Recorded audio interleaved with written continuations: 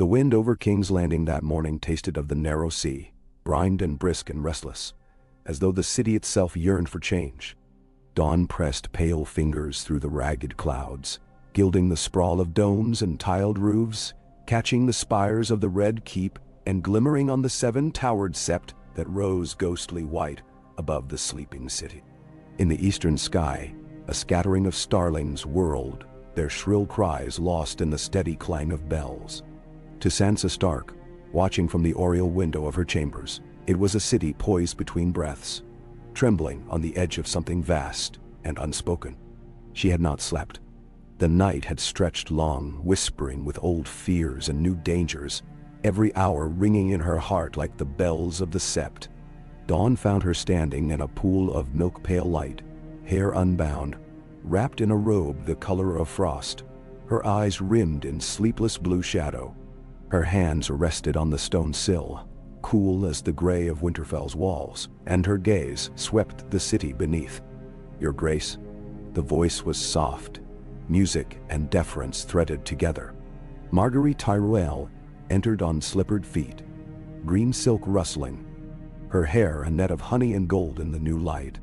She moved with the surety of a queen who had walked the halls of power all her life, but there was nothing arrogant in her smile, only that quick, curious warmth that had always set her apart. Sansa did not turn. "The city is waking." "Waking to you, my queen," Margaery replied. She joined Sansa at the window, her perfume the scent of summer gardens, roses after rain, a memory of Highgarden, far from the iron stink of the capital. Together, they looked out at the city that would soon, if all went to plan, be theirs. "They're afraid," Sansa said, her fingers curled on the sill. "Or hopeful. I'm not sure which is worse." "They're both," Margaery murmured. "They've lost a king, a regent, a faith. They've lost certainty, but that makes them malleable, Sansa.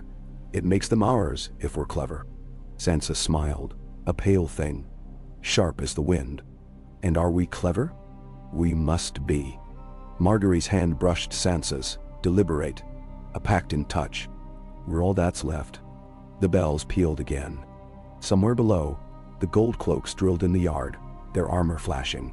Farther off, the shouts of dock workers, the calls of Mark Tooman, the barking of dogs and the lowing of oxen. All the city's waking music, discordant and alive. Sansa turned at last to look at her companion. Margaery was watching her, green eyes bright, assessing, hopeful. There was steel beneath that beauty, Sansa knew. Steel that had weathered 3 kings, 1 faith, and the worst cruelties the capital could devise. Sansa herself was steel now too. Hammered, forged, and no longer breakable. "We can do this," Margaery said, and it was not a question. "The lords will follow you. They trust the north, and the Reach is loyal to me. Between us, we have the strength of half the realm." "Half is not all," Sansa replied. "No." Margaery smiled again, slow and sly. "But it's more than anyone else." Sansa nodded, and together they left the window, the city, and its trembling promise behind. They went into the day. Their plan was simple, in the way only desperate plans could be. Sansa would take the title of queen in the north, but she would not return there. Instead, she would stay in King's Landing, lending her name and presence to the council that now ruled in Tommen's absence. The boy king was gone, poison in his cup, a mystery unresolved, and the city had reeled, uncertain, rudderless. The lords paramount circled like sharks. The Vale, the Stormlands, even Dorne had sent envoys. But it was the Reach, and the North, who held the capital's gates. Margaery Tyrell, widowed thrice and beloved still, had assumed command in the chaos, summoning the lords to council, appeasing the faith, bribing the city's guilds. Her grandmother, the Queen of Thorns, had retreated to Highgarden. "Too old," she said, "for the vulture's feast." But Margaery remained, and Sansa with her, 2 queens amid the ruins, their ambitions twined and secret as ivy. The small council met in the solar, sunlight streaming across the painted table, dust motes dancing in the warm. Mace Tyrell presided, but his daughter guided every discussion, her voice gentle, her questions deft. her smile disarming. Sansa said little, listening, weighing, learning. When she spoke, it was with measured purpose, and men listened as they would to a queen. "The Riverlands are restive," Lord Redwine said that morning, fussing with his wine cup. "Lord Edmure claims the Tully seat, but the Freys have not forgotten their blood." "We must placate them," Margaery said. "Edmure has a son, does he not? A match, perhaps, with one of Walder Frey's brood?" Sansa shook her head. "Too soon. The wounds are raw. They remember the Red Wedding." Her voice was quiet, but the room fell still. "If we force peace too quickly, it will fester. Let them mourn. Let them hunger for something new. Then offer it." Lord Redwine frowned, but Mace Tyrell nodded, as if the wisdom was his own. "Very well, very well." "The Riverlands wait. What of the Vale?" Margaery glanced at Sansa, and Sansa replied, "Lord Royce holds the Eyrie as regent for Sweet Robin. He will not act without me." It was not quite true, but it was true enough. The Vale's knights had sworn to her once. She prayed they would again, if it came to war. "And Dorne?" Sansa hesitated, but Margaery said, "Leave Dorne to me." A flicker of surprise across Sansa's face, but she hid it quickly. Later, in the cool quiet of her chambers, she asked, "How will you manage Dorne?" Margaery smiled, twisting a curl around her finger. "With patience and gold. The Martells want independence, but they want peace more. Let them keep their prince. Let them rule themselves, so long as they do not threaten us." "Das." Sansa studied her, admiring the calm. "And the Stormlands?" "That," Margaery said, "is the true question. Gendry sits at Storm's End, Baratheon blood and the bastard strength. He has not declared. Yet," Sansa said. They sat together on a couch of green velvet, knees nearly touching, the space between them heavy with all that was unspoken. Margaery reached for her hand, squeezing once. "We need time, Sansa. We need the city behind us before we move. And if the city turns, it will not. Not while we hold the bread and the swords." Margaery's smile sharpened. "Trust me." Sansa did. She must. They held the city. For now. The weeks that followed were a dance. 1,000 small kindnesses, 100 bargains, 12 quiet threats. Margaery walked the gardens with the High Septon, her white gown trailing through dew and clover. Sansa received the northern envoys, her voice steady, her promises measured. They broke bread with the lords. They knelt in the sept. They rode through the city with open faces and warm words. Margaery gifted bread to the hungry. Sansa gave coin to the orphaned. Their names were sung in the streets, paired together. Sansa and Margaery, the Rose and the Wolf, queens of peace. At night, they met in secret, plotting, dreaming, worrying. "The grain ships from the Reach have not arrived," Sansa murmured one evening, fingers tracing the pattern of the carpet. "If the city starves, all our promises are dust." Margaery bit her lip, thoughtful. "My grandmother's doing, I think. She wants to remind me where my loyalties should lie." "Will she turn on you?" Margaery's laugh was brittle. "Never openly. But she will push." They ignored her. They leaned close, heads bent together, conspirators against a world that had no place for women with crowns. Yet here they were, building something new, brick by brick, word by word. On the third week, word came from the north. Jon Snow had abdicated Winterfell, declaring Sansa his heir. "The north is yours, for as long as you need it," his letter read. "May the gods guide you, sister." Sansa read the letter twice, silent tears on her cheeks, before passing it to Margaery. "He trusts you," Margaery said. "As I do." Sansa smiled, and it was the first true smile she'd worn in days. It was not enough, of course. On the first day of the fourth week, the bells rang with news. The Iron Fleet, sails black as spilled ink, had entered Blackwater Bay. Euron Greyjoy, king by theft and murder, sought to claim the capital. "He brings 1,000 ships," Lord Redwine said, white with fear. "The city is defenseless." "We have the gold cloaks," Margaery replied, calm. "They are not enough." Sansa said nothing. Her mind whirled. She remembered Theon, remembered Ramsay, remembered the smell of burning. The sea was always hungry, and the Kraken took what it wished. That night, she and Margaery met in Sansa's chambers, windows thrown wide to the storm-blown sea. "We cannot fight the Ironborn," Sansa said, voice raw. "Not alone." "We are not alone," Margaery replied. She drew Sansa to her side, their arms twining, warmth in the cold. "The North will march, if you call. The Reach will sail if I ask. Together we are stronger than we know." Sansa wanted to believe it. She pressed her face into Margaery's shoulder, breathing in roses and rain, and let herself hope. The city braced for siege. Sansa summoned her bannermen. White Harbor, Carhold, the Umbers. Letters flew north and west, sealed with her direwolf. Margaery wrote to the lords of the Reach, begging ships, swords, grain. In the city, the gold cloaks doubled their patrols, and the city gates were barred at dusk. Refugees poured in from the outlying villages. Women clutching babes, men with bleeding feet, all seeking shelter behind the city's red walls. Margaery opened the granaries, distributing bread.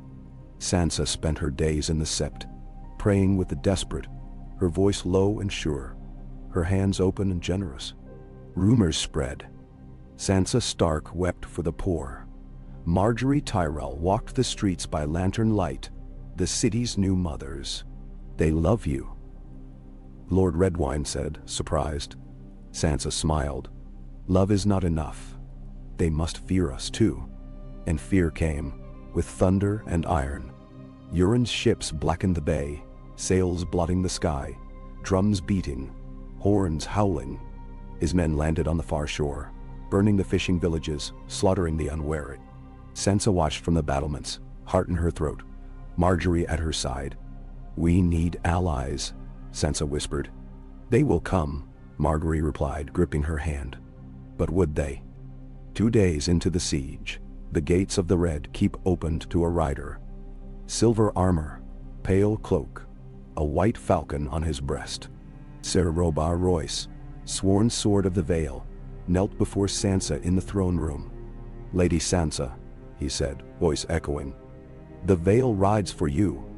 Lord Royce has declared for the Queen in the north." Behind him, 50 knights in sky blue and silver knelt as one. Hope flared.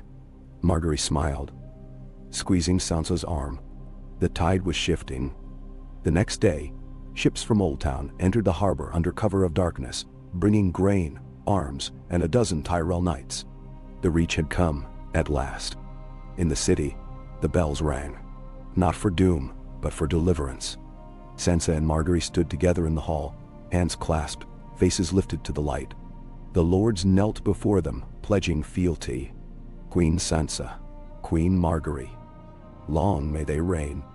It was beginning. Yet, the Ironborn would not break easily. Euron raged at the gates, demanding surrender, threatening fire and slaughter. His ships hurled burning pitch, his men torched the wharves. The city smoked and stank, the air thick with fear. But the people stood firm. They remembered bread. They remembered kindness. They remembered 2 queens, hands clasped, promising a new world. On the 6th night, the gates of the city opened, and the armies of the North and the Reach poured forth. The battle was brutal, bloody. Wolves and roses side by side, steel and fire and thunder. Sansa watched from the walls, praying, her voice raw. Margaery rode with the healers, tending the wounded, her hands red with blood. When dawn came, the Iron Fleet was in flames. Euron's body washed up on the shore, face pale as salt. The city survived. That evening, as the bells tolled for the dead, Sansa and Margaery sat together in the quiet of the gardens, candles flickering, the air thick with the scent of roses. "We did it," Margaery said, wonder in her voice. "For now," Sansa replied, wary. "There will be more. Always more." "Yes." Margaery leaned her head against Sansa's. "But we are not alone." "No," Sansa agreed, her hand finding Margaery's. "Not anymore." Above them, the moon rose, silver and certain, lighting the way for 2 queens, united at last. forging a kingdom from ashes and hope. The city slept, safe for one more night, while the future, uncertain, terrible, glorious, waited just beyond the walls. Penny. The moon drifted high above the red keep, smearing the city's ragged silhouette with silver, stretching shadows through colonnades and gardens. King's Landing slept uneasily, some with bellies full for the first time in weeks, others with old wounds and dreams too heavy for the darkness to lift. But the palace did not sleep. From high atop Margaery's holdfast to the quiet inner courtyards, candles burned late into the night, restless as the thoughts of the two queens who now held the realm's fate in their hands. A faint hush blanketed the Privy Council chamber, broken only by the flick of parchment, the mutter of lords, the scritch-scratch of a Tyrol clerk's quill. Sansa sat upright at the head of the table, flame-light caressing her cheeks, her hands clasped so tightly the knuckles shone white. She wore stark gray now, silk shot through with blue, and her hair, copper shining against the darkness, tumbled in a single long braid over her shoulder. Every inch the queen in the north, yet far from home, and learning with each passing hour how little the Seven Kingdoms cared for titles, and how much for survival. Margaery moved among the gathered men and women with the easy grace of a dancer, her eyes bright with cunning, her voice velvet. She slipped between lords, whispering encouragement, promising favor, easing doubts with a touch or a glance. She alone could calm the clamor when tempers flared or steer the conversation away from treacherous ground with a well-placed jest. In the north, Sansa was the wolf-made queen. Here, Margaery was the rose, thorns and all. Lord Edmure's rioters approached the trident. Lord Redwine murmured, half bowing as he unrolled a map. If the River Lords move, they might cut off any southern reinforcements should the Lannisters attempt to reclaim the city. The phrase remained undecided. Undecided, Sansa repeated. The word was sour in her mouth. They have ever been thus, and twice as dangerous for it. We must not allow them to play both sides. Oh no. They lack strength now, after the Red Wedding, Margaery said. But their name still curdles blood in the Riverlands.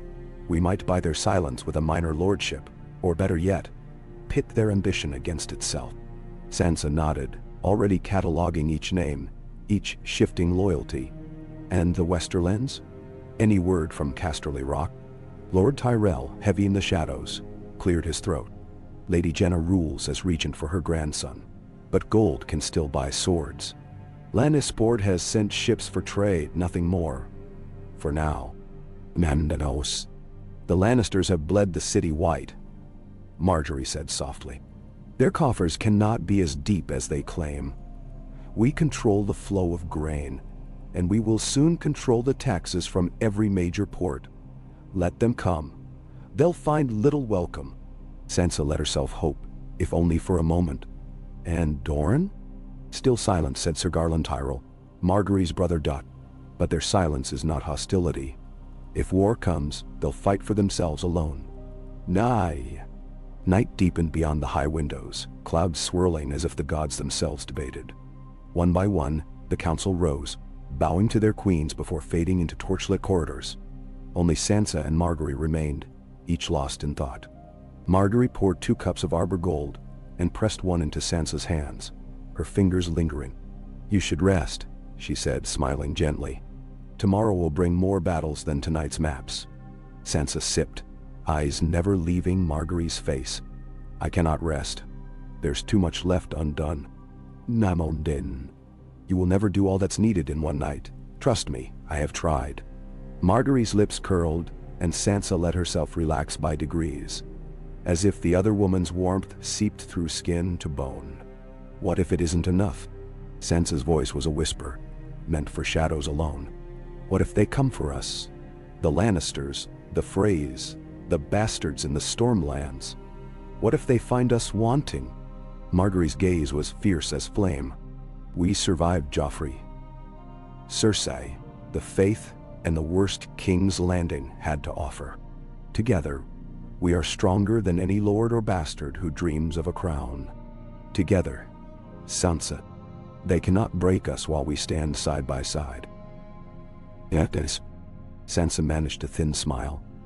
her eyes glinting with something between gratitude and disbelief. "You make it sound so simple." "Nothing worth having ever is," Margaery said. She stood, her robe a shimmer of green, and reached for Sansa's hand. "Come, walk with me.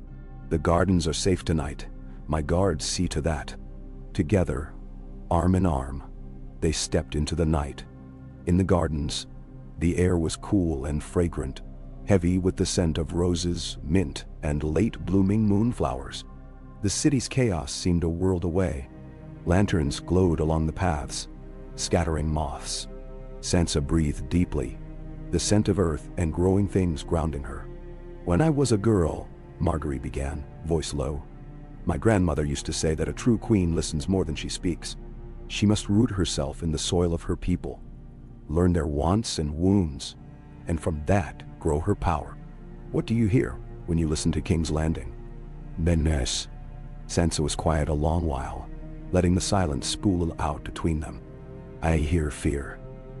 Hunger. Hope sometimes, but it's always chased by dread. They want a queen who remembers what it is to be cold and empty." "And you?" Sansa considered. "I remember. I will never forget." Margaery stopped and turned to face her, eyes shining with the moon's own brightness. "Good. Let that be your strength. I have known too many who forget, and they lose themselves to cruelty. You, never." Sansa blinked hard, banishing tears before they could fall. "Thank you." They wandered on, past marble benches and silent fountains, speaking little. In this small world, their burdens felt lighter, as if they might truly carve out something new amid the blood and ruin. By the time they returned to their chambers, dawn's first fingers reached over the city, chasing shadows back to the sea. The week slipped past in a blur of council meetings, musters, feasts, and endless negotiations. King's Landing swelled with soldiers in the livery of wolf and rose. The city's great lords jockeyed for favor. Sansa and Margaery became a single presence in the minds of the people. Two faces, two voices, one will. Rumors flew with every market wind, that the two queens were lovers, that they plotted to destroy the Seven Kingdoms, that they would end the old order entirely. Some lords whispered of marriage, others of war. Sansa learned to walk through the gardens with her head high, Margaery at her side, never flinching at the stares or the speculation. One morning, as they broke their fast with honeycakes and river trout, a breathless page arrived, hair plastered to his brow with sweat. "My queens?" "Riders from Storm's End," Sir Davos Seaworth begs audience, bearing word from Lord Gendry Baratheon. "Nendohaman." "In Abaziu." The name was a thunderbolt. Sansa's pulse leapt. Margaery exchanged a long, searching glance with her. "Bring him," Margaery said, rising. Sir Davos, old and grizzled, entered with a limp from old wounds and a face sunburned by years at sea. He bowed low, voice gravelly. "Your Graces, I come on behalf of Lord Gendry, who would know the mind of the city before he chooses his own course. Storm's End is yours to win or to lose." "And what does Lord Gendry want?"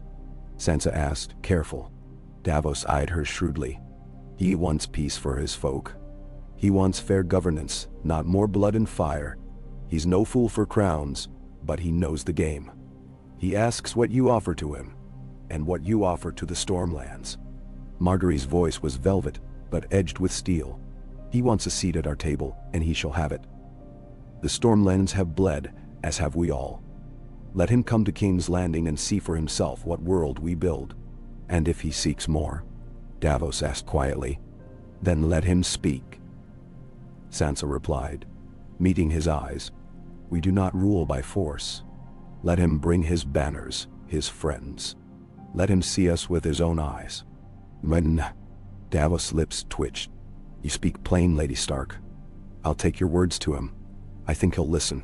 He departed as quickly as he had come. Sansa and Margaery stood together, feeling the weight of possibility. "If Gendry joins us, the realm will follow," Margaery murmured. "And if he stands against us?" Sansa asked. "Then we must show him there's no need to," Margaery replied. "He's Robert's son. He'll see the wisdom of two queens." Sansa hoped so. The Stormlands could tip the balance for good or ill. The city changed as the weeks grew warmer. The markets bustled again, merchants returning from the Reach and the free cities. Children played in the streets, chasing dogs and kites, laughing as they had not since the war. The people watched their queens, saw them walk together each morning, saw them kneel together in the sept, saw them dine with the lords, and sit in judgment over the wicked. There were challenges. A gold cloak was caught stealing from the granaries, flogged in the market square for all to see. A mob rose against a Lannister merchant, and Sansa herself rode out with a handful of guards to break it, her calm presence scattering the crowd. Margaery brought in healers from the citadel, tending plague and fever, her hands gentle, her smile reassuring. Still, there were rumors, always rumors, that Daenerys Targaryen lived, that a Lannister army marched from the west, that the Iron Bank would call in its debts and bring down any who would not pay. Sansa spent long hours riding to the north, urging patience. Margaery wrote to Highgarden, soothing her grandmother's fears, promising that no Tyrell blood would be spilled. And then, one bright morning, Gendry Baratheon rode through the city gates at the head of 100 men. He was tall, broad-shouldered, his black hair clipped short, his beard trimmed neat. He wore a battered breastplate stamped with a crowned stag, and his eyes were wary but not unfriendly. At his side rode Ser Davos and a pair of Stormland knights, all alert as hunting cats. The city cheered as he passed. Sansa and Margaery received him in the throne room, both resplendent in their colors, crowns gleaming. "Lord Gendry." Margaery greeted him, her smile as warm as sunlight. "You honor us." Gendry bowed, first to her, then to Sansa. "I come seeking peace, your graces. The Stormlands have no wish for more war." Sansa stepped forward, her voice clear. "Nor do we. Sit with us, eat. Let us speak plainly." In the days that followed, Gendry walked the city, speaking to its people, dining at Sansa's right hand, hunting with Margaery in the royal park. At night, he sat with Davos, his brow furrowed as he weighed each alliance, each risk. On the fifth day, as dusk painted the city in gold and purple, he stood in the great hall, voice ringing. "The Stormlands will stand with the queens of Westeros. My sword is yours, and my loyalty, so long as the people are treated justly and the realm is at peace." A great cry went up. The realm, at last, had chosen. The news spread, swift as wind. The Vale sent fresh banners, their knights riding down from the Eyrie. The Riverlands sent word of loyalty, Edmure Tully swearing fealty to Sansa and Margaery, both. Even in the west, the Lannisters hesitated, uncertain. The Reach tightened its hold on trade, and Dorne, ever patient, sent emissaries to parley. Sansa walked the city each day, listening, watching, learning.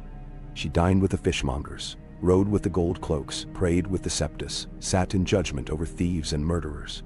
Margaery worked in the gardens and the granaries, overseeing the repair of walls and wells, inviting the lords' wives to tea, building alliances in 1,000 small ways. They ruled not as conquerors, but as caretakers, and slowly, the city began to trust.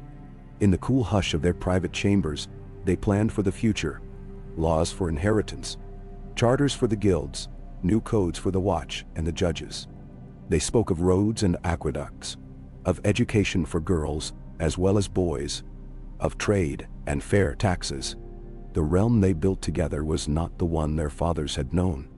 One evening, as rain lashed the windows and thunder rolled beyond the city walls, Sansa sat at her writing desk, pen scratching over parchment. Margaery entered, shaking water from her hair, her cheeks flushed from the storm. "Letters from the north?" Margaery asked, peeling off her wet gloves. Sansa nodded. "Arya writes from Braavos. She sends her love. And Jon? He says the snows will be heavy this year. He wonders when I'll return." Margaery drew close, perching on the desk's edge. "Will you?" Sansa looked up, their eyes meeting in the candlelight. "Not yet. There's too much left to do here, Mr. Moat." Margaery smiled, reaching out to tuck a stray lock of hair behind Sansa's ear. "I am glad." They sat together in silence, listening to the rain. For a time, they were only two women, neither queens nor rulers, but friends, something rare and precious in a world that made commodities of everything. Do you ever regret it? Sansa whispered. Margaery's brow furrowed. Regret what? This. Us, the path we've chosen. Margaery shook her head. Never. All my life, I was told what a queen should be. Soft, smiling, biddable. I have worn 3 crowns, Sansa, and lost them all. Except this one, which I share with you. I would rather build a world beside you than rule one alone. Sansa's throat tightened. I feel the same. Outside, the storm raged. Inside, the fire burned steady and bright. Winter crept south, slow and inexorable. The first snows dusted the fields outside the city, sending the farmers to market with the last of their harvests. Sansa and Margaery ordered grain stockpiled, wood gathered, shelters readied for the poor. No child would starve, not while the queens ruled. In the city, people began to speak of a new spring, of hope and healing, and the promise of peace. The old wounds could not be forgotten, but they could be bound up, tended, healed. One frosty morning, as Sansa stood on the balcony overlooking the city, Margaery joined her, wrapped in furs. "We did it," Margaery said, her breath a cloud. "For now," Sansa replied. "That's all any ruler can claim." Margaery took her hand, squeezing. "We will face what comes. Together." The bells of the sept began to toll, calling the city to prayer. Below, the streets filled with life. Merchants, children, knights, whores. All the churning, messy life of King's Landing. Sansa smiled, and for the first time in years, she let herself believe. The dawn was theirs. The realm was theirs. The future, unwritten, unbroken, and bright, belonged to 2 queens, and the world they would forge together. Inna, Canny Sikau. Long before dawn's cold glow reached the dreaming spires of the Red Keep, the corridors of the palace trembled with urgent footsteps. The clatter of boots echoed down marble halls as servants and guards hastened to ready the morning, each one aware that the world was shifting, fragile, and that a single breath could set it spinning into chaos. In Sansa's chamber, pale candlelight flickered on tapestries and pale skin, tracing a face that had learned to carry a kingdom's burdens with silent grace. Sansa sat at the edge of her bed, braiding her hair with deft, practiced fingers, mind flitting from the north to the narrow sea and back again. A raven had come from White Harbor, bearing news of broken ice on the Wolf's Den and a promise of fresh smoked herring for the capital. Small, ordinary things, but each a thread in the vast tapestry she and Margaery now wove, with every stitch a plea for peace that trembled beneath the weight of old feuds and silent threats. The knock at her door was soft, yet Sansa knew the sound. Margaery entered, her own hair still damp from the morning wash, cheeks flushed from the cold, her robe a deep Tyrell green cinched tight. She brought the scent of roses, and behind it, something sharper. Resolve honed by a dozen courts and twice as many betrayals. In her arms, she carried a letter. "From Dorne," she murmured, setting the seal in Sansa's palm. Sansa turned it over.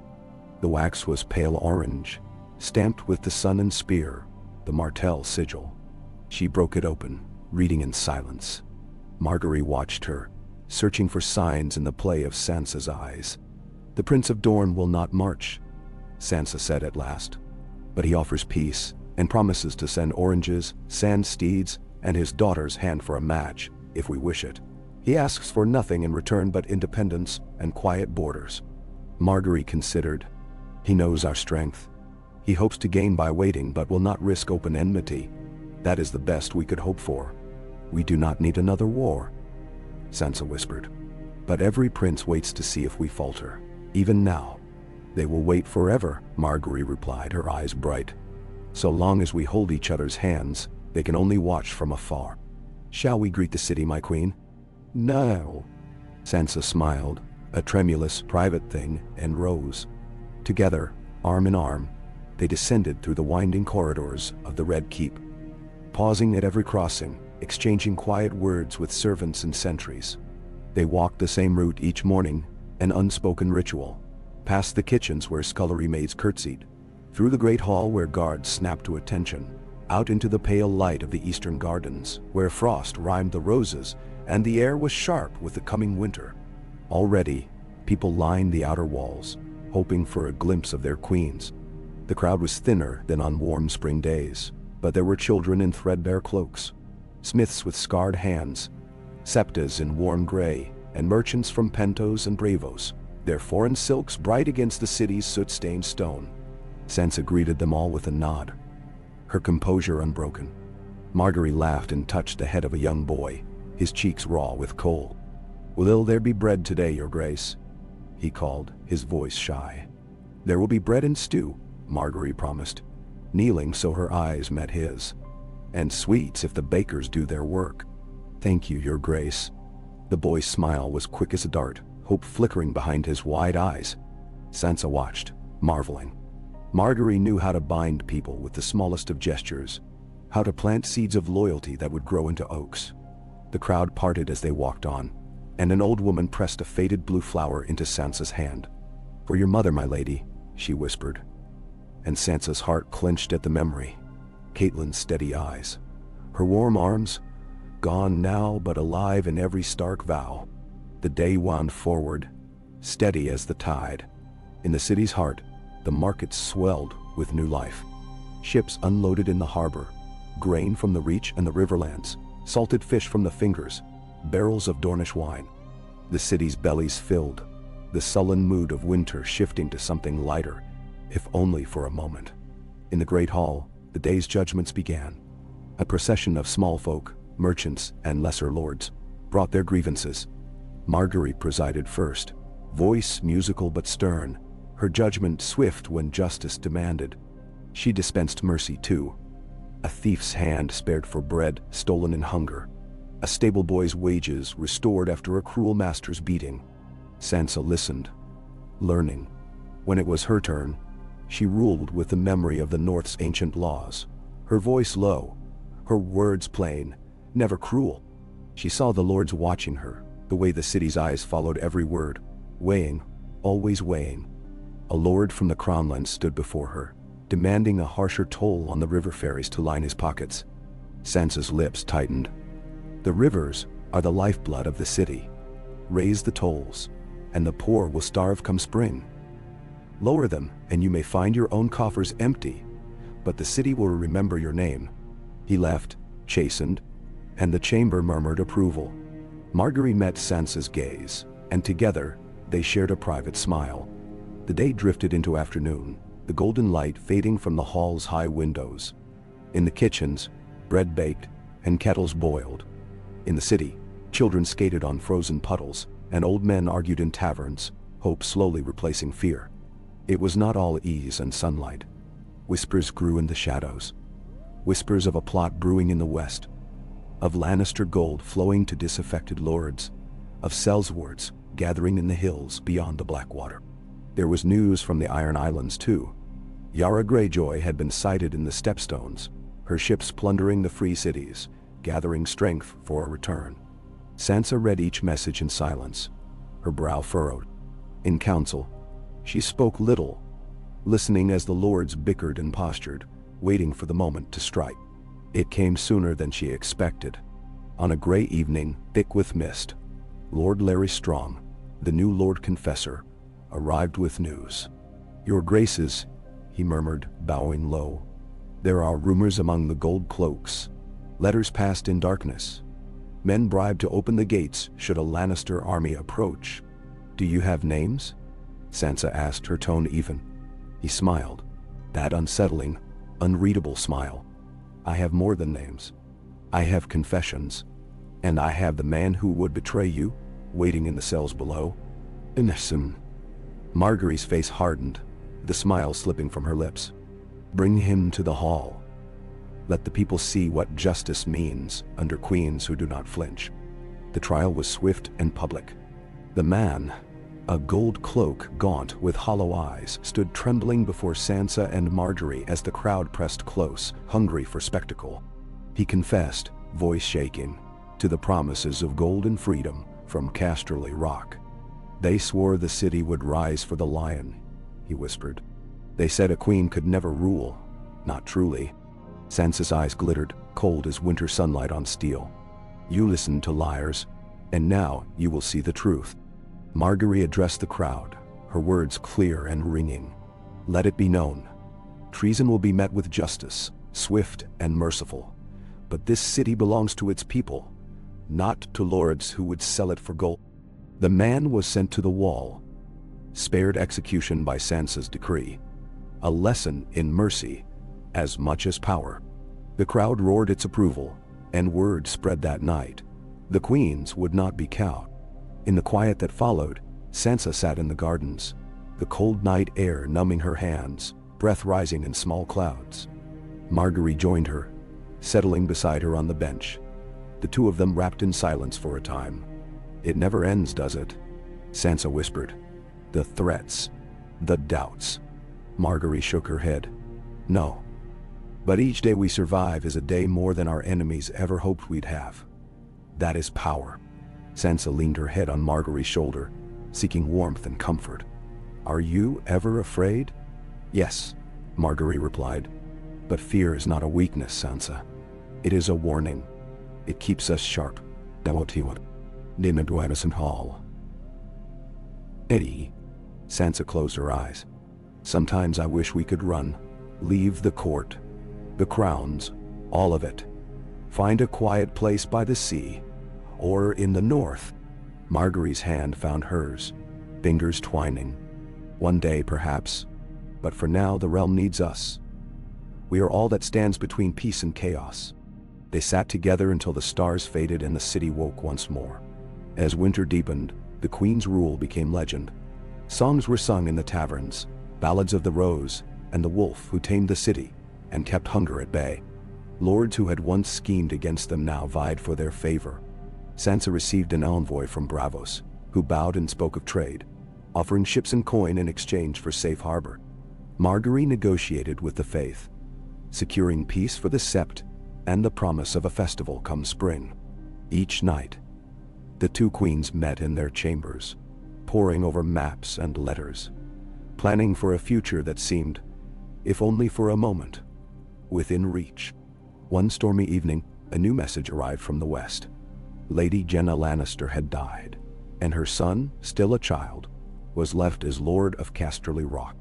Rumor claimed a cousin, a distant Lannister with a head for numbers, had seized the keys to the treasury. Sansa considered, and then, quietly, sent a raven. He will want peace, she told Margaery. He has no army, and less gold than he pretends. If we offer him the city's friendship, he will not move against us. Margaery smiled. A wise move. And with every enemy turned to friend, we grow stronger. Sansa hesitated. Is it enough? Are we truly safe? No one is ever safe in Westeros, Margaery replied, eyes gentle. But we are safer than we were. In the warmth of candlelight, they leaned close, their foreheads touching, breath mingling. Sansa felt the strength of Margaery's faith and let it steady her heart. The new year arrived with snowfall thick as wool, blanketing the city, softening its hard lines. On the day of the festival, Sansa and Margaery led the city in celebration. Processions through the streets, gifts for every child, feasts in every district. The bells rang all day, their music weaving a spell over the city. That night, the two queens sat together in the royal solar, watching the snow fall, firelight painting gold in their hair. Do you see it? Margaery asked softly. A future. One not ruled by fear or by old men, but by us. By all who would build, not tear down. Sansa nodded. I see it. I want it. Then let us claim it. For ourselves and for the realm. They kissed, slow and gentle, a promise that lingered through the cold night and into the dawn. Outside, the city dreamed, safe for another day, hope blooming beneath the snow, in the hands of two queens whose rule was only just beginning. Snow shivered down from a slate sky, swirling over King's Landing and blanketing its ancient stones, muffling every hoofbeat and every cry from the market squares. The Red Keep's highest towers vanished in white haze, and the city's myriad voices, fishmongers and septas, Gold cloaks and gutter children faded beneath the hush. Within the keep's heavy walls, winter's chill pressed through mortar and stone, pooling in corners and coiling around the feet of courtiers. Yet the heart of the palace was warm. Firelight flickered through golden halls and whispered in secret, velvet-draped chambers where two queens guided the future with quiet, steady hands. Sansa moved through the corridors in silence, the only sound the soft brush of her gown and the faint click of her boots upon flagstones. Each day now she wore heavier furs, a silver pin shaped as a direwolf gleaming at her throat. Her face, pale as the snows she'd known all her life, was serene and still. But her eyes never rested. They measured every glance, weighed every word, searching for the faintest tremor of betrayal or doubt. The city was tense. Too many banners flew above its towers. Wolves, roses, stags, the blue falcon of the Vale, the silver trout of Riverrun. Too many old grudges still curdled the air. Grain was plentiful now, but whispers of unrest ran swift as ice melt. Tales of Western lords plotting to restore Lannister rule. Of faith militant stirring beneath the sept. Of mercenaries arriving in twos and threes to haunt the city's seedier taverns. And yet, the streets were calmer than they'd been in years. Merchants counted their coins. Butchers laughed. Children skated on the glassy ponds forming in the palace gardens. They trusted, for now, in the strength of their two queens. It was nearly midday when Sansa entered the council chamber, her boots dusted with snow. The lords were gathered already, Gendry Baratheon, arms folded over his chest, his hair wild and cheeks red from the cold. Sir Garland Tyrell, upright as a lance and draped in green. Lord Edmure Tully fidgeting with a wine cup. Even Sweet Robin, thin and pale, hunched at the table's far end beneath the vigilant gaze of Sir Royce. Only Margaery's chair stood empty, a rose carved at its crest. The fire crackled. The air hummed with argument. Gendry's voice, low and stubborn. Storm's End can send more men, but we'll need grain for them. The Dornish refused to open the passes. Edmure, sharper. Dorne will always be for Dorne. We should consider a new marriage alliance. Their prince has a dozen daughters. A flicker of amusement touched Sansa's lips. Dorne wants peace, not war. Let us not give them cause to suspect our strength is failing. We must appear united, or we invite a dozen blades at our backs. Garland leaned forward, eyes intent. The Reach can send grain, gold, and men, if necessary. But we must know what we prepare for. Are the Lannisters truly mustering, or is this another phantom conjured by old men with nothing left but grudges? Anterus. Before anyone could answer, Margaery entered in a gust of cold and rose water, a sheaf of letters in her gloved hand. Her eyes found Sansa first, a fleeting, secret warmth, before she faced the lords with a courtier's smile. My lords, I bring news from Old Town and Lannisport both. She took her seat beside Sansa, her presence commanding attention. Lord Tyrek Lannister sends assurances. He wishes only for trade and will not march. But he hints at trouble among his bannermen. Some are not content to accept our rule. The faith militant receives gifts from the West. Arms, coin, perhaps more. Then, Sweet Robin's voice quavered. The gods will protect us. Gendry grunted. The gods help those who help themselves, my lord. Sansa nodded, careful not to betray her relief. We must keep the faith close. Invite the High Septon to a feast. Let him see the good we do. If we must bribe him with gold and sweet words, so be it. Margaery's gaze lingered on Sansa's face. Let me handle the faith. The seven love a generous hand and a beautiful story. I will make them see us as the answer to their prayers. Nixie. The council drifted into arguments over coin, ships, border disputes, each lord angling for more for his own. Sansa listened, offering few words but letting each man feel he'd won some small victory. She'd learned from Littlefinger, from Cersei, from all the monsters who tried to shape her, how to yield, then draw the line when it mattered. When the meeting ended, Margaery and Sansa slipped away down a side corridor, the warmth between them kindling as soon as the last servant's footsteps faded. Margaery pressed a letter into Sansa's hand. From Bravos. The Iron Bank offers us a loan at fairer terms than I'd expected. But there is a price. They want guarantees, a seat on the council, rights to land if we default. Sansa turned the parchment over, tracing the Braavosi script. We need their gold, but I will not give them a foothold in the realm. Margaery's hand rested atop hers, steadying. Then we will find another way. I have word from the east as well. Ships from Pentos bringing silk, spices, and 3 envoys who wish to treat with queens, not kings. Nah. For a moment they stood in silence, each thinking of the road ahead. The choices, the sacrifices, the 1,000 small wounds of leadership. Sansa leaned her head against Margaery's shoulder, finding solace in the warmth and softness. Do you ever wish you could leave it behind? She murmured. Margaery smiled into Sansa's hair. Sometimes, but not if it means leaving you. Sansa's heart fluttered, and for a breath, she allowed herself to feel it. Love, hope, the possibility that their rule might become more than mere survival. She straightened, smoothing her gown. We must be seen, she said. Let us walk the city before dusk. Let them see their queens together. The walk became a procession. Word spread that both queens would pass through the fish market, and soon the streets filled with townsfolk. Faces red from the cold eyes, bright with anticipation. The gold cloaks cleared a path, but Sansa insisted they keep their swords sheathed. Margaery brought baskets of sweet buns, tossing them to children. Laughter followed them, and even the merchants, the shrewdest in Westeros, paused their haggling to bow. Sansa stopped at the old cobbler's stall, buying a pair of boots for a girl in rags. For winter, she said, her voice carrying. No child should be cold when we have bread and boots to spare. A murmur of approval swept the crowd. Margaery leaned close, whispering, You were born for this, Sansa Stark. Sansa squeezed her hand. So were you, Margaery Tyrell. They reached the sept, just as the bells began to toll. The High Septon greeted them, old and wary, his gold robes glinting. Margaery offered a purse of coin for the city's poor.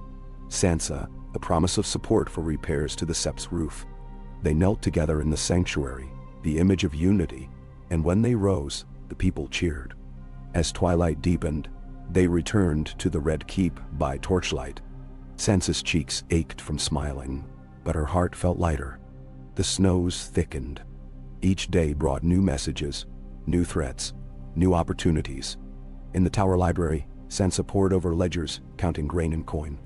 In the gardens, Margaery met with minor nobles, courting their loyalty with gifts and subtle praise. Their partnership became legend, wolf and rose, iron and silk, ruling side by side. But not all hearts were won. One evening, as frost glazed the windows, a hush fell over the council. Sir Garland stood, somber, a sealed letter in hand. There has been an attack in the Riverlands. Bandits bearing Lannister colors struck a convoy of grain bound for the city. The survivors say the attackers called themselves the Lions of the Faith. They hanged the guards and burned the wagons. A shiver passed through the room. We cannot let this go unpunished, Gendry said, his voice flat. They'll think us weak. Edmure's jaw clenched.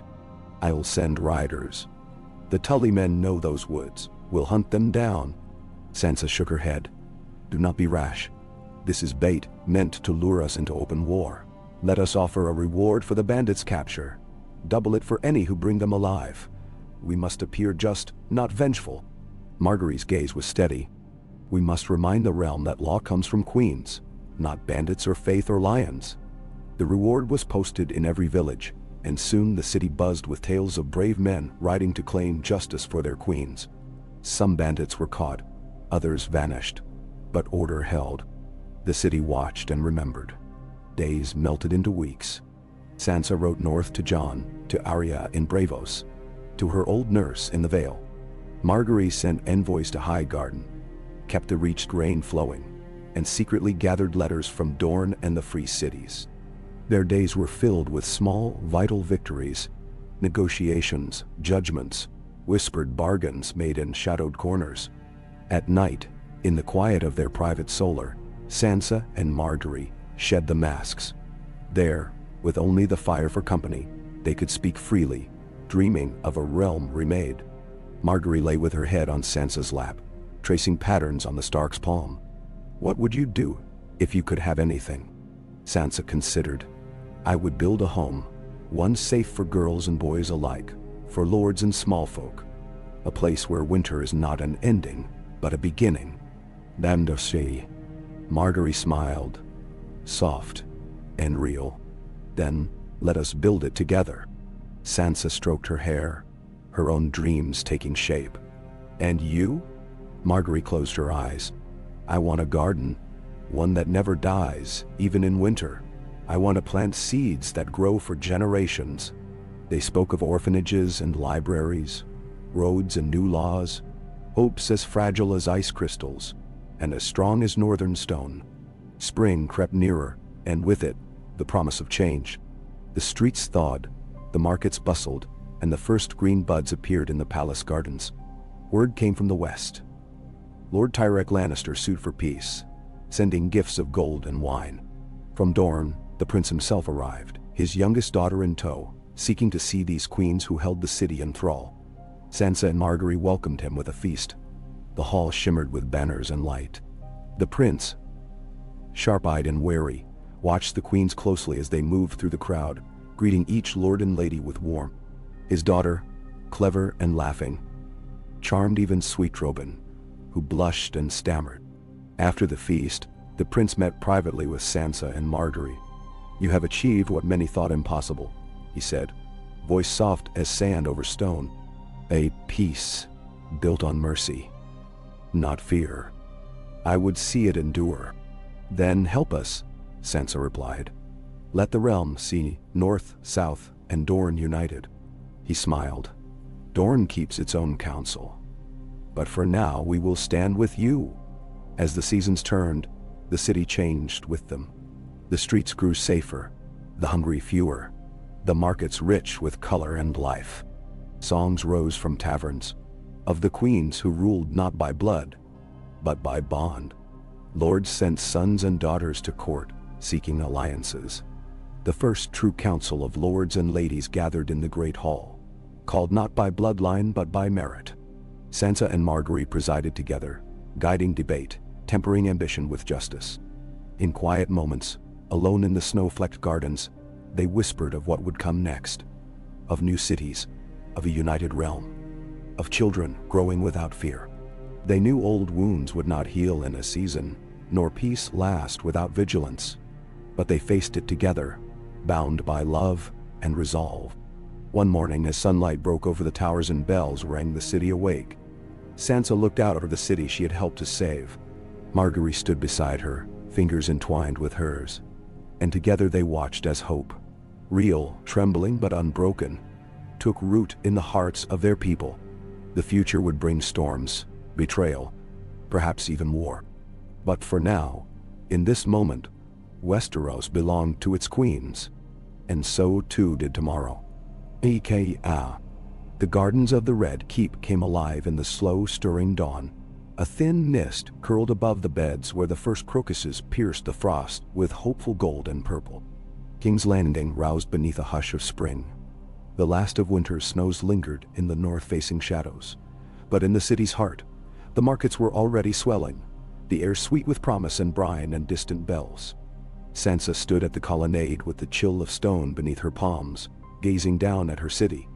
Their city, its chaos tamed for now, by the force of two women's will. Servants bustled past in silent deference, arms loaded with baskets of fresh bread, sealed letters, bolts of new-dyed cloth. A small retinue of visiting Dorne courtiers wove through the grounds, murmuring in their sharp-edged tongue, bright silks flashing among the hedges. The scents of earth and morning rain crept in through the arches, mixing with the arches, mixing with the orange trees gifted by Dorne's prince, his peace offering, now rooted in Westerosi soil. Sansa listened to the hum of life below, one hand clutching a letter from Jon, news of heavy snow in the neck, a reminder that the world beyond the city was still restless and raw. She traced the words with her thumb. "You are the hope of the realm, sweet sister. Do not let them turn your heart to stone." She heard Margaery's footfall before she saw her. a gentle, almost musical step. The Tyrell queen wore a simple gown of rose-pink silk, hair loosed down her back, eyes bright with that ceaseless, assessing curiosity. Sansa offered the letter, and Margaery read it quickly, the corners of her mouth lifting. Jon is cautious, as always, but he is right. We must not harden, even as the world does. Sansa glanced sidelong, voice quiet. Sometimes I think that is all we can do to survive. Harden. Become unbreakable. Margaery leaned against the rail beside her, shoulder to shoulder. Steel bends, but it does not bloom. We must be both, Sansa. The realm needs the promise of spring as much as the memory of winter. Below, bells pealed, summoning lords and envoys to council. A pair of ravens circled overhead, black against the morning sun. The small council convened in the upper solar, sunlight glinting through stained glass, painting the table with shards of color. The great map of Westeros stretched beneath their hands, north to Winterfell, south to Sunspear, west to the seas that once brought dragons. Around it sat the faces of the new order. Gendry Baratheon, his features still boyish but eyes hardened by duty. Sir Garland Tyrell, sharp and steady. Lord Edmure Tully, steadying his trembling hand with a cup of wine. Lady Muriel of Dorne, all amber eyes and cool calculation. Sweet Robin nervously smoothing his sleeve under the watchful eye of Sir Royce. Sansa presided with Margaery at her right, their chairs equal, their voices interwoven. Questions, answers, promises. The talk was brisk and businesslike. Grain prices, repairs to the King's Road, rogue sellswords lured by western gold. Lady Muriel reported skirmishes near the Dornish marches, bandits in the Prince's Pass, nothing new. Margaery called for a review of the city's orphanages, her tone gentle but unyielding. No child in King's Landing should beg for bread nor fear the night. We will see the funds distributed directly. I want regular reports from each district. Edmure cleared his throat. There is still talk in the Riverlands of a Lannister host, but my scouts see nothing beyond the usual posturing. If Lord Tyrek has designs, he is content to play at peace for now. Then, Edmure. Sansa steered the discussion to the harbor. Bravo Sea merchants sought a charter for a trading enclave, offering generous tariffs in exchange. Gendry bristled at the thought of foreign coin dictating city policy, but Sansa soothed him. Let them bring their ships and silver. We will set the terms. They will follow. Sweet Robin raised the only real note of discord. The Vale's knights grow restless. They long for the mountains. If peace holds, they wish to return home before summer. Man. Margaery exchanged a quick look with Sansa. We cannot hold every banner in the city forever. If the Vale Knights wish to ride north, let them. Their loyalty is not in their swords, but in their word. Send them with gifts for Lady Arryn and letters reaffirming our alliance. The council ended with the usual murmurs of assent and deference. Margaery lingered, speaking softly with Lady Muriel. Sansa caught Gendry's eye as he stood to leave. He hesitated, then drew close. You are building something new, Sansa. But you know as well as I, the old ways die slow. The men in the shadows, they wait for you to stumble. She met his gaze, fierce. Then I will not stumble. And if I do, I have the north, the reach, and the city behind me. Gendry nodded, respect in his eyes. I will always stand beside you. Spring gathered its strength, and the city blossomed in small ways. Markets swelled with hothouse vegetables from the reach, Dornish lemons, spiced lamb from Pentos. The bellies of the city filled, and its mood lifted. Sansa rode through the streets daily with Margaery, often cloaked and unguarded, save for Arya's old sword at Sansa's hip. Their presence both reassurance and reminder. This peace belonged to everyone, not just those born to crowns. Rumors persisted, plots in the night, gold changing hands in shadowy taverns, whispers that Cersei Lannister still lived, gathering mercenaries in the far south. Sansa listened, asked questions, sent trusted men to the city's underbelly. Each week brought new rumors, none proved true. On a sunlit afternoon, word came from the wall. Wildlings seeking refuge in the gift, Jon riding to parley with their chieftains. Sansa read his letter aloud to Margaery as they dined in the gardens, the scent of new grass rising around them. "He asks for food, seed, simple tools," Sansa said, voice warm. "He promises the wildlings will serve as loyal subjects if only we treat them justly." Margaery smiled, breaking a roll in half. "The world changes, Sansa. Old enemies become new kin. Shall we send him what he asks?" Sansa nodded, heart lifting. "We shall." Their nights grew gentler as the season deepened.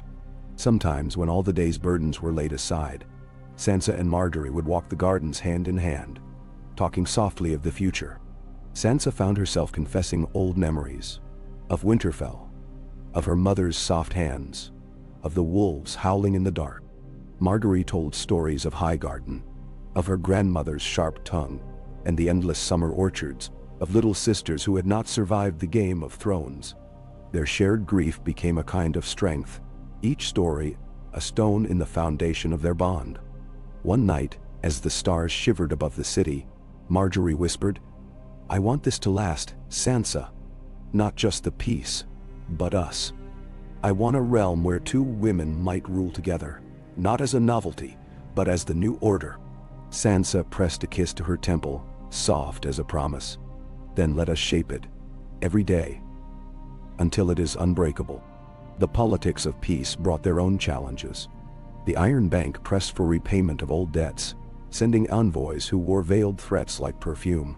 Sansa and Margaery played them carefully, paying enough to appease, but never so much as to weaken the city's coffers. A dispute erupted in the Crownlands, a lesser lord refusing to pay his taxes, threatening to raise his banners. Gendry rode out with 200 Stormlanders, Margaery's envoy at his side. The matter was resolved swiftly. The lord's land seized, his family offered sanctuary within the city. Sansa received them herself, ensuring the children found places in the city's new schools. The lady of the house, a position among the palace's household. It became the new way. Dissent was met with justice, not cruelty. The people learned to trust their queens, even when justice stung. Lady Muriel of Dorne became a fixture at court, and with her came songs, dancers, and tales of the southern sands. The children of the city crowded to watch her retinue perform in the palace square. Margaery encouraged it. Every display, every shared feast, another thread binding the realm together. Letters arrived from the west. Eric Lannister, grown cautious, offered gold in trade in exchange for peace. Sansa replied with warmth but no naivete. "The lion's teeth are sharpest when hidden. Let us keep him close, but never unguarded."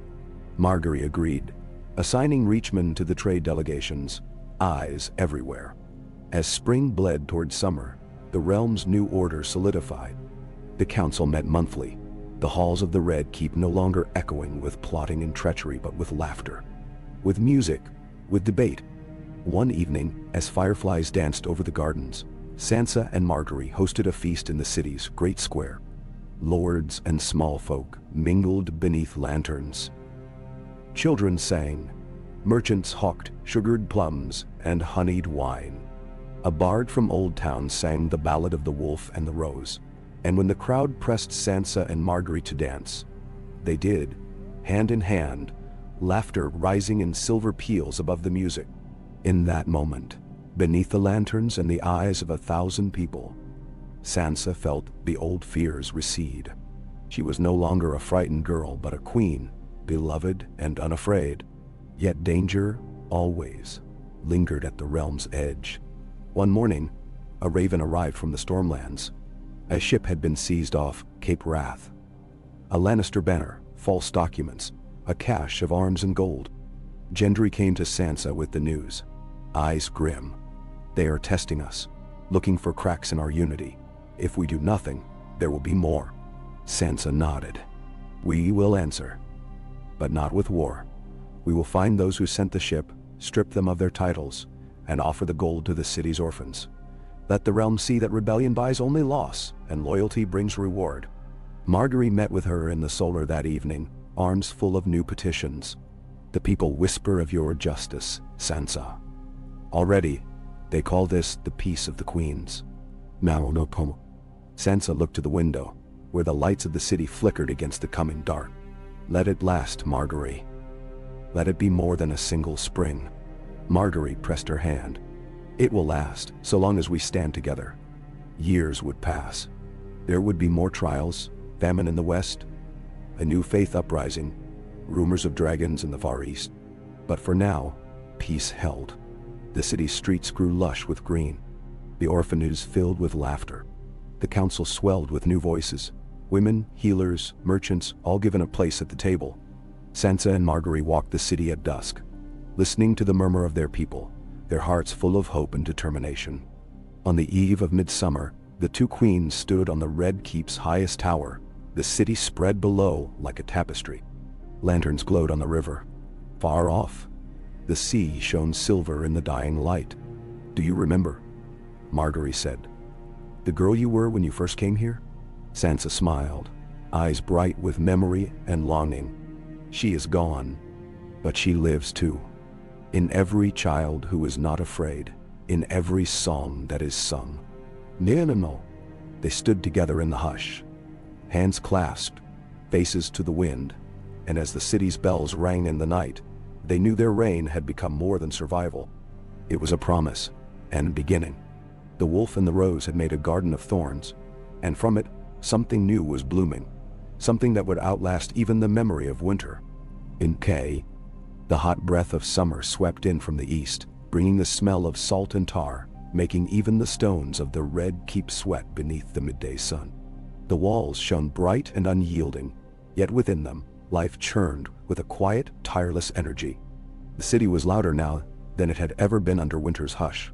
Markets bursting, rivers thick with barges, laughter carrying from alleys to palaces, the whole city alive with the relief and risk of plenty. Sansa woke to the noise and light, her chamber warm, the air soft as velvet.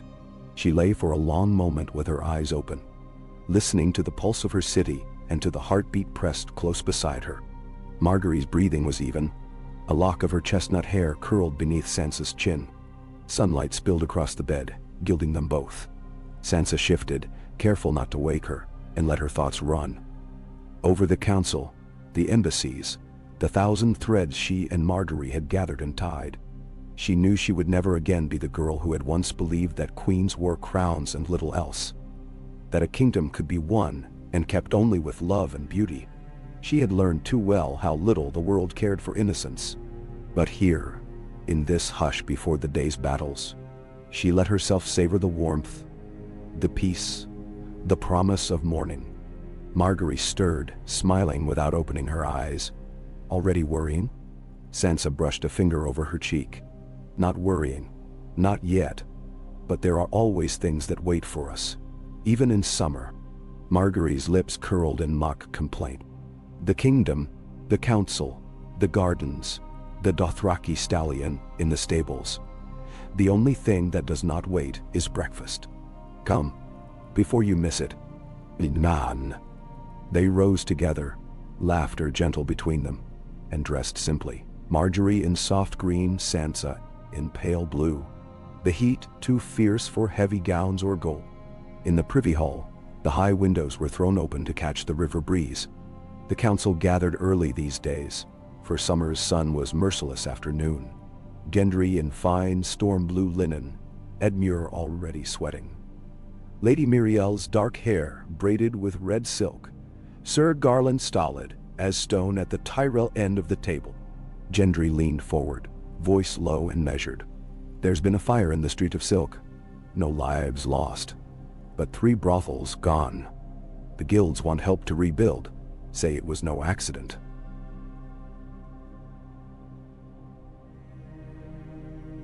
Someone said it. Lady Miriel sipped her wine. Old grudges or new ambitions. The city has grown fat with peace, and where there is fat, there are always rats. Edmure spoke up, frustration seeping into his words. "The Riverlands are restless. We have grain, yes, but gold is tight. Some of the lesser houses grumble about taxes. The Blackwoods whisper that the Brackens plot, and the Brackens send me poisoned fruit." Sansa listened, her fingers interlaced, eyes drifting to the bright blur of the river. Let us send help to the Street of Silk. It costs us little, and earns goodwill. For the Riverlands, we might lower taxes for those who bring more grain to the city. Gold is dearer than silver this summer, but peace is dearer still. Margaery smiled, adding softly, I will visit the market myself, speak to the guilds, remind them that the crown stands with them. Perhaps I'll sample a cherry tart or two. The small folk will talk of it for weeks. Nesinho. Gendry grinned. And so will the bakers. Shall I send you a dozen pies? Half a dozen, Margaery replied, winking. I cannot have the city thinking its queen grows fat on tartlets while others sweat for bread. Council shifted from grievances to plans. A new aqueduct, more wells for the city's poorest districts, summer festivals for the orphans. Sansa set aside a sum for new teachers in the Crownlands. Lady Muriel suggested inviting a company of Braavosi players for the midsummer revels. There was talk of a new code of laws, something just and clear, to replace the patchwork of Lannister decrees that still lingered like mold in the city's corners. When the meeting ended, Margaery and Sansa walked together through the shaded cloisters, trailing petals in their wake. Sometimes I think we've woven ourselves a net with all these good works, Sansa said. Each day more knots. If we slip, will the realm catch us, or will it strangle us? Margaery reached for her hand, thumb stroking Sansa's knuckles. That is the bargain of queenship. We are not the spider. We are the web. If we are careful, we will hold. If we are not, well, at least we will fall together. Nandra. They walked on in companionable silence, the murmur of the city rising around them. That summer was remembered as the greenest in living memory. The city's gardens overflowed with roses, sunflowers, and ivy. Sansa and Margaery made a ritual of walking the palace walls at dusk, watching the sun sink in a haze of gold and purple over the Blackwater. The city glowed beneath them, alive and defiant, the drums of celebration echoing from the square. But peace was not perfect, nor was it universally loved. There were lords who hated the new order, a council that listened to women, to orphans, to merchants. In the dungeons, a handful of plotters waited on Sansa's justice. Their letters had been intercepted, plans to poison the water, to set fire to the granaries, to bring a sellsword company over the narrow sea. Some among them bore familiar names, cousins of lords, kin of those who had once called themselves the power in the land. Sansa and Margaery read the confessions together, the words heavy as iron. They are desperate, Margaery said, voice cool. But so are many who have nothing. If we make martyrs of them, we risk the peace. Numbing. Sansa nodded, considering. We will judge them openly. Let the city see our justice. If they show remorse, let them take the black or join the city's works. If not, Margaery pressed a kiss to her temple. You are wise, my wolf. Kind, but not blind. The trial drew crowds to the square. Sansa and Margaery sat together on the carved dais, the city's banners fluttering above. Each conspirator confessed in turn, some defiant, some broken, a few begging for mercy. Sansa listened to each, weighing not only the crime but the cause, searching for the wounds behind the rage. In the end, most were spared death. The crowd cheered the verdicts, seeing in them a mercy that was not weakness, a promise that justice would never again be blind to suffering. The few who would not repent were sent to the wall, their names stripped from the city's rolls. The streets were quieter in the days after. Even the lords who had grumbled fell silent, their ambitions cooled by the measured hand of the queens.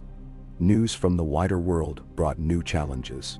Ships from the east arrived bearing news of a sickness in lies, fevers and strange dreams, whole households taken in a week. Sansa ordered the city's gates watched, healers prepared. The old maesters sent ravens warning of a summer drought to the south. Grain prices rose, but the stores in King's Landing were full. Jon wrote from the north, describing wildlings building new villages along the Gift, and a girl with hair as white as snow, who claimed to have dragon's blood. Sansa smiled as she read, passing the letter to Margaery. Perhaps there are still dragons in the world, she mused. Or perhaps the world simply refuses to forget. Margaery's eyes sparkled. If there are dragons, let us invite them to supper. I would rather have them as friends than foes." Sansa laughed, the sound low and unguarded. "I believe you would charm even a dragon." As the days ripened, the city prepared for midsummer. The festival would be the grandest since the war. 7 days of games, feasts, and music. Sansa threw herself into the planning, visiting every guild and workshop, meeting with singers and sword masters, reviewing menus and guest lists. Margaery oversaw the gardens, arranging for every orphan to have a new cloak and a seat at the festival table. The festival itself unfolded as a dream. Colored banners rippled from every window. The city squares thronged with dancers and jugglers. Bakers roasting whole lambs and spitting apples in honey. Gendry presided over the melee. Lady Muriel hosted poets and scholars from 3 kingdoms. Edmure led a parade of children dressed as the gods of old. On the 3rd night, beneath a sky pulsing with stars, Sansa and Margaery danced together in the open square, laughter ringing as they spun. The people cheered, not for a queen or a flower, but for the hope that had grown between them. Sansa felt the pulse of the city in her veins, the hope, the dread, the hunger for something lasting. When Margaery pressed her hand, she understood for the first time that they were not just rulers, not just symbols, but the beginning of a legend. Yet shadows gathered at the realm's edge. A messenger rode in from the Stormlands, face drawn. There had been a raid near the border, wild men claiming old rights, burning fields. In the west, Lord Tyrick's envoys pressed again for seats on the council, hinting at armies massing on the Gold Road. Sansa called a council that night. By torchlight, the lords debated, some urging war, others patience. Margaery's voice cut through the din, soft and sharp as a blade. "If we answer every slight with swords, we will drown in blood. We must speak, not only rule. Let us send envoys. Let us offer peace, but prepare for war." Sansa nodded, her decision clear. "Send word to the north and the Vale. If the lords of the west wish to test us, let them find us united. We will not be baited into battle, but neither will we bend." "Nah." Gendry and Edmure agreed. Council stood behind her. That night, in the privacy of their chambers, Margaery held Sansa close. "The world is always turning. There will be days of peace and days of fire. But as long as you are at my side, I am unafraid." Sansa pressed her lips to Margaery's brow. "We will not fail. Not now. Not together." Neptune harass. Late that summer, as storms gathered off the coast and the first leaves yellowed on the city's trees, word came from Dorne. A royal birth, a daughter born to the prince's line. Sansa and Margaery sent gifts of gold and silk, messages of friendship and hope. From the north, Jon wrote of wildling harvests, of peace kept not by force, but by careful hands and open hearts. Arya, still abroad, sent only a single scrap of parchment. "I am well, and I watch. Tell Margaery her rose is safe." Each day, the city shifted. 1,000 stories interwoven, hopes rising and falling like the tide. In the Red Keep, the gardens bloomed wild. Children played beneath the orange trees, and the bells rang out, not for war or death, but for life. Sansa and Margaery ruled with steady hands, their bond the axis upon which the realm turned. When dusk fell and the city quieted, they stood together at the highest tower, watching lights glitter across the river, listening to the music of their people. And as summer waned, the legend of the Wolf and the Rose, the 2 queens who ruled together and remade a kingdom, grew into something greater than hope, into the promise of a future that belonged to all of Westeros, and not to kings alone. In Ka, Aishaway, the moon's pale light washed over the city like a benediction, gilding slate roofs and marble domes with a sheen that turned the night almost soft, almost kind. Summer's breath lingered in every courtyard, in every midnight alley where the last of the festival garlands hung limp and fragrant, their colors dulled by sun and revelry. High atop the Red Keep, Sansa stood at the open window of her private solar, listening to the sounds that always marked this hour. The creak of gates on their hinges, the distant music from the river, the faint rise and fall of laughter in the streets. Her eyes traced the patterns of lanterns along the docks.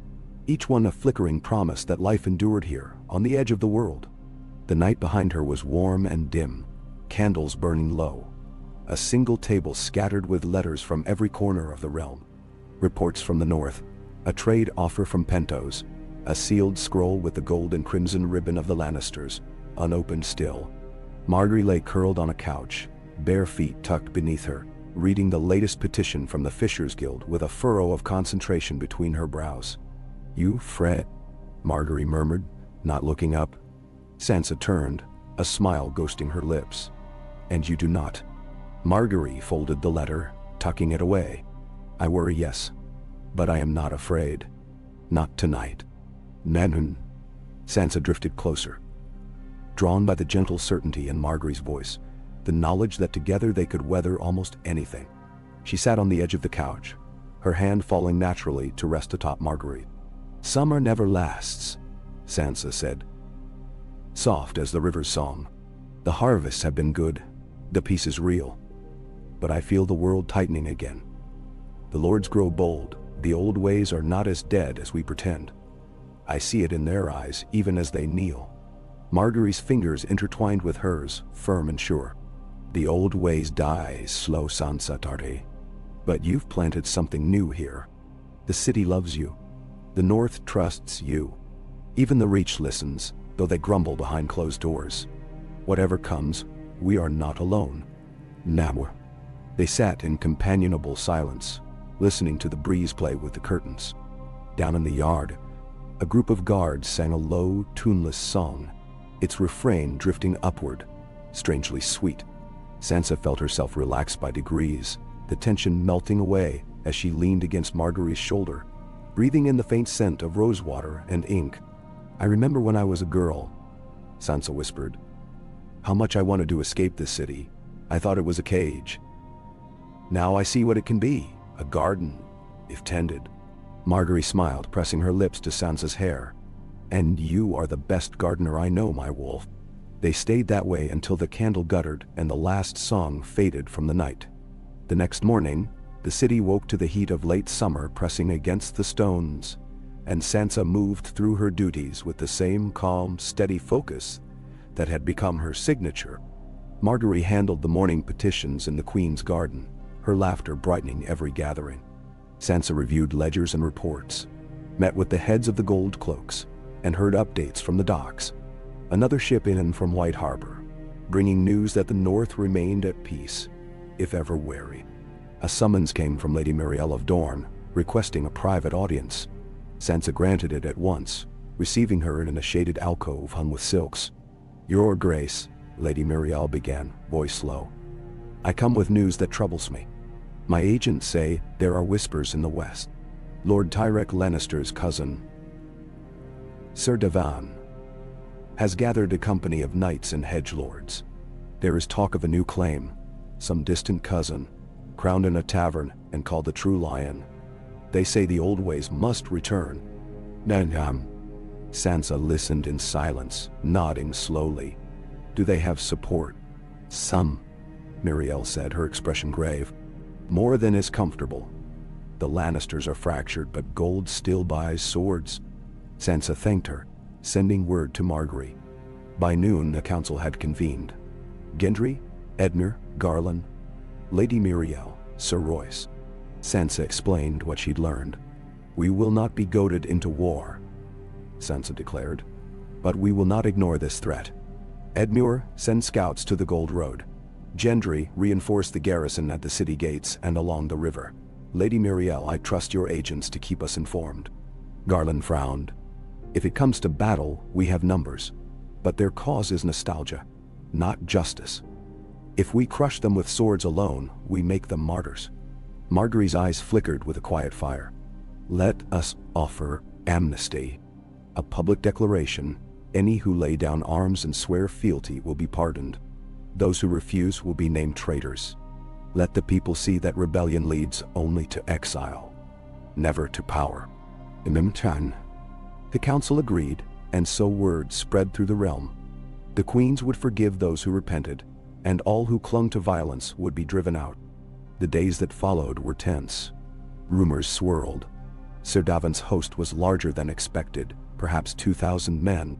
There were reports of raids on outlying villages, of banners raised in the gold and red of Lannister, though the true Lord of Casterly Rock denied all knowledge.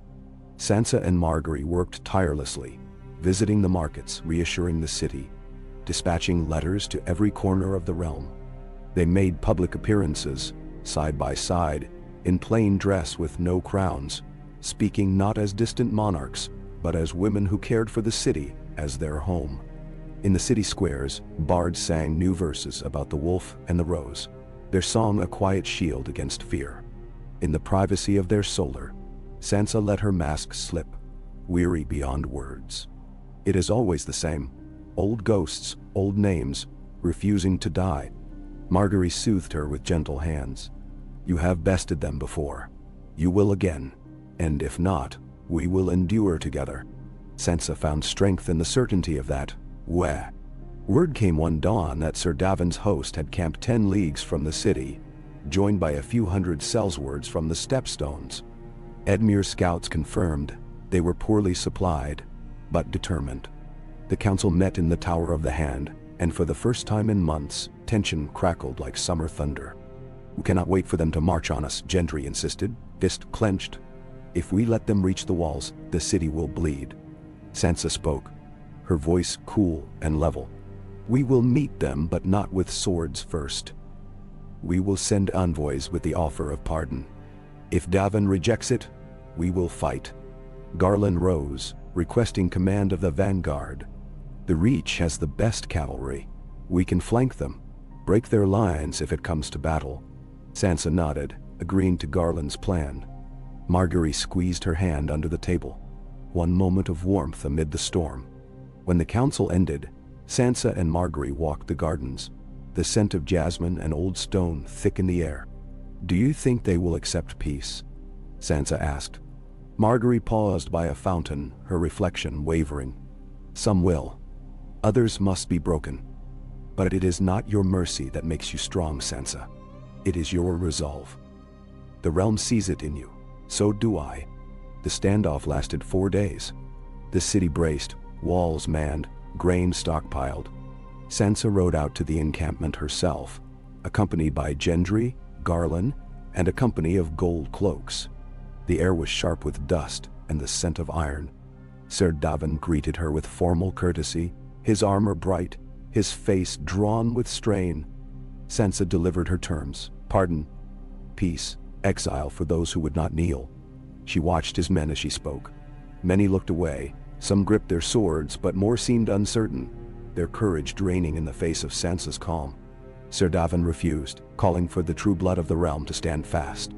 That night, a dozen knights slipped away to the royal camp. By dawn, half the host had deserted, when Sansa and her allies rode forth. The battle was brief, the rebels scattered. Sir Davon was taken, not slain, brought before the queens in chains. His trial was public, swift. Sansa let him speak. Let the people see his pride and his folly. In the end, he was sentenced to exile in the east. The city cheered, not for vengeance, but for order restored. Peace settled again. Fragile, but real. The markets reopened. The summer festival resumed. Sansa and Margaery made a tour of the city, visiting the poorest wards, dining with the orphan girls in the sept, sharing stories and laughter. Their presence was a balm, their rule a thing both stern and gentle, like the touch of sun on old scars. One night, as storms gathered far out to sea, Sansa lay beside Margaery beneath linen sheets, listening to the patter of rain against the glass. You could have been cruel, Margaery whispered. They expected it. Some even hoped for it. Sansa traced a pattern over Margaery's heart. I have known too much cruelty to ever choose it for myself. You are not only loved, Sansa. You are believed in. There is power in that. Outside, lightning flickered, thunder rumbling over the city. But within the tower, there was only peace. Only the quiet promise of another day. As the season ripened, the city changed with it. New ships arrived daily, carrying goods and gossip from across the world. Spices from the Jade Sea, silks from Korth, rumors of a dragon sighted near Old Volantis. Sansa received every envoy with grace, Margaery dazzling them with wit and warmth. Each alliance forged another stone in the city's new foundation. Word came from the north, Jon riding of fresh snows, Arya sending a simple message: "No enemies here." Dorne's new princess sent a gift of painted tiles, the colors as bright as sunrise. Edmure's daughter was betrothed to a Tully cousin. Gendry's bannermen built new villages near the storm-racked coast. The council began work on a new code of law, simple and just. Sansa insisted on a clause for the protection of women and orphans. Margaery ensured the city's markets remained free of Reachman monopolies. Garland organized a festival of nightly games, and the people cheered as the queens awarded the victor a crown of summer roses. On the last night of the season, the city gathered in the square beneath lanterns and garlands. Musicians played, children danced, old soldiers toasted the peace. Sansa and Margaery walked among them, unguarded, their laughter rising above the noise. The people pressed close, offering thanks, blessings, flowers. As midnight approached, Sansa and Margaery slipped away to the palace walls, standing side by side, looking out over the city. "We have built something good," Margaery said, voice soft. "For now," Sansa replied, hope trembling in her words. "For as long as we can." Margaery turned, drawing Sansa close. "Then let us guard it together." The wind carried the city's song up to the towers, a music of hope and hard-won peace, a promise in the night. The wolf and the rose stood watch over Westeros, their hearts united, the realm remade. Not by force, but by the quiet, unyielding courage of two queens whose reign had become the dream of a people and the heartbeat of an age. K.O. The autumn wind rolled in from the east, restless and scented with the far salt of the narrow sea. Leaves spun from the castle trees and whirled through the open windows of the Red Keep, gathering in corners and rustling across the marble floors. The gardens faded into gold and russet, their beds thick with fallen petals. But the city below was a mosaic of flame and shadow, alive with the bustle of harvest and the last wild energy before winter's hush. Sansa found herself drawn to the highest balcony at dawn, the cold stone slick beneath her fingers. She gazed out over the river and the wharves, watching the cranes swing as barrels and crates thudded onto the docks. Grain, apples, casks of honey, salted fish, the bounty of the realm funneling to the heart of Westeros.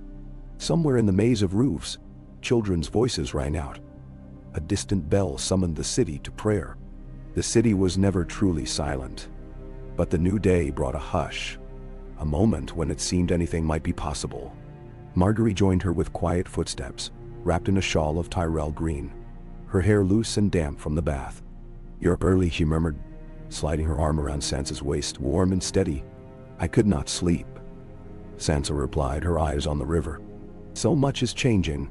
I keep waiting for the blow to fall, for the old ways to rise and swallow us." Margaery squeezed her gently. "Let them try. We have weathered every storm so far. Besides, the harvest is good. The city is fed, and the realm is quiet. Peace will beget peace if we let it." Sansa turned, resting her head on Margaery's shoulder. She watched the sun climb over the city, painting the river in ribbons of gold, and drew in a breath deep as winter. The council met in the great hall that morning, the high windows clouded with the promise of rain. Lords and ladies arrayed themselves around the long table. Gendry in a new doublet, his beard trimmed neat. Lady Mirielle, her Dornish colors muted by the season. Edmure, fidgeting with a wax seal. Sweet Robin, grown tall and thin, his eyes darting. Garland Tyrell, calm and unflappable, took his place beside Margaery, the two of them sharing a brief glance of private amusement. Reports flowed, grain stores full, roads mended, a minor flood in the lower city managed with little loss. From Dorne came news of a wedding. The new princess had married the heir to Sunspear, their banners sewn together and raised above the water gardens. The north sent word of a bumper crop, and Jon's letter was short and proud. "No hunger here, sweet sister. All thanks to the city's coin and your wisdom." But Lady Mirielle brought a note of warning. "There are rumors in the west. Lannister gold spent on secret hands, riders seen in the border towns. Lord Tyrek is cautious, but his bannermen grow restless. They say the old king's blood should not sleep while two queens rule. Macton. Sansa let the words hang in the air, watching the lords shift and murmur. She felt the weight of a dozen eyes and remembered another council, another hall, a time when her voice would have been ignored or twisted for a man's cause. Now, the silence was respect. "We cannot force them to love us," Sansa said, her tone steady. "But they will respect our peace, or answer for its breaking. We will not strike first, but neither will we be cowed by ghosts and old grievances." "Interruption," Gendry added. "The Stormlands will keep the roads open. No Lannister banners will cross the Blackwater unchallenged." Margaery glanced to Sansa, then spoke with quiet command. "And we will remind the realm that unity brings bounty. The city will send gifts of fruit and grain to every lord who bends the knee this autumn. Let them see what peace provides." The council nodded its assent. Edmure proposed a harvest feast for the small folk. Garland offered to sponsor a tournament for the knights. Plans spun out, practical and hopeful. As the meeting broke up, Gendry lingered by Sansa's side. "They fear what they do not know. You and Margaery together, it's never been done, not like this." Sansa smiled, tired but true. "Then we will show them it can be done." That evening the rain fell hard, drumming against the windows and pooling on the garden stones. Sansa and Margaery dined together in a quiet alcove, candlelight reflecting in goblets of sweet wine. The talk was gentle, the food simple: grilled trout, black bread, apples baked with cinnamon. Afterward, Sansa found herself wandering the corridors, trailed by the soft tap of Margaery's slippers. The palace was hushed, but alive. The distant clang of the smithy, the laughter of kitchen girls, the sibilant prayers of a septa behind closed doors. In the royal solar, a pile of letters waited. Sansa opened one from Arya, the writing wild and blunt as ever. "In Bravos now, still alive. Don't worry. I miss you, even if you're a queen." She showed it to Margaery, who laughed. "She will always find her way, your sister." "I hope she finds her way home someday," Sansa replied. They settled by the fire, Sansa reading missives while Margaery mended a tear in her sleeve. The warmth of the hearth, the rhythm of needle and page, soothed something deep in Sansa's bones. A knock at the door broke the peace. A gold cloak, bowing. "Your Graces, a man from the Riverlands begs audience. He says he bears urgent tidings." Sansa and Margaery exchanged a glance. "Send him in," Sansa said. The man was mud-spattered, thin, with a ragged beard and haunted eyes. He knelt, trembling. "Forgive me, your Graces. There's been a raid on the road from Harrenhal. Men in Lannister red, but led by sellswords, I think. They took wagons meant for the city, killed 2 guards, and vanished south. The small folk are afraid." Sansa's jaw set. "Tell the survivors they will be safe. We will send men to guard the roads and drive out these raiders." Margaery rose, crossing to him. "You have done well. Go to the kitchens. You will find a meal and a bed for the night." The man wept with relief, bowing low before he left. By morning, word had spread. Raiders on the Gold Road, smoke on the horizon. Small folk fleeing to the city gates. Sansa met with Gendry, Garland, and Edmure before dawn. "We cannot let this fester," Gendry argued. "The longer we wait, the bolder they become." Sansa agreed. "Send 2 companies, Stormlanders and Riverlords, together. Root out the raiders. Take prisoners where you can. Let the city's justice be seen." Edmure nodded, already composing orders. "I'll ride with them. The people will trust their safety to a Tully." Margaery appeared, hair braided back, eyes sharp. "Send healers and food as well. No one should profit from fear." Sansa took her hand, grateful for the strength in her grip. The campaign was swift. The combined force hunted the raiders from farm to forest, capturing many, scattering the rest.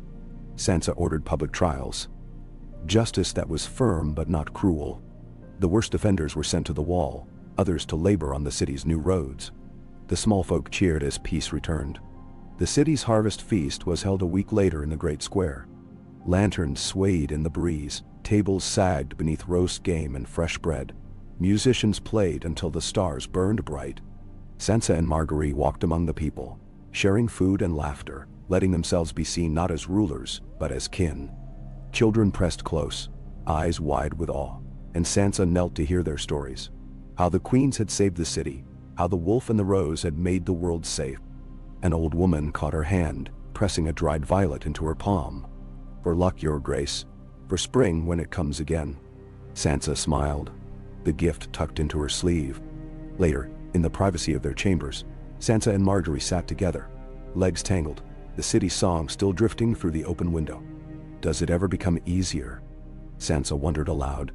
"The weight of it?" Margaery stroked her hair, thoughtful. "No, but the burden is lighter when it's shared. When I see you laugh, when I see the city thrive. I remember why we began." Sansa pressed her forehead to Margaery's. "We will keep it then. We will guard this peace, whatever it takes." The fire burned low, casting shadows that danced on the walls. Autumn passed in a whirl of storms and slow golden days. The council drafted new laws, codifying the rights of all, small folk and lord, woman and orphan, merchant and knight. Sansa insisted on protections for those displaced by war. Margaery saw that the city's schools admitted girls as well as boys. Edmure returned, his cheeks wind-burned, bearing gifts from grateful villages. Gendry brought news of new shipyards along the Blackwater. Lady Muriel left for Dorne, but not before pledging her prince's friendship anew. Winter crept down from the north, the days shorter, the river misted and chill. The city was ready, cellars full, hearts full. Sansa watched the first snowfall from her balcony, Margaery at her side, their fingers entwined. "We have done well," Margaery murmured. Sansa nodded, her gaze on the city below. "And we are not finished yet." A bell tolled in the distance, clear and sweet. Sansa smiled, drawing Margaery close, the warmth of their shared dream holding fast against the coming cold. The wolf and the rose, together on the walls of King's Landing, watching over a realm remade, not by conquest, but by courage, compassion, and the quiet, stubborn hope that even in the heart of Westeros, something new and beautiful could endure. Only, Eki. The first hard frosts came early that year. By the end of the moon's first quarter, the gardens of the Red Keep stood rimed and silent. The orange trees bundled beneath burlap and straw, the rose beds banked with mulch and pine needles. Down in the city, chimney smoke curled above every roof, and the streets were alive with the smells of chestnuts roasting, tallow burning, and wood smoke drifting on the wind. King's Landing had braced for winter as it had not done in living memory. Well-fed, well-stocked, the cellars full of grain and salted meat. The people hopeful rather than desperate as the days shortened and the world slow. Sansa moved through the palace halls each morning before dawn, her breath rising in pale clouds, the chill biting her skin even beneath thick velvet and furs. Margaery often joined her, arm tucked through hers, shawl trailing, her laughter a small flame in the cold. Each day began with the slow unspooling of duties. Audiences with northern envoys, letters to the Stormlands, reports from the port, meetings with gold cloaks and city watch. On this morning, a heavy hush lingered over the Red Keep. Sansa paused on the steps overlooking the inner courtyard, where the last of the apple leaves clung to frost-blackened boughs. She could feel the city's pulse in her chest, steady, expectant, wary beneath its hope. She looked to the east, where the pale line of dawn split the river and the sea. Margaery appeared, her cheeks flushed from the cold, hair swept up in a loose braid. "I dreamed last night of green fields and laughter," she murmured, her voice warm in the hush.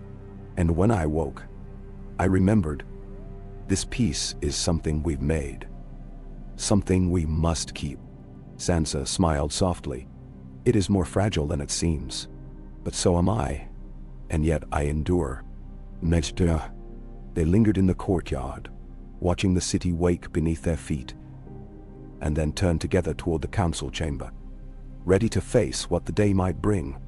The council met in the high solar, where the pale light spilled through glass and painted the table with icy fire.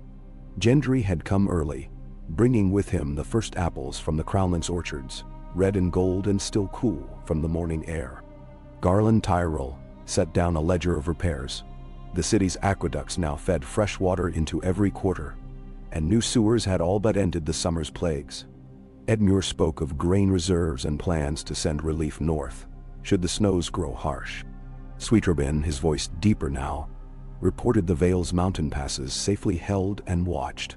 Sansa listened to the flow of talk, matters of coin, road and river, small folk and lords. Lady Marielle had sent word from Dorne. Peace held there, though rumors from across the sea spoke of a new war brewing among the free cities. The Iron Bank's envoy sent thanks for the timely payment of interest and offered another loan at even fairer terms. The talk turned, as it always did, to the west.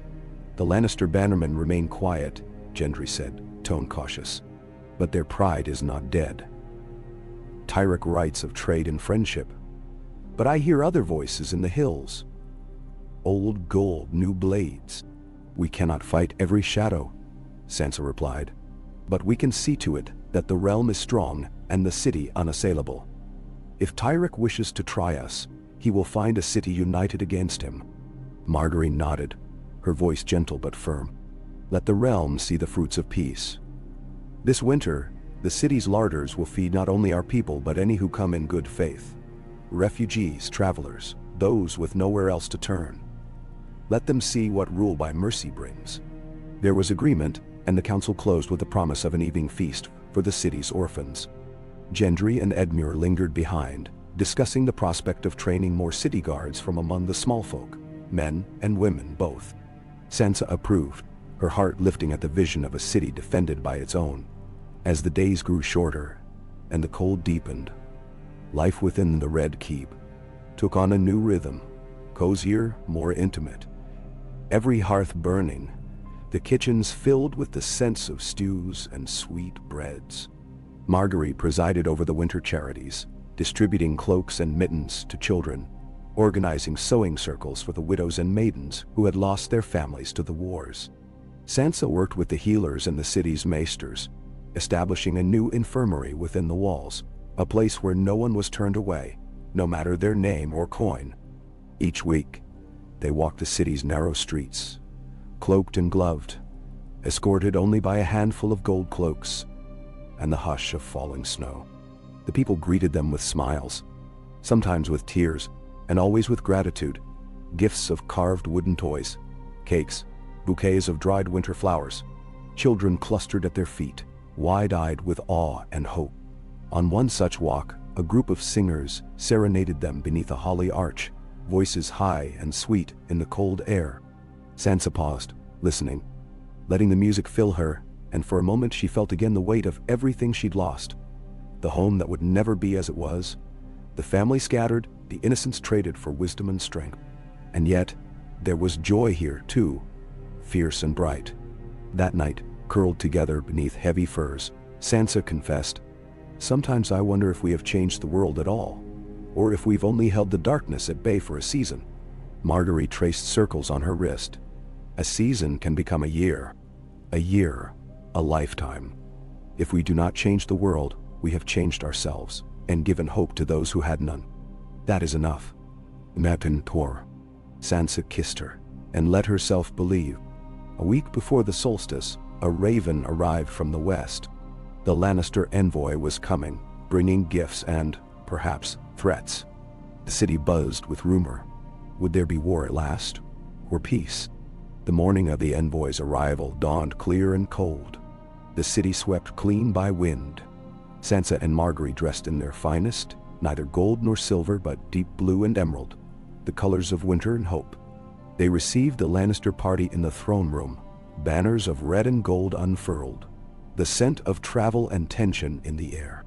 Lord Tyrek himself came, his hair more gray than gold now, but his bearing proud. He bowed to the queens, offering gifts. A cask of arbor wine, a cloak of fine Myrish wool, a jeweled ring. "We come in peace," he declared. "The West wishes only for trade, for safety, for the good of the realm." Sansa met his eyes, seeing the calculation behind his smile. "And for the throne?" Tyrek spread his hands. "The throne is yours, your graces. The West would not spill blood for old ghosts." Nemnadjanaral. Margaery offered him a seat at her right. The negotiations were tense, but courteous. Old wounds were acknowledged, but not picked raw. In the end, a treaty was drafted. Gold for grain, safe passage for merchants, mutual defense if the free cities should threaten. Sansa added a clause for the exchange of hostages, young men and women to be fostered in the city and at Casterly Rock as a pledge of good faith. That night, the city celebrated, the bells ringing, the streets filled with dancing and song. Sansa watched from the window as fires burned on every hill and thought of the fragile peace she had shaped from the broken bones of old wars. Winter's heart arrived in earnest. The city huddled close, but no one starved, and the children played in the snow with wooden swords and laughter. Sansa and Margaery attended every festival and feast, presiding over contests of riddles, pageants, and snowball fights in the great square. They opened the castle doors to the small folk on the longest night, hosting a feast that filled every hall with warmth and light. On the solstice, the queens knelt together in the great sept, the air thick with incense and candle wax. The high septon blessed their reign, the words echoing through the stones. May the light they kindle guide us through every darkness. That night, after the last guests departed and the castle slept, Sansa and Margaery sat in their private solar, the fire burning low.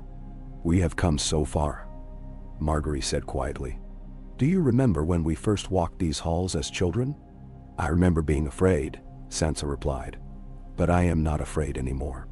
They shared a cup of spiced wine, watching the flames, the silence between them easy and deep. Snow fell thick, as down for 3 days and nights, blanketing the city, muffling every sound. Messengers arrived from the north, Jon sending news of wildlings thriving in their new homes, Arya writing of a distant voyage east, her letter brief but filled with love. Edmure oversaw the distribution of food. Gendry directed repairs to the city walls. Garland Tyrell brought news of a new school rising in the Reach, founded in the Queen's names. Lady Miriel returned from Dorne, bearing gifts of citrus and sweet wine, her friendship with Margaery deepening into true kinship. When spring at last crept into the city, the river ice breaking and birds returning to the gardens, Sansa and Margaery stood on the balcony at dawn, arms around each other, watching the world wait. "There will always be another winter," Sansa murmured. Margaery nodded. "But we will meet it together."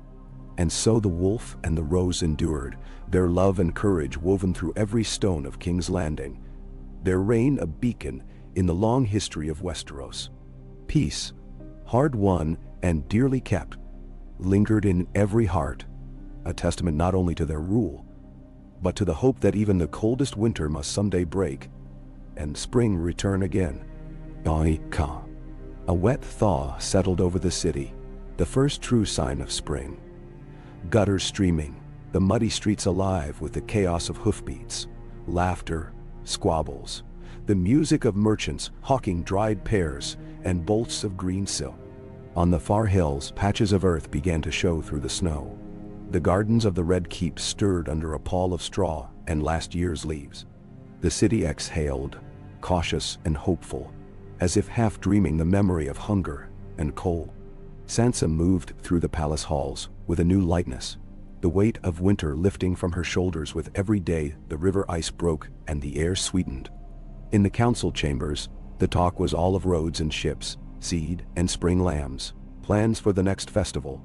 The city's hopes grew alongside the crocuses pushing up through frost-bitten earth.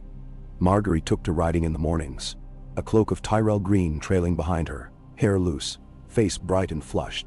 She called Sansa out to the lower garden before breakfast, coaxing her to shed the trappings of court for a moment, and walk the muddy paths, to touch the rough bark of the apple trees and breathe the sharp green air.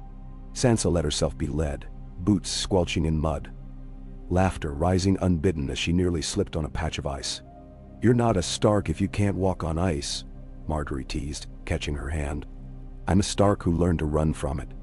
"There's a difference," Sansa said, breathless and bright. They paused beneath a bare willow, the city spread out below them. Beyond the walls, the smoke of 1,000 cooking fires braided skyward. Sansa's gaze traced the pattern of the streets, the curve of the river, the banners fluttering in the breeze. Tyrell roses, Stark direwolves, the crowned stag of Gendry Stormlands. The trout of River Run, even the lion of Lannister, subdued now in friendship, no longer in challenge. Do you ever think of leaving it all behind? Sansa asked, her voice quiet. Off going somewhere the crowns and banners can't find us? Margaery smiled, her hand warm in Sansa's. Sometimes. But we would not be ourselves then. All my life, I wanted to be part of something lasting. Now that we've built it, I would not abandon it. Even for peace. Namdanewa. Sansa nodded. The thought was comforting. A vision of escape, then a firmer promise to remain. At council that week, the mood was jubilant. Edmure reported that the rivers were running high, the fields ready to be plowed. Gendry smiths had forged new plows and harrows for the Crownlands farmers. Sweet Robin, calm and confident, announced the reopening of the passes in the Vale, offering the promise of wool, silver, and sturdy mountain ponies for trade. Lady Muriel, recently returned from Dorne, brought news of new ships and spice merchants seeking dock at King's Landing. She presented Margaery and Sansa with a bolt of silk, the color of sunrise, and a golden fruit, fragrant and sharp. Dorne keeps its word, she said. Peace in the south, for as long as the realm holds. Sansa thanked her, remembering the long, slow work it had taken to bring Dorne to the council table. Each alliance, every pledge, a knot in the tapestry of peace. She saw pride in the eyes of the lords and ladies gathered, pride in the city, in themselves, in the world they had remade together. When the meeting ended, Margaery lingered, voice soft. The new spring brings new dangers. Already, the envoys from Lys talk of unrest in the east. And the Braavosi want us to guarantee safe passage for their ships. Not every friend stays a friend. Sansa's voice was calm. We do what we have always done. Balance, listen. The city stands because we stand together. Let them come. We will meet them.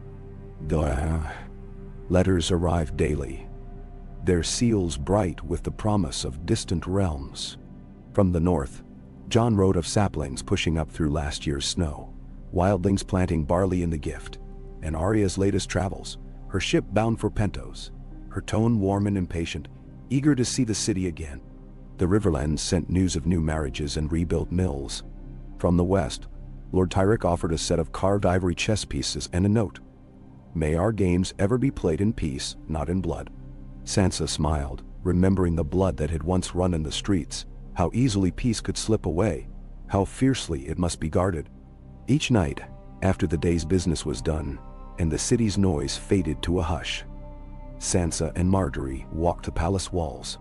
They spoke of the children in the city's new schools, of the orphans learning to read and write, of the gardens that would soon bloom with every flower Margaery had brought from Highgarden. They remembered what the city had been, and dreamed of what it might become. A place where no one need fear hunger or war, where mercy was as common as rain. The festival of first planting was the largest the city had seen since the war. Bells rang out at sunrise, carts loaded with green boughs and early tulips wheeled into the squares, bakers tossing buns and apples to the crowds. Margaery arranged for 1,000 pies to be baked and distributed, her laughter echoing through the kitchens. Sansa presided over a contest of riddles, the children of the city vying for a silver whistle and a place at the queen's table. Gendry hosted games of strength and skill in the palace yard. Sweet Robin led a parade of musicians and tumblers, from the gates to the Septide. Lady Muriel danced with Edmure's wife, both resplendent in Dornish silk, as the lords and ladies mingled among the city folk. At the high table, beneath a canopy of green, Sansa and Margaery toasted the realm with sweet cider.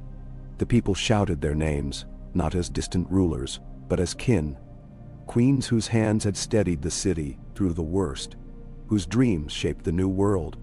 The festival ended with music, torches burning along the city walls, laughter and stories deep into the night.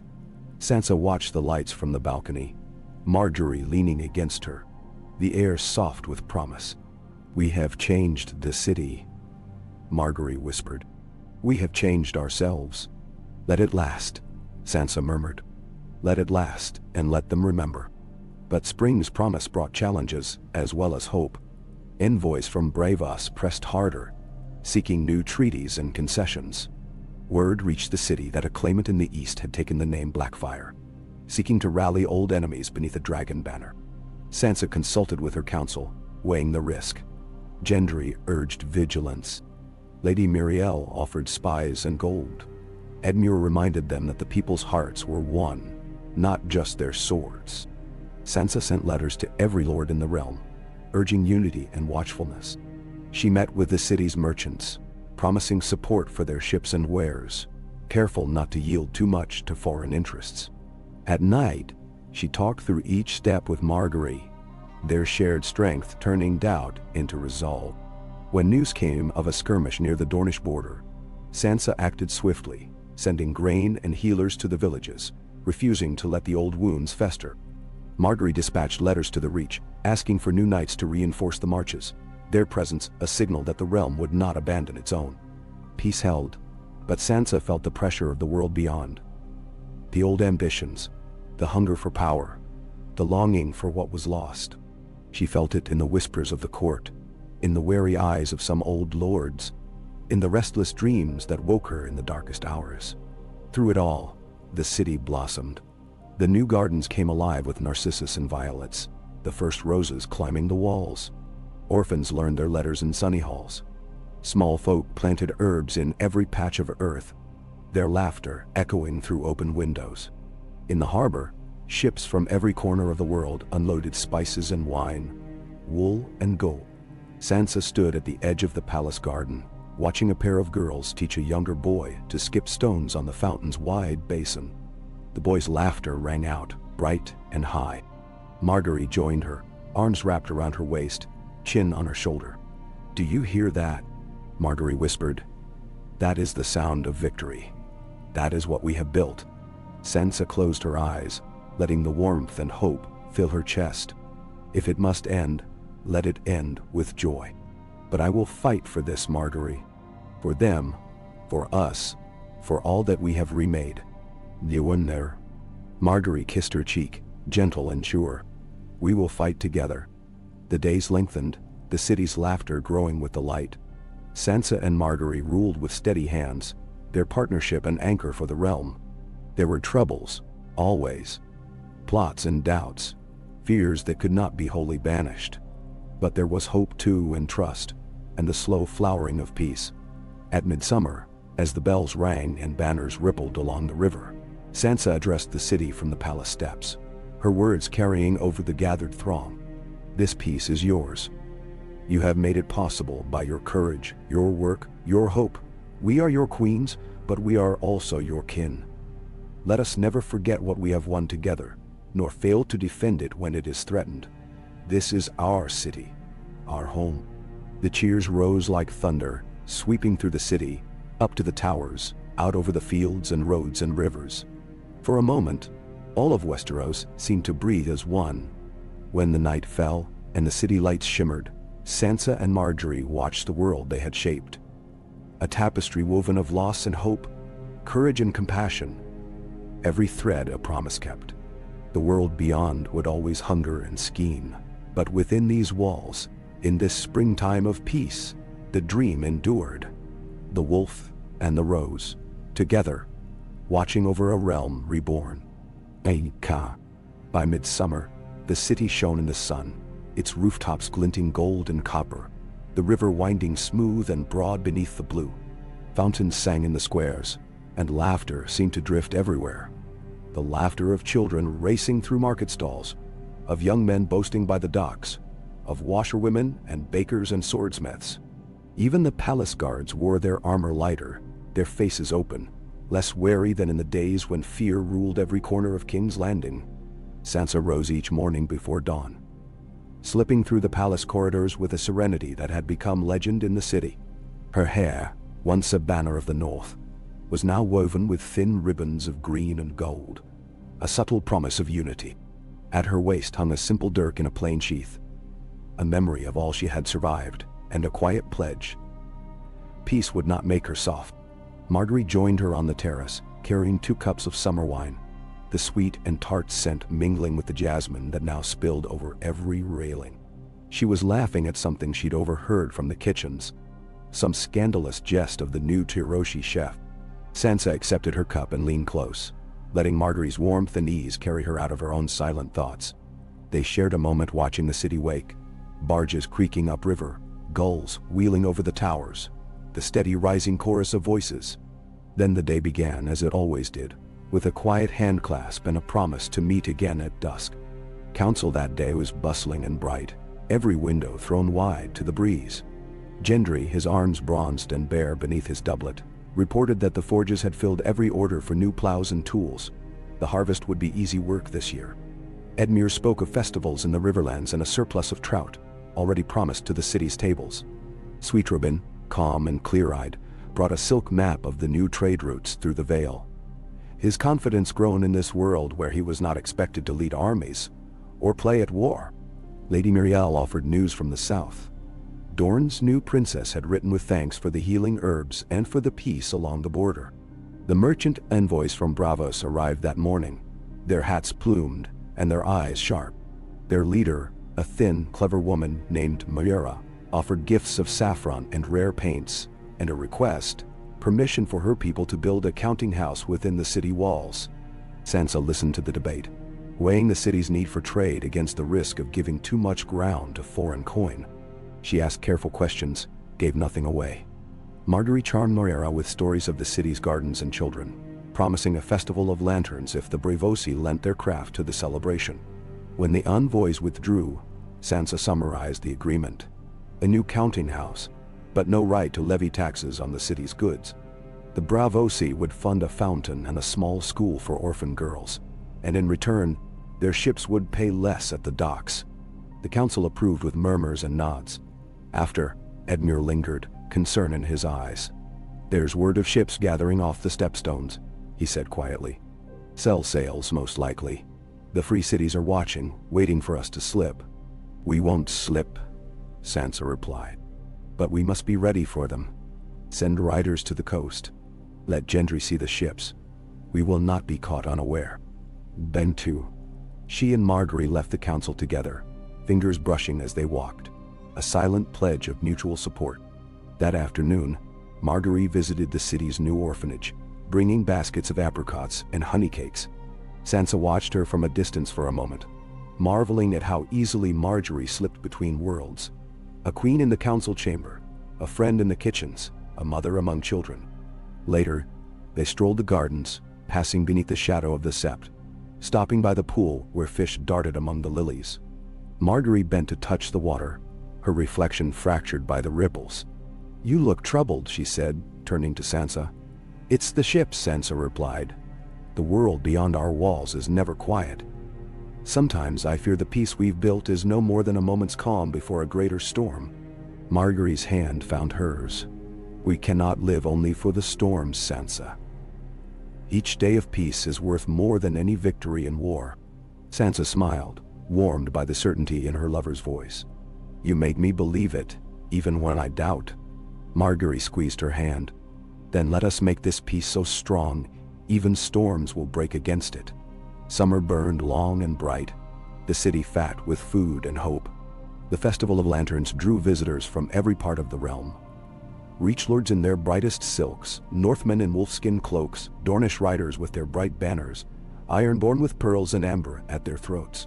Braavosi built their counting house in 3 weeks, their masons singing in their strange tongue as they worked. The fountain rose at the heart of the city, and at its dedication, Sansa and Margaery led the first procession, children scattering flower petals, bells ringing, laughter swirling like wind. In the evening, as the lanterns floated on the river, Sansa stood on the palace walls and watched the city shine, every window a star. She thought of her father's words, once spoken in the hush of Winterfell's godswood. "When the snows fall and the white winds blow, the lone wolf dies, but the pack survives." She was not alone.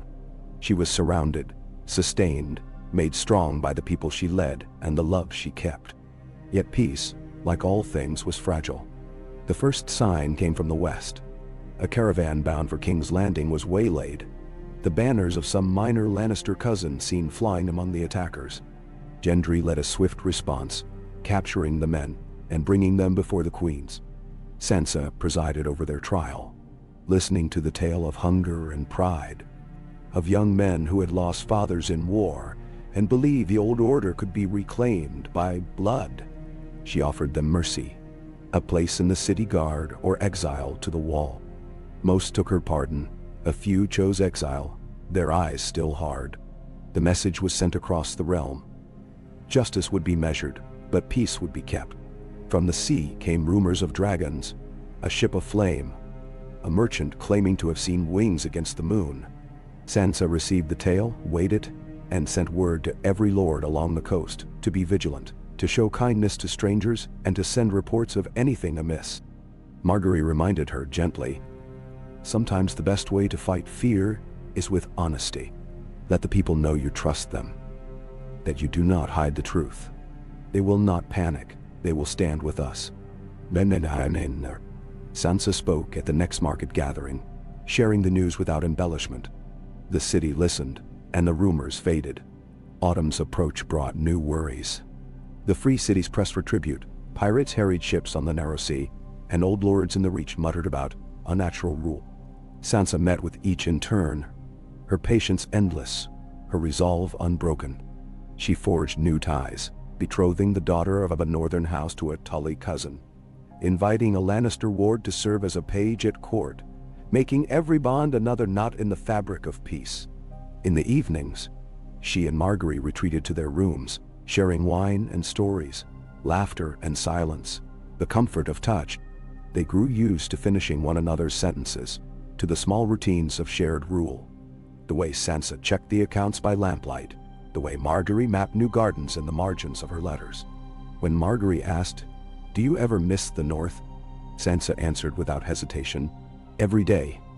But the North is in me. And now, so is this city. So are you." They spent a night on the palace roof, beneath a sky glittering with stars, wrapped in furs against the cool. Margaery spoke of her childhood in Highgarden, of dreams she'd set aside, of the new ones blooming in this hard-won peace. Sansa told her of old stories, of the wolf maidens who became queens, of the way hope sometimes grew out of grief. The first leaf fell, red as blood, and drifted into the city's fountain. The people gathered for the autumn feast, tables laden with roast fowl, stewed fruit, honey cakes. Children in wolf and rose masks danced through the squares. Edmure's son recited a poem in the great hall, and Gendry smiths staged a contest of blades. At sunset, Sansa and Margaery stood together on the palace balcony, listening to the city's song. The world beyond might still hunger and threaten, but within the walls, hope endured. The wolf and the rose watched over all they had built, not with crowns and steel alone, but with hands joined, hearts open, and the promise that no matter what storms might come, they would face them together and not alone. The autumn air in King's Landing turned clear and sharp, the heat of summer wrung out by brisk winds off the bay. Days grew brief, their sunlight a golden haze on the palace walls, while nights deepened, scented with applewood smoke and the spicy tang of new wine. Sansa found herself waking each dawn to the sound of bells, the city's pulse strong beneath her window, and falling asleep to the hush of Margaery's breathing beside her, soft and steady as the city's own heartbeat. The palace was never quiet now, not even in the long dusk. The city hummed with the bustle of harvest, grain carted from the outlying fields, olives pressed in the castle kitchens, barrels rolled down to the cellars, their wooden staves marked with the sign of the rose or the dire wolf or the trout. Everywhere, children ran and shouted. Apprentices ferried messages and apples through the marble halls, and lords and ladies arrived daily with gifts and petitions. Sansa kept her doors open to all, as she had learned to do in the north, to small folk as well as nobles, to merchants and singers and septas, to anyone willing to speak plainly and with hope. Each morning began the same. Margaery would wake with the bells, smiling, hair rumpled and warm, and pour 2 cups of spiced tea. They would talk softly, sharing dreams and worries, planning the day's councils. It was a routine now, as comforting as a mother's embrace. Sansa could not imagine her mornings without it. One such morning, as the city shivered beneath a violet sky, a raven arrived from Braavos, the seal bright blue and silver. The letter, delivered to Sansa as she dressed, was written in careful foreign script. The Iron Bank commends the queens for their wisdom and constancy, and offers continued support for the city's new schools and orphanages. The peace in Westeros is spoken of in every port. Let it last, and your names will outlive even dragons. Sansa smiled, heart swelling with quiet pride. She read the letter aloud to Margaery, who laughed, tossing her hair. Let us hope it is so. But if peace alone could make us immortal, the world would be a gentler place. Council met in the painted solar, windows thrown wide to catch the last of the autumn sun. Gendry, Edmure, Sweet Robin, Lady Miriel, Garland, and the new Lannister ward, young Willem, keen-eyed and cautious, took their seats. Margaery presided with Sansa, a dual presence both regal and inviting. Reports came first. The city's harvest stored in cellars and granaries. The crownlands flush with apples, pears and barley. The reach sent cheeses and oil. The north salted hams. The riverlands barrels of new wine. The city was full. The people fed. Only Dorne reported trouble. A sandstorm had ruined the citrus crop, and the southern roads were slick with mud. Send grain and apples to Dorne and a dozen wagons of warm cloaks, Sansa ordered. They have stood with us, and we with them. Edmure nodded, scribbling notes. Gendry reported trouble on the coast. Some petty lord, Harlton of Crackclaw Point, has been raiding fishermen and taxing boats. I can send men, but it may need your voice, Sansa. He's proud and stubborn. I'll see him, Sansa said, but quietly. There's no need for shame when hunger drives a man to folly. Margaery steered the council through discussion of repairs, roofs on the Sept, a new gate at the riverside, ships for the city's new patrol. Lady Miriel produced silk from Dorne for the Festival of Lanterns. Her eyes bright, her words measured. Garland announced a contest for new gardens in every quarter, inviting the city's children to plant and tend flowers over winter, with prizes for the brightest blooms in spring. Willem Lannister, new to his place, offered shy praise for the city's peace, but also shared word of Lannister uncles at Casterly Rock, restless, watching, ever weighing their chances. Sansa listened, eyes far away. Let them watch. They will see no weakness. The Festival of Lanterns arrived as the first leaves fell. The city thronged with people. Every window and gate hung with candles, ribbons, paper stars. Sansa and Margaery led a procession from the palace to the river, children trailing behind, each clutching a painted lantern of rose or wolf. Bells rang, music echoed, and the city's voices carried over the water as 1,000 lights floated out to sea. At the river's edge, Sansa paused, lantern in hand, and looked out at the dark water. This is what peace feels like, she said softly to Margaery. When it belongs to everyone. Margaery pressed close, her smile radiant. Then let's promise them more. As many years as we can give. 19.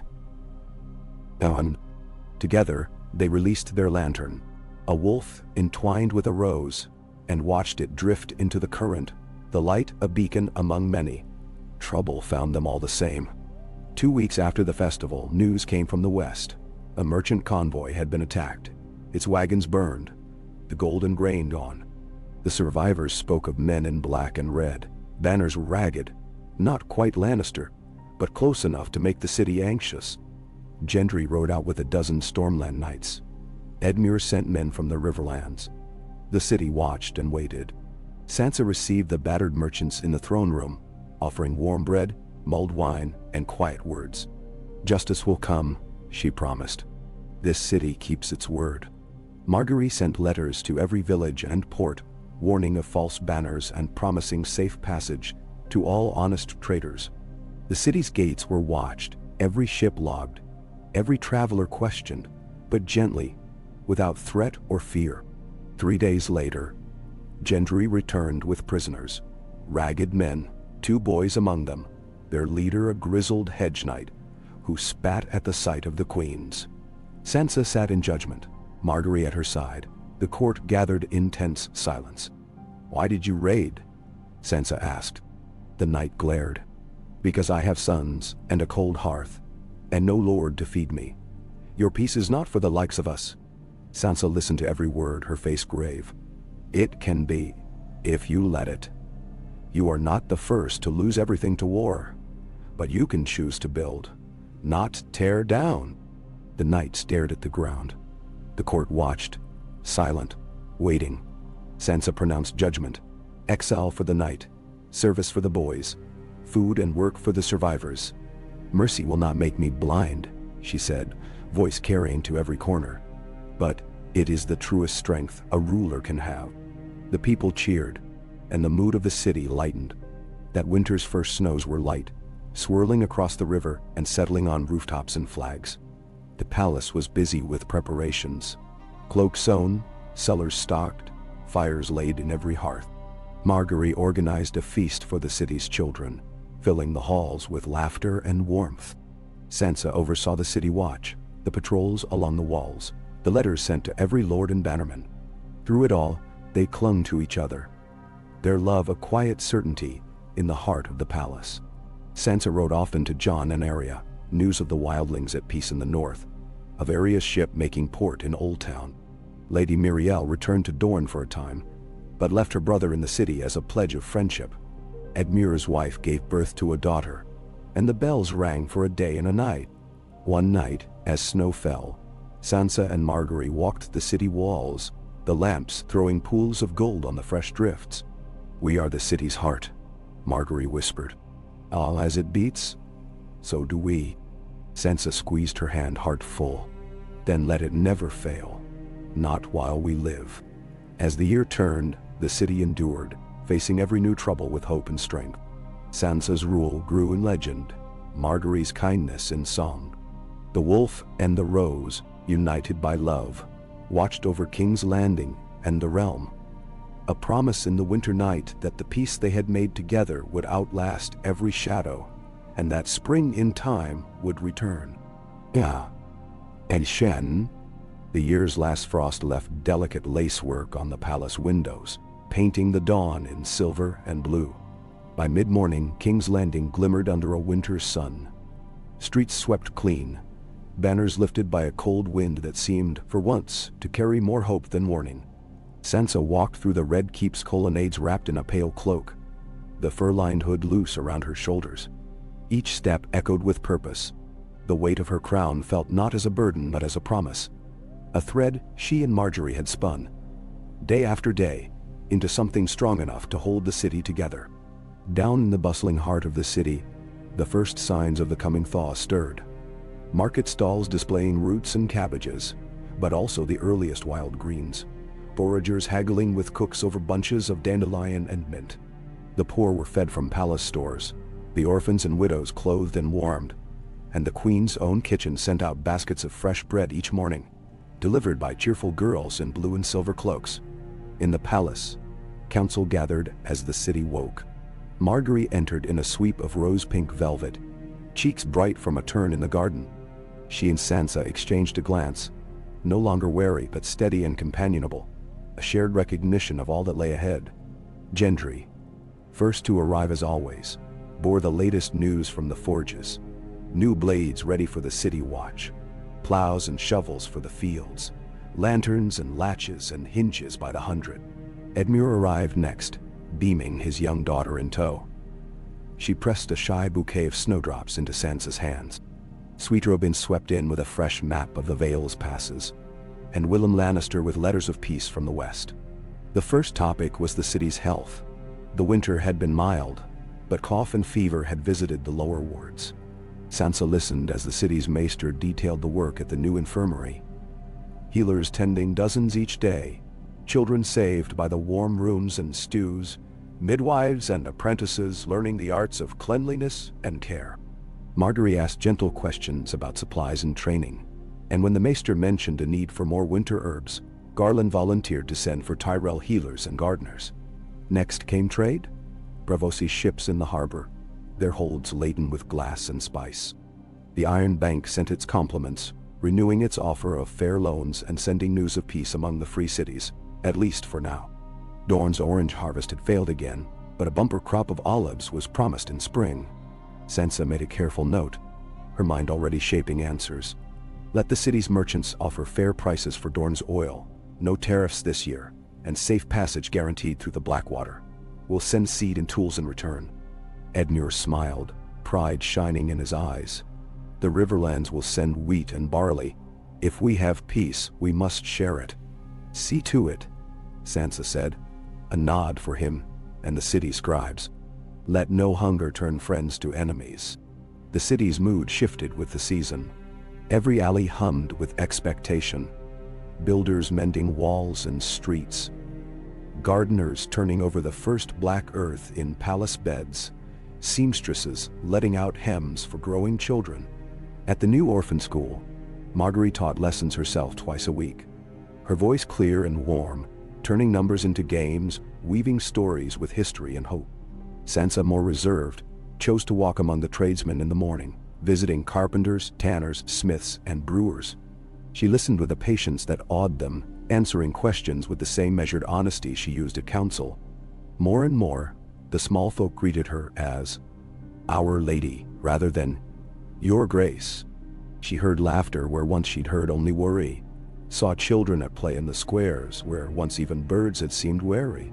On the palace walls at sunset, Sansa and Margaery watched the city together. The sun poured red and gold through the clouds, painting the domes and towers with fire. Margaery slipped her hand into Sansa's and let her head rest on her shoulder. "You have made them yours," Margaery whispered. Sansa's lips curved. "No, I have only shown them that they belong to themselves, and that no one can take it from them. Not ever again." Margaery drew her closer, their shared warmth defying the chill. "That, my love, is what true queens do." Letters arrived from the north. Jon wrote of a thaw on the Barrowlands, wildlings helping to build new barns and plant barley. Arya's latest message was brief. "Safe in the east, miss you both." She had enclosed a tiny blade, folded from Bravosi steel, as a keepsake. The Reach sent early daffodils, the Riverland samples of new ale. From Dorne came a cask of bitter red wine and a poem. Words of sun and stone, a promise that the South stood with the crown.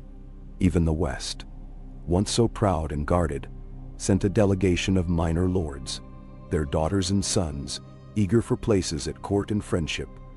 With the new order, Margaery took delight in planning the spring tourney, inviting every house in the realm. She and Sansa debated the list: archery and riding, games for the children, a feast to cap the revels. Gendry agreed to oversee the melee. Garland arranged for singers and jugglers, and Willem Lannister volunteered to sponsor a race of new ships in the harbor. With the Festival of New Growth came the first true test of spring. A small fire broke out in the fish market, threatening to spread along the crowded wharf. City guards, trained over the winter, formed a living chain. Buckets passed hand to hand. Children and elders shepherded from danger, the flames beaten down before they could leap from stall to stall. No homes were lost, no lives taken. Sansa stood with the guards afterward, her hands soot-stained, voice rough. She praised their courage, honored their vigilance. Margaery brought fresh bread and casks of cider to the square, inviting every family to sit and share a meal. The fire became a story of unity, not disaster. That night, beneath a gentle rain, Sansa knelt in the godswood, still and silent, the faces in the weirwood watching her as she whispered thanks for the city's fortune and for the strength to keep it safe. Old challenges, too, found their way back. A shadow from the west, a letter sealed with the Lion of Lannister, a courteous note from Lord Tyrek, requesting a private audience. Sansa received him in the solar, Margaery at her side. The two queens alone with the Lord and his young cousin.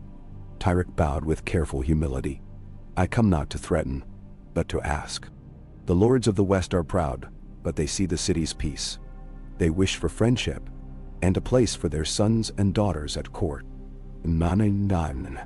Margaery's eyes met Sansa's, and together they agreed. "Let them come. Let them see for themselves. All are welcome here so long as they come in peace." The invitation was sent, and in the weeks that followed, the palace filled with new faces. Bright-eyed girls eager for books and debate, earnest boys who trained with the city guard, Even a few jaded knights who soon learned that the only coin of value in King's Landing was respect, not fear. As spring deepened, the city seemed to grow around them. A living thing, resilient and joyful. Sansa watched as the markets thrived, the streets blossomed, the schools filled. Margaery spent long afternoons in the gardens with the children, reading stories and planting seeds. At council, Gendry and Edmure traded jests as easily as policy, and Lady Muriel wrote songs about peace and second chances. In the evenings, Sansa and Margaery returned to the high balcony, wine and bread and cheese between them, their voices soft as they planned what was to come. Some nights, they spoke only of the present, the way the light gilded the rooftops, the scent of lilac drifting up from the gardens, the laughter echoing from the city below. "You know," Margaery said one evening, her eyes shining, "if I were to dream this life, I would not change a single thing." Sansa kissed her, slow and sure, the promise of tomorrow shimmering between them. At the season's height, the great tourney began. Tents and banners crowded the fields beyond the city walls, every house in Westeros represented. Northmen and Reach Lords, Dornish riders and Riverland knights, all gathered together under a sky alive with color. The city's folk thronged the stands, watching games and races, feasting on roast and sweetmeats, cheering as one. Sansa awarded the victor's crown, woven from white roses and green willow, to a young knight who promptly gifted it to a girl in the crowd. Margaery crowned the children's games, laughing as the smallest vied for the last honey cake. Gendry lifted Edmure's daughter onto his shoulders to watch the archery. Sweet Robin presided over a puppet play, his voice carrying through the laughter. On the last night, as lanterns drifted on the river and music echoed from the halls, Sansa and Margaery stood hand in hand, watching the city pulse with life. "This is the realm we dreamed," Sansa said softly. Margaery smiled. "And the realm we will defend. Together always." Nittersi. Beneath the stars, with the city alive and shining, the promise held, fragile and fierce. A peace built on love and courage, a future bright enough to outlast any shadow. The wolf and the rose, bound not only by crown or duty, but by the hope they'd sown in every heart, watched over Westeros, queens of their own making, authors of an age of joy. Koi Ka. The moon hung swollen and golden over the city, casting its light on slate roofs and silvered river, painting every narrow street and domed tower in a dreamy hush. King's Landing in the full flush of spring was a place transformed, the old filth and fear washed away by rain and hope and 1,000 small labors. Gardens ran wild with narcissus and rose. The market stalls gleamed with early strawberries, honeycombs, wheels of white cheese. At night, the music of flutes and fiddles rose from the squares, and laughter echoed down every alley. Sansa found herself unable to sleep.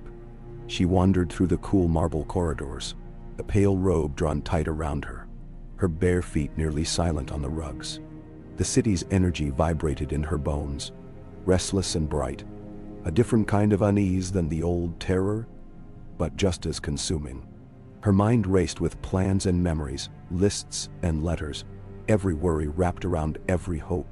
She made her way to the Royal Solar, where Margaery sat cross-legged on the window seat, the city's lights scattered behind her like a field of stars. Margaery looked up, her hair falling loose around her shoulders, a smile blooming as naturally as breath. "Couldn't sleep?" "Not for days, it seems," Sansa replied, sliding beside her. "I keep waiting for the shadow, but all I see is light, and I'm afraid to trust it." "Dave Shomawar." Margaery took her hand, warm and steady. "It's not wrong to be happy, Sansa. Not after all we've lost." "I know." "Pa." Sansa stared at her fingers. "But the city feels so fragile. As if I blink, and the peace we've made will vanish. I want to hold it tighter, but that only makes it slip away." Margaery kissed her knuckles. "We can't keep it forever, but we can make it last as long as we live. That is enough." They sat in silence, the wind singing through the high windows, the city breathing beneath them. With spring's height came a flood of visitors. Every day, new faces arrived, lords and ladies from distant corners, seeking alliance or favor. merchants with spices and carpets and tales of distant wars. The court became a kaleidoscope of banners and tongues, Dornish orange and gold, Taroshi violet, the wolf and the rose and the trout, and the stag all mingled in the great halls. Sansa learned to read each visitor's mood with a glance, to catch meaning in a pause or a bow. She greeted every guest with warmth, but never yielded her reserve. Margaery moved through the throng like sunlight on water, laughing and listening, her memory sharp, her words honeyed and keen. Together, they shaped the new order. Disputes among the Reachlords and Northmen were handled in council, with Gendry and Edmure as mediators. Willem Lannister and Lady Muriel managed the city's trade, opening the ports to Braavosi and Pentoshi ships, filling the coffers with coin and the streets with wonders. Sweet Robin, more sure of himself now, sponsored a poetry contest for the city's youth, and children crowded the palace steps with verses and songs. At each festival and feast, the queen sat side by side, hands entwined beneath the table, sharing glances, their laughter bright as bells. There were times when Sansa felt the eyes of the city upon her, wondering at the strength of her joy, the boldness of her love. She no longer shrank from it. She carried it like a shield. Word reached the city from the east. Daenerys Targaryen was said to have sailed from Meereen, a fleet of new allies behind her, and rumors of dragons on the wind. Sansa convened her council at once. "We do not know her intent," Sansa said, "but we must be ready. We welcome every envoy, but we guard every gate." Nandandro. Gendry nodded, already dispatching riders to the coast. Edmure offered to send scouts. Willem Lannister assured the council that the city's new ships were swift and armed. Lady Muriel, her voice soft but clear, counseled patience. "The world beyond is always turning. Let it turn. We will meet it, as we have met every storm." That night, Margaery found Sansa in the Godswood, kneeling before the weirwood's pale face. "Are you afraid?" Margaery whispered. Sansa rose, brushing tears from her cheeks. "Yes, but not as I once was. If she comes, we will meet her. Together." Then, the days lengthened, every morning fresh with promise. The city blossomed under their care, 100 small changes taking root. Healers in every ward, market waits inspected by law, orphan girls apprenticed as scribes and healers. Margaery led the planting of kitchen gardens in every district, while Sansa organized a guild of city builders, their skills offered to every house that swore peace. Rumors came and went, a Blackfire claimant stirring in Lys, pirates troubling the narrow sea, old lords in the west muttering discontent. Each time the council met, calm and deliberate. Gendry sent riders, Edmure gathered grain, Lady Muriel smoothed tempers with gifts and wit. Sansa's decrees were firm but fair, her patience a quiet fortress, her presence in the city a reminder that peace was not the absence of danger, but the daily act of facing it. At night, when the palace finally hushed and the world shrank to two voices, Sansa and Margaery allowed themselves to dream of children learning, of gardens blooming, of a realm that would remember them for kindness, not conquest. The great summer festival arrived on a cloudless day. Lanterns floating above the city, riverboats trailing ribbons of blue and silver.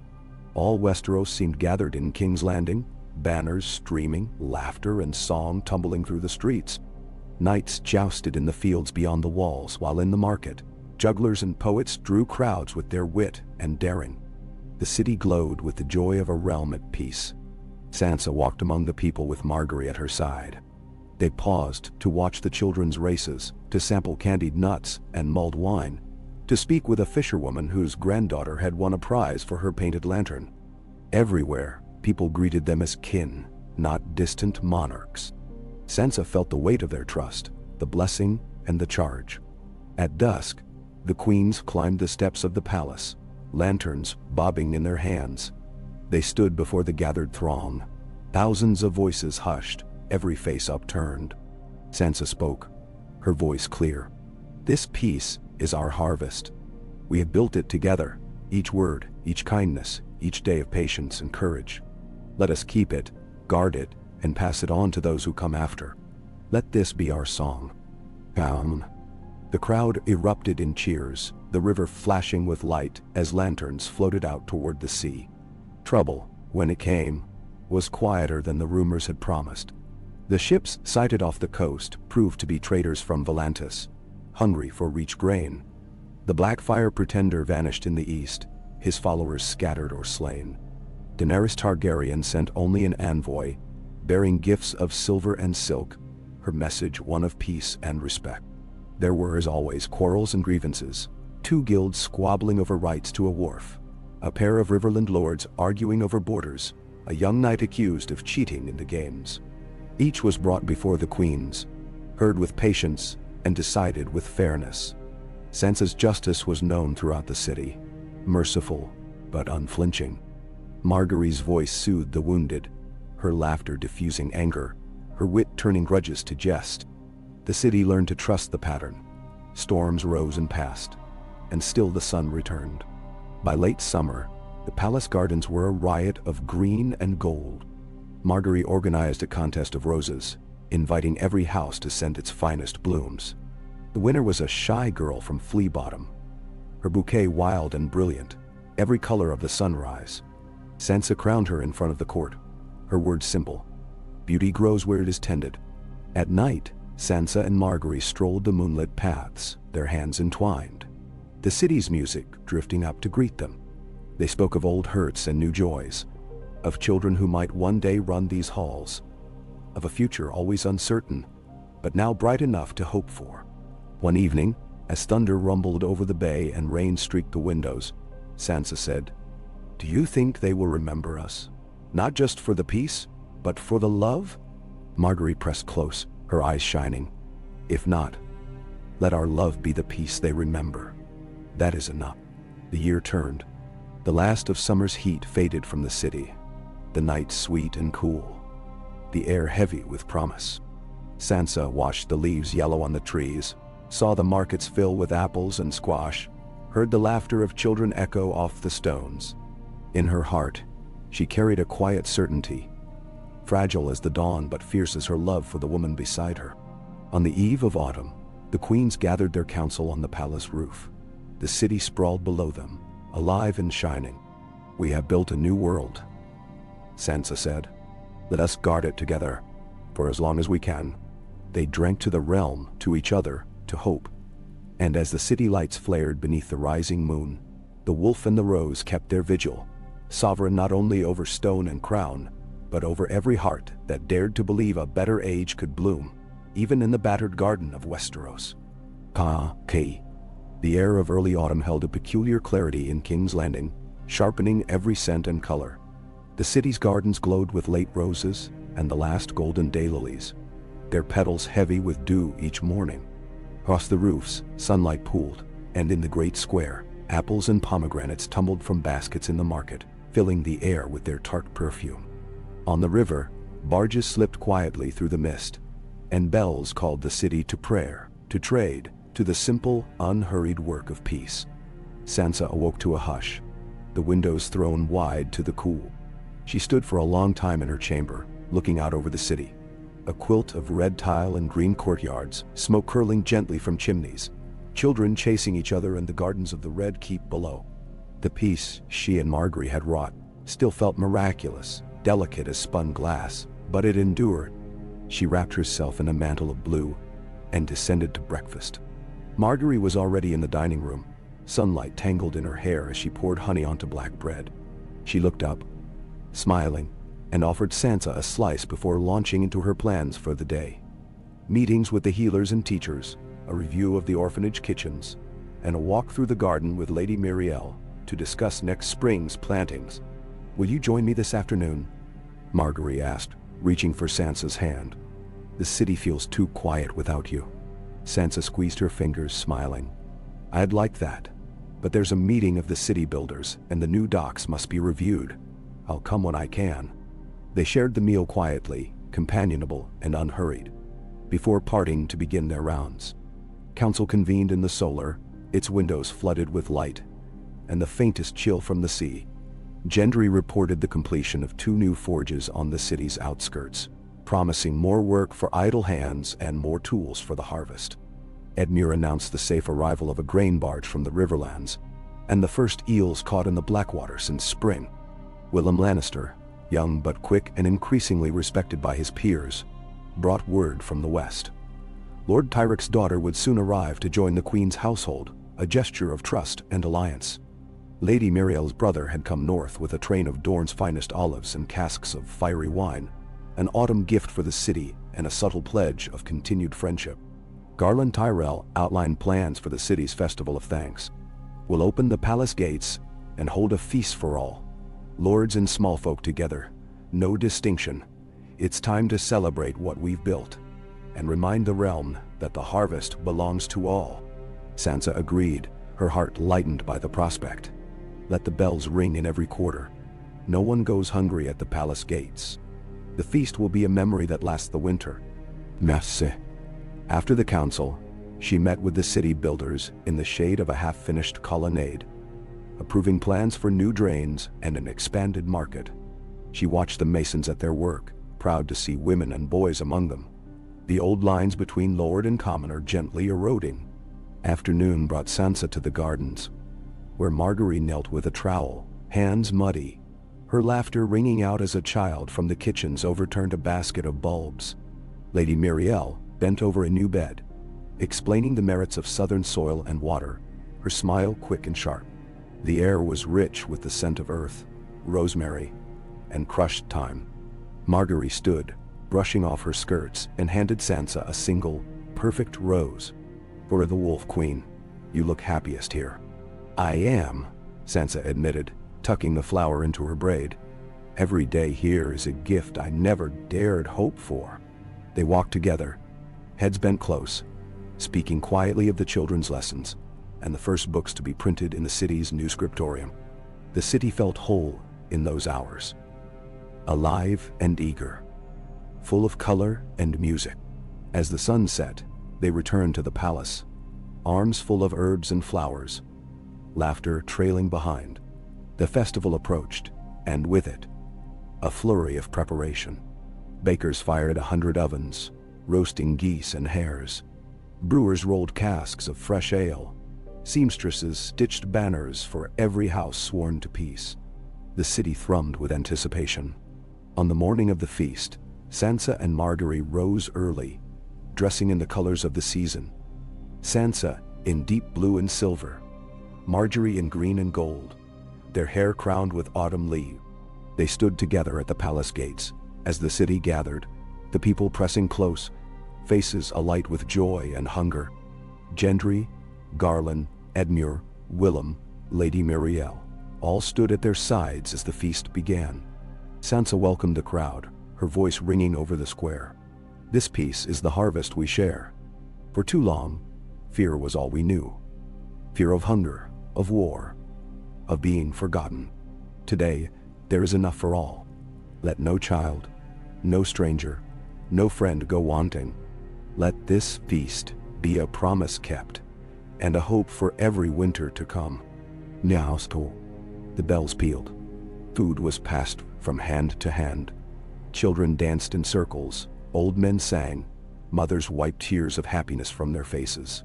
The queens walked among their people, accepting blessings and flowers, offering smiles and stories. Late in the afternoon, a rain shower drove everyone beneath awnings and into the palace halls. But the celebration did not falter. Sansa found herself beside a fireplace, talking with a knot of weavers about the new guild hall, while Margaery led a ring of children in song. The walls rang with voices and warmth. When the rain stopped, the city returned to the square. The evening sky shot through with gold. Lanterns were lit, their glow reflected on the wet stones. Musicians played, lovers danced, and for a time, even the city's oldest sorrows seemed distant. After midnight, when the revelers had gone home and the palace was quiet, Sansa and Margaery sat together in their chamber, feet tucked beneath thick woolen blankets, a tray of honey cakes between them. "Do you remember," Margaery murmured, "the first winter we spent here, when hope felt like a foreign tongue?" Sansa nodded, the memory vivid. "I remember thinking peace was a dream, and that dreams were for children. But you never stopped believing." You gave me something to believe in." Margaery smiled, brushing a curl from Sansa's cheek. "You made this possible." Sansa leaned into her, letting the night and the city and the feast settle around them like a benediction. They sat in easy silence, the kind that comes only to those who have faced hunger and grief and chosen joy. Beyond the window, the city slept, safe in the hands of its queens. As autumn waned, troubles came as they always did, but lessened now, like a familiar ache rather than a wound. The Iron Bank pressed for new trade guarantees. A distant cousin of the Arryns sent a formal challenge to Sweet Robin's rule in the Vale. More bluster than threat. A handful of Western knights caused a stir in the market, but Gendry calmed them with firm words and a strong escort to the city gates. The council met each challenge with unity and resolve. Sansa and Margaery moved as one, listening, judging, offering mercy or firmness as the moment required. The lords and small folk alike learned that their queens were neither to be flattered nor to be feared, but to be trusted. Each new season brought more volunteers to the city's works, more children to its schools, more strangers eager to become neighbors. One cold, bright morning, Sansa received a letter from Jon. The wildlings had traded 100 furs for seed grain, and the first new villages on the gift were thriving. Arya's letter came days later. A single line. "Still wandering, still dreaming of home. Miss you." Sansa read both aloud to Margaery that night, and the two lay together, talking of family, of journeys, of what it meant to find a home, and then to shape it. As the last leaves fell and winter crept closer, the city grew quiet, but never cold. Fires burned in every hearth, and the palace was full of light and laughter. Sansa and Margaery ruled together, their hearts unbowed, their hope a shield for the city. On the eve of the year's turning, they walked the walls beneath a sky full of stars, the river below gleaming silver, the city's lanterns twinkling like jewels. "This is the world we've made," Sansa whispered. "Let it last." "It will," Margaery promised, "as long as we remember why we built it. For each other. For them." Nah. In the hush that followed, the bells of King's Landing sang the year to its close, and the wolf and the rose kept watch, steadfast, undaunted, and beloved, over the realm they had remade together, one harvest, one kindness, one dream at a time. The winter solstice dawned pearl gray, thin light pressing through the frost-rimmed windows of the Red Keep. King's Landing held its breath beneath a hush of snow, the white dust softening every edge, muting even the city's usual riot of bells and voices. The harbor was a forest of masts crusted in ice. Smoke rose from 1,000 chimneys, and in the palace kitchens, ovens blazed from before first light. It was a day for ritual and remembrance, a day to draw close, to mark what had been endured and what had been gained. Sansa woke to the muffled laughter of children running down the corridor outside her chamber, their excitement as bright as the cold. She lay for a moment in the warm tangle of furs, listening to Margaery's even breathing beside her, her heart steady. It was a rare thing, this calm. No war looming, no threat gnawing at the door. For the first time in her life, she did not begin the day with fear. She rose, pausing to watch Margaery sleeping, her hair loose over the pillow, mouth parted in a small, contented smile. Sansa bent to brush a kiss over her brow, then dressed in wool and velvet, her hair braided with a silver ribbon. She slipped from the room and made her way down through quiet halls, every marble floor gleaming, every lantern polished bright for the turning of the year. The palace was transformed. Holly and pine wreathed the doorways, every window hung with lanterns and garlands of berries. The servants wore blue cloaks, pinned with the badge of wolf and rose. In the main hall, the great hearths roared, and the scent of baking bread and roasting venison wove through the air. Tables had been set for every kind of guest, lords and small folk, orphans and city guards, even the healers and maesters, each given a place of honor. Margaery joined her before breakfast, a flush on her cheeks, her gown the deep green of Tyrell. "The children are already plotting," she said, laughing. "They want to build a snow fort in the Godswood and have challenged Gendry and his smiths to a battle." Sansa smiled, linking her arm through Margaery's. "Let them. The godswood could use a bit of noise, now that the crows have grown lazy. They walked together to the kitchens, pausing to speak with every cook and baker, every stable hand and page. Each received a word of thanks, a blessing, a promise that the year ahead would hold more hope than the last. At council, the mood was as bright as the winter day. Gendry brought news of the city's forges, enough stoves and kettles for every poor house, and a promise of more in the new year. Edmure reported from the riverlands. The trout ran thick, the cellars were full, and even the stubbornest vassal had come to the feast. Willem Lannister shared a new letter from the west. His cousin arrived at the gates last night, bringing gifts of furs and wine. Lady Marielle recited a poem of spring, her words lifting the room. There was little talk of trouble, just a hint of snowbound roads and a mild dispute over tariffs with the brave Ossi, easily set aside in the spirit of the day. Sweet Robin had sent a silver bell from the Eyrie, inscribed for the peace of the realm, and a promise to come south in the spring. "Let the day be for celebration," Sansa said. "The world will wait until tomorrow." Garland Tyrell smiled, lifting his cup. "To the wolf and the rose. To the city, to peace." The toast was echoed in every hall, and the laughter that followed was real. The solstice feast began at midday, when the sun crested over the city's walls. Tables groaned with roasted meats, new bread, and platters of sweets. Musicians played, minstrels sang, and a puppet show told the story of the queens who tamed the city's dragons and made a garden of thorns bloom. Sansa and Margaery walked among their people, sharing bread and mulled wine, pausing for every request and story. Children tugged at their hands, eager to show off snowballs and icicles, or to ask after the queen's own childhood winters.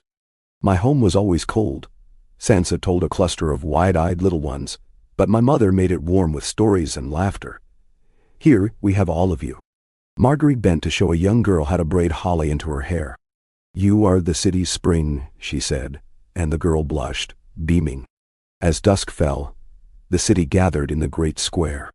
The bells rang out, slow and sweet, and Sansa stood with Margaery atop the palace steps, their cloaks billowing in the breeze. Sansa spoke, her voice carrying to every corner. "Tonight, we mark the longest night, and the hope that light will always return. You are that hope. You have carried this city through shadow to the promise of dawn. Let no one forget it, least of all those who rule." The cheers echoed against the palace walls. Lanterns were lit, hundreds, then thousands, floating up to scatter among the stars. For a moment, the whole city glowed. In the quiet that followed, Sansa found herself on the palace walls, the city below sleeping beneath its quilt of snow. Margaery joined her, cloaked and laughing, cheeks flushed from dancing with the children. "Do you see it?" Margaery whispered. "What we've done?" Sansa nodded. "I see a city that believes in itself again." Margaery turned, pressing a gloved hand to Sansa's cheek. "And you, do you believe?" Sansa met her gaze, heart steady. "Yes, for the first time, I do." They stood together as the lanterns faded, the silence full and gentle. Winter pressed on, but it was a kinder season than any the city remembered. The people drew close, sharing what they had, knowing the worst was behind them. The palace remained open to all. The sick found comfort in the infirmary, the hungry a meal, the lonely a friend. Edmure sent sledges of smoked fish and apples. Gendry smiths crafted toys for the city's orphans.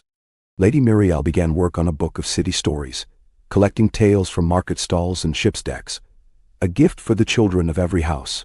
Letters arrived from Jon. Wildlings had taught the north to build greenhouses, and for the first time, snow peas and onions grew beneath the wall. Arya's message was longer than usual. "I have found a kind of home here in the east, but I miss the stories of you both. Tell me if the city still sings. Tell me if the roses still bloom." Sansa replied, "The city sings every day. The roses have never bloomed so fiercely." As the year turned, the city stirred for spring. Margaery planned new gardens in every quarter. Sansa mapped out new laws for the fair treatment of merchants and apprentices. The queens walked the city each week, listening and learning, their presence a quiet assurance. One day, as Sansa passed through the crowded market, an old woman pressed a rough bouquet of crocus into her hand. "You have made us brave, my queen," she whispered. "You have made us family." Sansa kept the flowers on her table until they faded, a reminder that peace, like spring, must be renewed with every sunrise. When the first true warmth came, a golden day that melted the last ice from the Red Keep stones, Sansa and Margaery called the city together in the palace gardens. The children planted daffodils and violets, elders poured cider, lords and commoners broke bread side by side. "Let this be our covenant," Margaery declared, her voice bright as the new sun. "That no one stands alone, that every hand is needed, every heart welcome." Sansa watched the faces before her, so many, so different, but all belonging to this place, to each other. She felt the future in their laughter, their resolve, the simple dignity of their hope. And as the city's bells rang out once more, she knew with certainty that what she and Margaery had forged would endure, not as legend, but as life. The Wolf and the Rose, a promise sown in hardship and grown in love, watched over the realm they'd remade, and the city they called home, bright, brave, and forever theirs. The spring that followed the gentle winter seemed brighter, sharper, more alive than any Sansa Stark had ever known.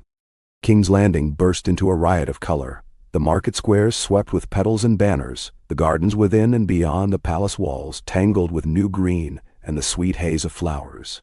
Every alleyway and avenue rang with laughter, the shrill delight of children, the raucous calls of merchants, and, beneath it all, the steadier, deeper hum of a city at peace with itself. Dawn light spilled through the high windows of the royal solar, waking Sansa before the bells. She lay for a moment in the quiet, listening to the murmur of the city beyond the walls. The distant clang of a blacksmith's hammer, the first song of sparrows in the palace fig trees. Margaery slept curled close, a soft smile touching her lips. Sansa watched the rise and fall of her breath, the sunlight on her hair, the easy way she seemed to belong here, in this place and time. The world had become so full. Letters arrived every morning from every corner of the realm.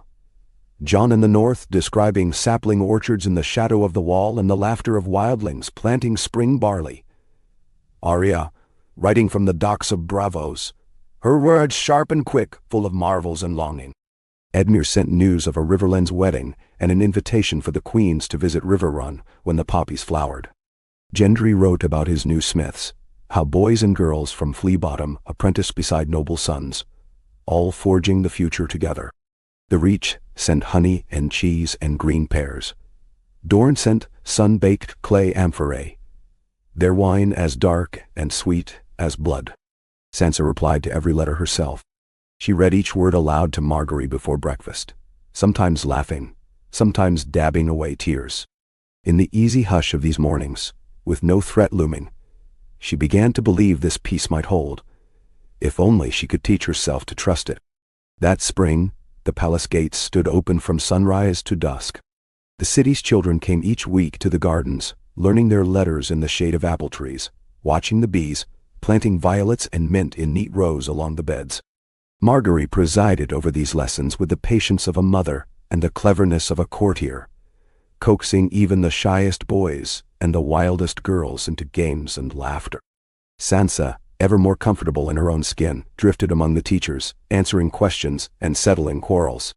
She listened to the children's recitations, praising every stammering effort. When a quiet girl from the gutters recited the Lay of Nymeria, Sansa knelt before her, pressing a silver coin into her palm and promising the tale would be written down in the city's first book of stories. Even the city's lords and ladies were changed by the spring. Gendry and Edmure organized a contest of strength and skill for the city guard and small folk. Sweet Robin presided over a riddle competition that drew contestants from the alleys of King's Landing and the hills of the Vale. Willem Lannister helped a young cobbler repair shoes for the orphanage children, while Lady Marielle painted the story of the wolf and the rose on a great panel in the palace square, watched by a crowd of old men who wept to see the city's pain and triumph immortalized.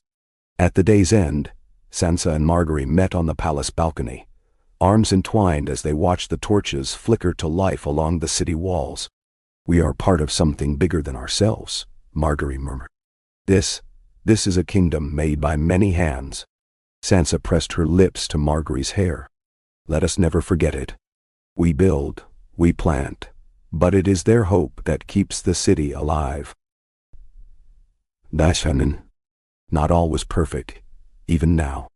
Ships from Les and Volantis brought rumors of distant wars, of dragon banners unfurled across the narrow sea, of new sellsword companies seeking coin and glory.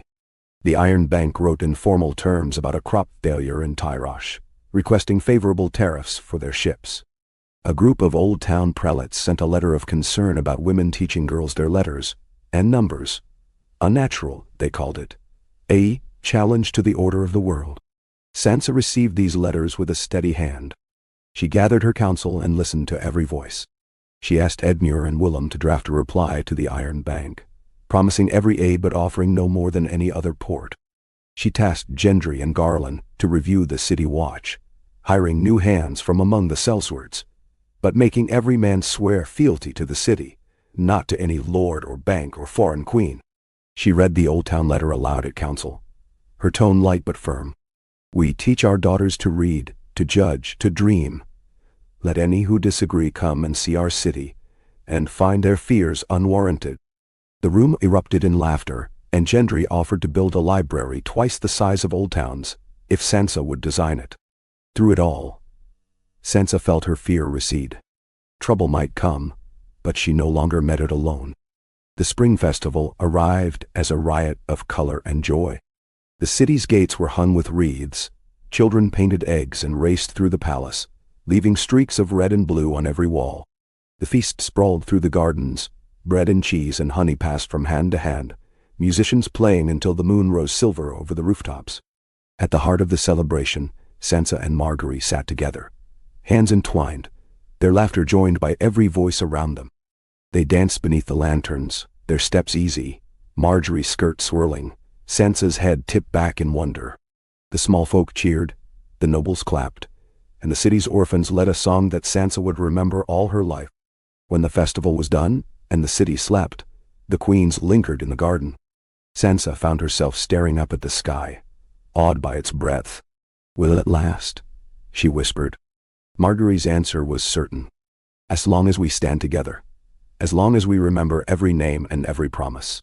Summer crept in, bringing heat and thunder, and the city's rhythm changed. Work began at dawn. By midday the streets shimmered with light, and the air tasted of fruit and sweat. Margaery worked in the shade, organizing food for the poor and water for every district. Sansa met daily with the city builders, their plans for new wells and shaded walks taking shape along the southern walls. One afternoon, a delegation from Braavos arrived, seeking audience. Their leader, a shrewd woman named Sarala, bowed to the queens and presented a casket of spice and coin. We offer alliance, protection, trade, the wisdom of our banks. In return, we ask only the chance to open a school in your city. We wish to teach our tongue and numbers to your children. Demu. Sansa considered, exchanging a glance with Margaery. You may build your school, but our children will learn from all the world, not from Braavos alone. Sarala smiled, accepting the bargain. Later, as they walked the palace, Margaery squeezed Sansa's hand. You see what you've done. Even the bravest merchants bow to our city's hope. Trouble came, as always, but the city faced it with new resolve. A fire broke out in the western market. The watch formed a line from river to square, and the flames were quenched with little loss. Two bands of sellswords quarreled in a tavern. Sansa herself went to judge them, hearing each story and sending them back to their captains with a warning and a promise. The city's peace was not to be bought or broken. In the palace, Margaery received word that her grandmother was ailing, and for a week she mourned in private, Sansa at her side, the city's women bringing flowers and prayers to the gates. The Tyrell banners hung at half-mast, and the bells tolled for a day and a night. But when Margaery emerged again, her eyes bright and fierce, the people cheered. Grief will not break us, Sansa declared at council, nor change what we have built. Our sorrow is part of our strength. We remember and we endure. As the season turned, the city was reborn again. Sansa walked through the markets and gardens, greeting old men and children, learning each name, blessing every marriage and birth. She listened to the city's stories and made them part of her own. In the evenings, she and Margaery climbed the palace walls, watching the last light fade from the stones. On the eve of summer's height, the queens held a feast for the city, musicians playing, banners waving, children carrying flowers through every street. Sansa stood before the crowd, her voice ringing out. Every season is a gift. Every sorrow, a lesson. Every joy, a promise kept. Let us keep our covenant. Let us remember what we have survived, and what we can make if we remain together. The crowd answered with cheers and laughter, the bells pealing late into the night. In that moment, beneath a sky full of stars, Sansa knew. The city's heart beat with hers. Whatever storms might come, whatever darkness lingered beyond the walls, the peace she and Margaery had forged was not a fragile dream, but a living thing, rooted in courage, nourished by love, ready for whatever the world might bring. The wolf and the rose, bound by hope and memory, watched over a city transformed, a kingdom not just endured, but chosen every day anew. Ka. Summer's height poured molten gold over King's Landing, the air thick with the scent of jasmine and baking bread, the stones of the city shimmering with heat. In the mornings, mist curled from the river, and the palace gardens steamed, dew beating on every rose and narcissus before vanishing in the first hard light. By midday, the squares were thronged with merchants and singers, the stalls laden with cherries, spiced honey, eels, and furs from the north, and the low, steady rumble of peace shaped every hour. Sansa woke with the dawn, Margaery's arm flung over her waist, their cheeks pressed together in sleep. For a moment, Sansa let herself lie perfectly still, feeling the rise and fall of Margaery's breathing, the faint, distant song of a thrush on the palace wall. Her heart beat in tune with the hush of a city that, for the first time in generations, did not tremble with dread. She slipped from the bed, drawing a shift over her shoulders, padding barefoot across cool tile to the window. King's Landing unfurled beneath her, banners streaming, bell towers glinting, the faintest breeze trailing the smell of salt and baked stone. The world she'd shaped with Margaery was still miraculous, its peace no longer a miracle or a brittle dream, but a thing as natural as sunlight or the turning of the tide. Margaery joined her, soft and warm, hair tumbling loose down her back.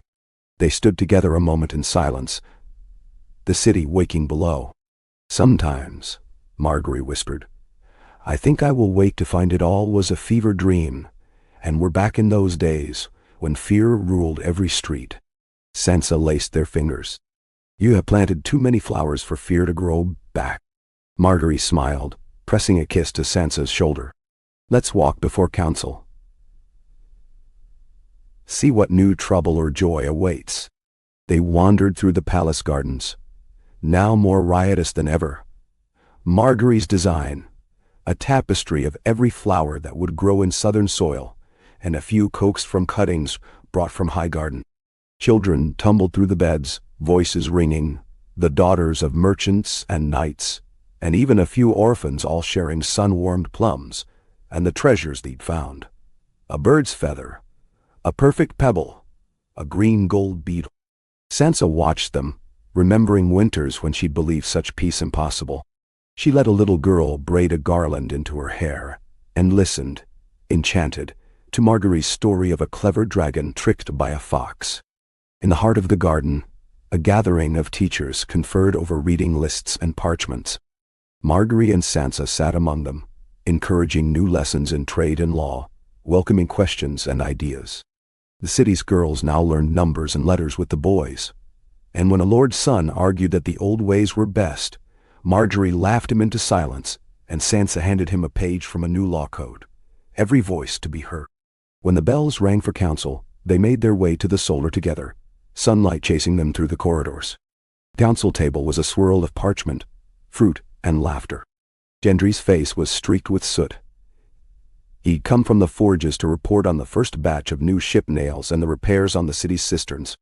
Edmure Tully, pink from the heat, brought news of a bumper crop along the Red Fork, and a suggestion for a citywide fair come autumn.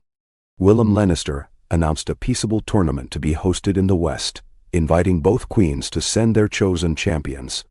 Lady Marielle described a new plan for shade trees on every avenue, hoping to cool the streets and beautify the city's poorest wards. Sweet Robin, ever more at ease, had sent a cage of mountain birds as a gift for the orphan's garden. Messengers from Dorne and the Reach, clustered at the edge of the room, brought wine, song, and the promise of visiting nobles for the summer festivals. Margaery listened with bright eyes, interjecting questions, urging everyone to look beyond their borders. If peace is to last, let us bind ourselves to the world as well as to each other. Sansa led the council through its business, swift but never hurried. The Braavosi school prospered. Disputes over dock tariffs were settled with compromise and a promise of shared feasts. Even the matter of new coinage was agreed, Willem Lannister's suggestion for a coin bearing both the wolf and the rose winning the room's approval. Only at the end did Sansa raise a quieter issue, a letter from Old Town, the High Septon expressing anxiety over the city's growing independence, and a rumor of new unrest in the Stepstones. "We will answer the Septon with courtesy and firmness," Sansa said. "And the Stepstones are always restless. Let the navy be ready, but let us send a merchant ship as well as a warship. Sometimes a gift of grain does more than any blade." Council ended in good cheer, and as the room emptied, Sansa and Margaery lingered to discuss invitations. River Run, the new tourney, an autumn fair for all the realm. In the heat of afternoon, the palace quieted. Sansa retreated to the scriptorium, where scribes copied the city's new laws and recorded the histories and stories of common folk, tales of bakers and masons, midwives and minstrels, the city's laughter and losses. She penned a letter to Arya, describing the fair, the new coins, the children's garden, and a promise that the city would welcome her home with open arms whenever she chose to return. She read John's latest message aloud to Margaery that night. The North's apple orchards were thick with bees, wildlings had sent him a bolt of northern wool, and the first snowdrops were already blooming in the shade of the old godswood. John sent his love to both queens and a warning. Peace is a garden, but weeds always wait at the edge. Trouble came, in its way, as the moon waxed full. A fire broke out in a warehouse on the Blackwater, flames licking the sky. The city watch responded in force, forming chains from river to gate, the small folk joining in, even a few merchants risking their stores to save their neighbors. Gendry rode with the watch, and by morning the flames were out. Only 2 shops lost, no lives. Sansa and Margaery walked the ruins the next day, distributing coin and comforting the frightened. Sansa promised the builders would return the shops better than before. Margaery promised new seeds for gardens lost to ash. The city rallied, neighbors sharing what they had, bakers sending bread, weavers offering spare cloth. One old man clasped Sansa's hand and said, "Once, the city feared the dark. Now we meet it together." The next week brought envoys from the east, Lysine silk merchants and a somber man from the Iron Bank, all eager to bargain. Margaery dazzled the merchants with her wit and her grasp of their tongue. Sansa hammered out fair terms with the Braavosi. Enough coin for the city's needs, but no foothold given away. Lady Marielle hosted a poetry contest in the palace gardens. Sweet Robin took the children to see the falcons at the city's highest tower. Edmure organized a boat race on the Blackwater, laughter and cheers rising as children and lords alike tried their hands at the oars. The city pulsed with life, and through every gathering, every festival, every crisis, Sansa and Margaery were there, together, visible and unafraid. On the hottest night of the year, the palace windows thrown open to catch any scrap of breeze, Sansa and Margaery lay tangled together, limbs cool and damp, a plate of cherries between them. Sansa whispered, "Do you think they know what we have done, that it is possible for a kingdom to heal?"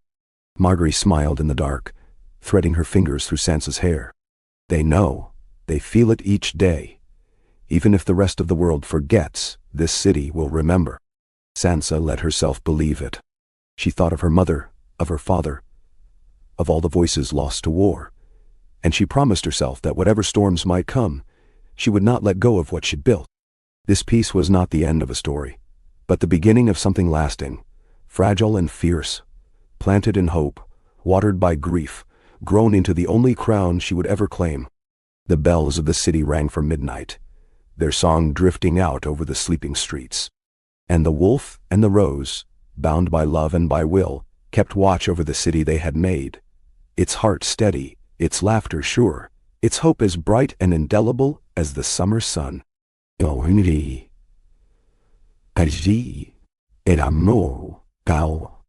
The summer ran on, relentless and rich, as if the world itself was determined to squeeze every drop of sweetness from the long golden days. King's Landing bloomed beneath its banners, streets swept with flower petals and dust, fountains chattering in the squares, children darting between stalls where pomegranates and figs and pears were piled in pyramids. The city had become a living festival, each day more vivid than the last, the peace held in every smiling glance and easy laugh. Sansa moved through her world as both architect and witness, her hand in every new law, her ear open to every rumor and hope. She walked the avenues with no guards but the children who trailed her, skipping and arguing, clutching baskets of lemons or kittens found beneath the docks. She spent her mornings with the city's guilds, listening as cobblers and carpenters debated prices and apprenticeships, always choosing words that left no bitterness behind. By afternoon she met with the scribes and healers, checking on the city's new schools and the growing infirmary near the river. At every turn she saw the subtle daily work of renewal, the once scorned gutters running clear, the orphans with ink on their fingers and laughter on their lips, the old men who no longer muttered fearfully about new queens, but instead boasted of the market's bounty and the cleverness of their grandchildren. Even the Septus, once so wary, now greeted her with warm nods, their prayers spoken for mercy and plenty rather than safety from violence. In the palace, Margaery presided over her own domains. She held councils in the garden, teaching small folk and lords' daughters alike to tell the difference between verbena and nightshade, to weave a garland or mend a torn hem. Her laughter drifted up through the windows, and it was said the roses in the palace bloomed longer and brighter when the queen's voice sang among them. They ruled as one, and the city had learned it. Each meeting of council, each feast, each judgment from the steps of the throne, Sansa and Margaery sat side by side, hands often touching beneath the table, their glances a silent language. There was no longer any talk of rival courts, or northern coldness, or reach ambition. Now, the city called them the heart and the hope, the wolf who had endured, the rose who had believed. The festival of midsummer came with blazing sun and the sweet pulpy smell of overripe fruit. For a week, every evening was marked with lanterns and laughter, children's races in the square, minstrels competing for silver coins, even a mock battle between city guards and gold-cloaked children, refereed by Gendry and Edmure, whose laughter boomed over the rooftop. Food and drink poured from the palace doors, honeyed cakes and chilled wine, grilled trout from the river, and little tarts shaped like deerwolves and roses. Sansa opened the festival with a speech from the palace steps. Her voice was clear as water, her words simple. This peace is not a gift given from above. It is your work, your courage, your hope. Let us keep it as we would keep a garden, together, every day, with patience and joy.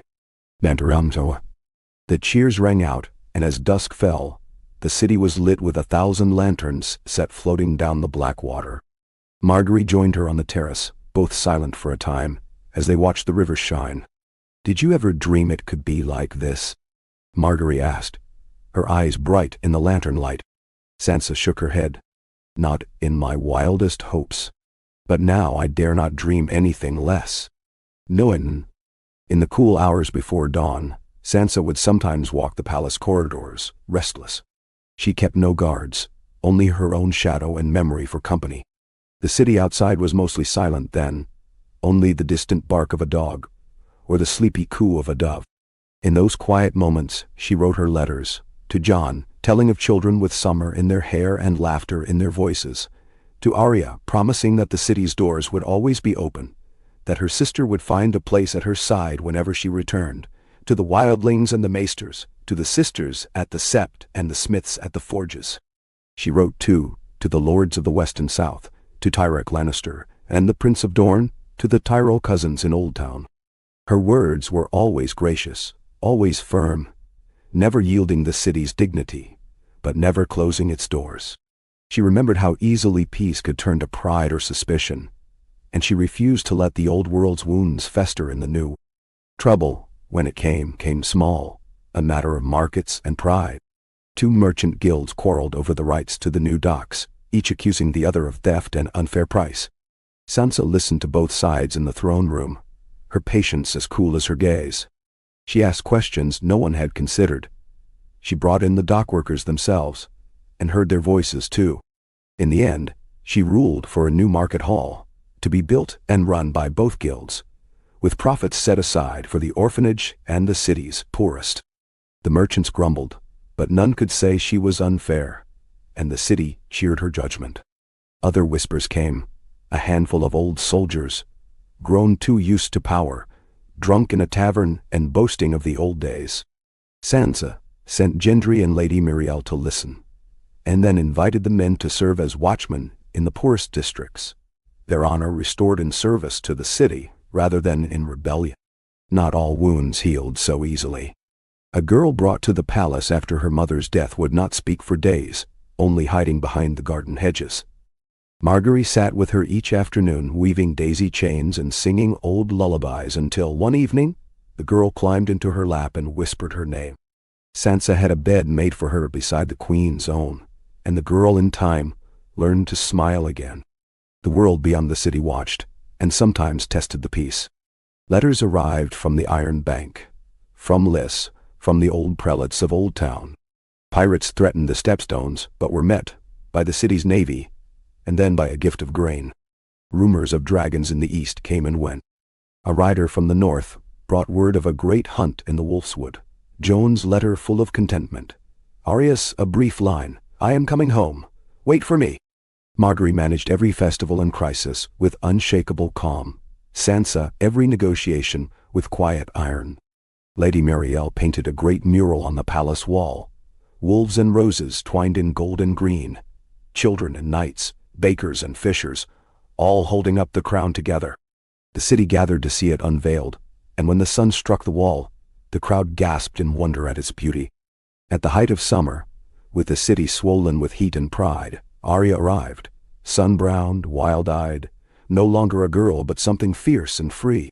Sansa met her at the city gate, tears on her cheeks, laughter in her voice as Arya swept her into a bone-crushing embrace. "I'm home at last," Arya said, her voice rough with emotion. "You always were," Sansa whispered.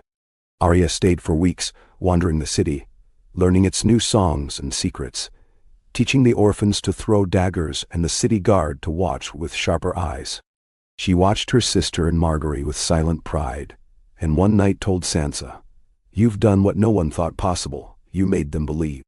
Sansa pressed her head to Arya's, heart full to bursting. In the days that followed, the city seemed to glow with new hope. Gendry married a merchant's daughter in the palace gardens, the whole council in attendance. The children's choirs sang at every festival. The orphan girl who had lost her mother became a student in the city's school, her laughter now the brightest in the halls. Each night, Sansa and Margaery walked the palace walls, the moon painting silver on the stones. They spoke of the future, of new roads and rivers, of the children who might rule after them, of the garden they had made from pain and promise. One night, as the wind turned cool, and the first leaf drifted down from the tallest willow, Sansa turned to Margaery and said, "We built this together. Whatever comes, it will endure." Margaery's eyes shone in the darkness. "As long as there are hearts willing to hope and hands ready to heal, it will never die." And so, beneath a sky full of stars, with the city sleeping safe and strong below, the wolf and the rose kept their vigil, a promise to the realm and to each other that peace, once made, could be made again and again and again.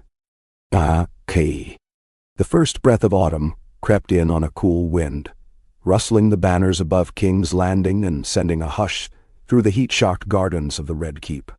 The air tasted of salt and ripe apples, and the late sunlight turned every window and marble step to gold. Sansa watched the city shift beneath her window, its tempo slowing, the frenzy of harvest giving way to quieter joys. Mothers shelling beans on stoops, boys hurling walnuts at crows, lovers strolling hand in hand in the markets as dusk crept earlier each day. It was a season of fullness and afterglow, of work completed and reward shared. Sansa felt it in the steadiness of the council, the laughter in the halls, the easy rhythm that marked her life now. She moved through each morning with a gentle certainty, her arm linked through Margaery's as they walked the gardens, speaking softly of new seeds to be planted, of winter stores, of children ready for their next lessons. On one such morning she stood beside the window as a servant braided her hair. Margaery was out among the apple trees with a dozen children, teaching them to judge fruit by scent and heft. Sansa watched her move, sunlight catching the gold in her hair, her laughter carrying through the glass, a sound as steady and sure as the tides. A knock sounded at the door, and Gendry entered, boots muddy, sleeves rolled above his elbows. He bowed with his usual awkward grace. "Your Grace, the northern traders arrived last night. They brought a wagon of furs and 3 barrels of smoked river trout for the city." Sansa smiled, rising. "Show them to the kitchens, Gendry. Have them fed and given a bath, and tell them I will greet them myself before the evening's meal." He nodded, grinning, and Sansa followed him down the steps, the day stretching before her full of promise. In the council chamber, the talk was lively and warm. Edmure recounted a Riverlands harvest so bountiful, the villages were stringing garlands of barley and hops above every door. Willem Lannister had just returned from the west with news of peace and a gift of golden apples. Lady Muriel described a new play to be performed in the city square, the story of the wolf and the rose, how 2 women had built peace from ashes and loss. The city's new coinage glinted on the table, the wolf and the rose stamped together, a symbol that drew smiles from even the most stubborn old lords. Sweet Robin, bashful but proud, read a letter from his mother's kin in the Eyrie, full of gossip and gentle boasting. Garland Tyrell passed out invitations for the autumn fair, to be held on the palace lawns, games and feasts, races and riddles, with a final prize for the best-told tale of hope. Margaery entered at last, cheeks flushed from the orchard, hands full of fruit and laughter. She settled beside Sansa and listened, adding her voice to each discussion, offering a word of encouragement, a gentle rebuke when tempers threatened to flare. Afterward, they lingered together in the colonnade, the city spread beneath them. Sansa rested her head on Margaery's shoulder, feeling the slow, sure beat of her heart. "I never thought peace could be so full of life," she murmured. "Every day is new." Margaery's lips brushed her hair. "That's because we do not squander it. We fill it every hour." The autumn fair transformed the palace gardens into a riot of sound and color. Stalls brimmed with pears, roasted chestnuts, honeyed nuts, wheels of sharp white cheese. Jugglers and dancers spun through the crowds, while musicians played on every corner. Sansa and Margaery opened the festivities with a parade of city children, each bearing a banner stitched with stories from their own lives. A ship, a book, a loaf of bread, a wheel of fortune. They led the throng through the avenues, laughter rising, the city itself a living mosaic. Gendry presided over the contests of strength, Edmure at the archery field, Willem Lannister among the storytellers, Lady Muriel dazzling the crowds with a puppet show that had even the most dignified lords in tears of laughter. When dusk fell, the palace steps were transformed into a stage. The Wolf and the Rose was performed by city players, their costumes bright and their voices full of longing and triumph. Sansa and Margaery watched, hand in hand, as the crowd laughed, cheered, wept, and finally rose as one to applaud the new age the 2 queens had made. After the fair, the city's mood settled into a gentle rhythm, the days shorter, the evenings cool and filled with song. Sansa spent her mornings in the schools, listening to the children read and recite, awarding ribbons for cleverness and courage. She sat with the old women who tended the city's gardens, learning the names of every herb and flower. In the afternoons, she met with builders and merchants, working through the city's accounts and making plans for winter.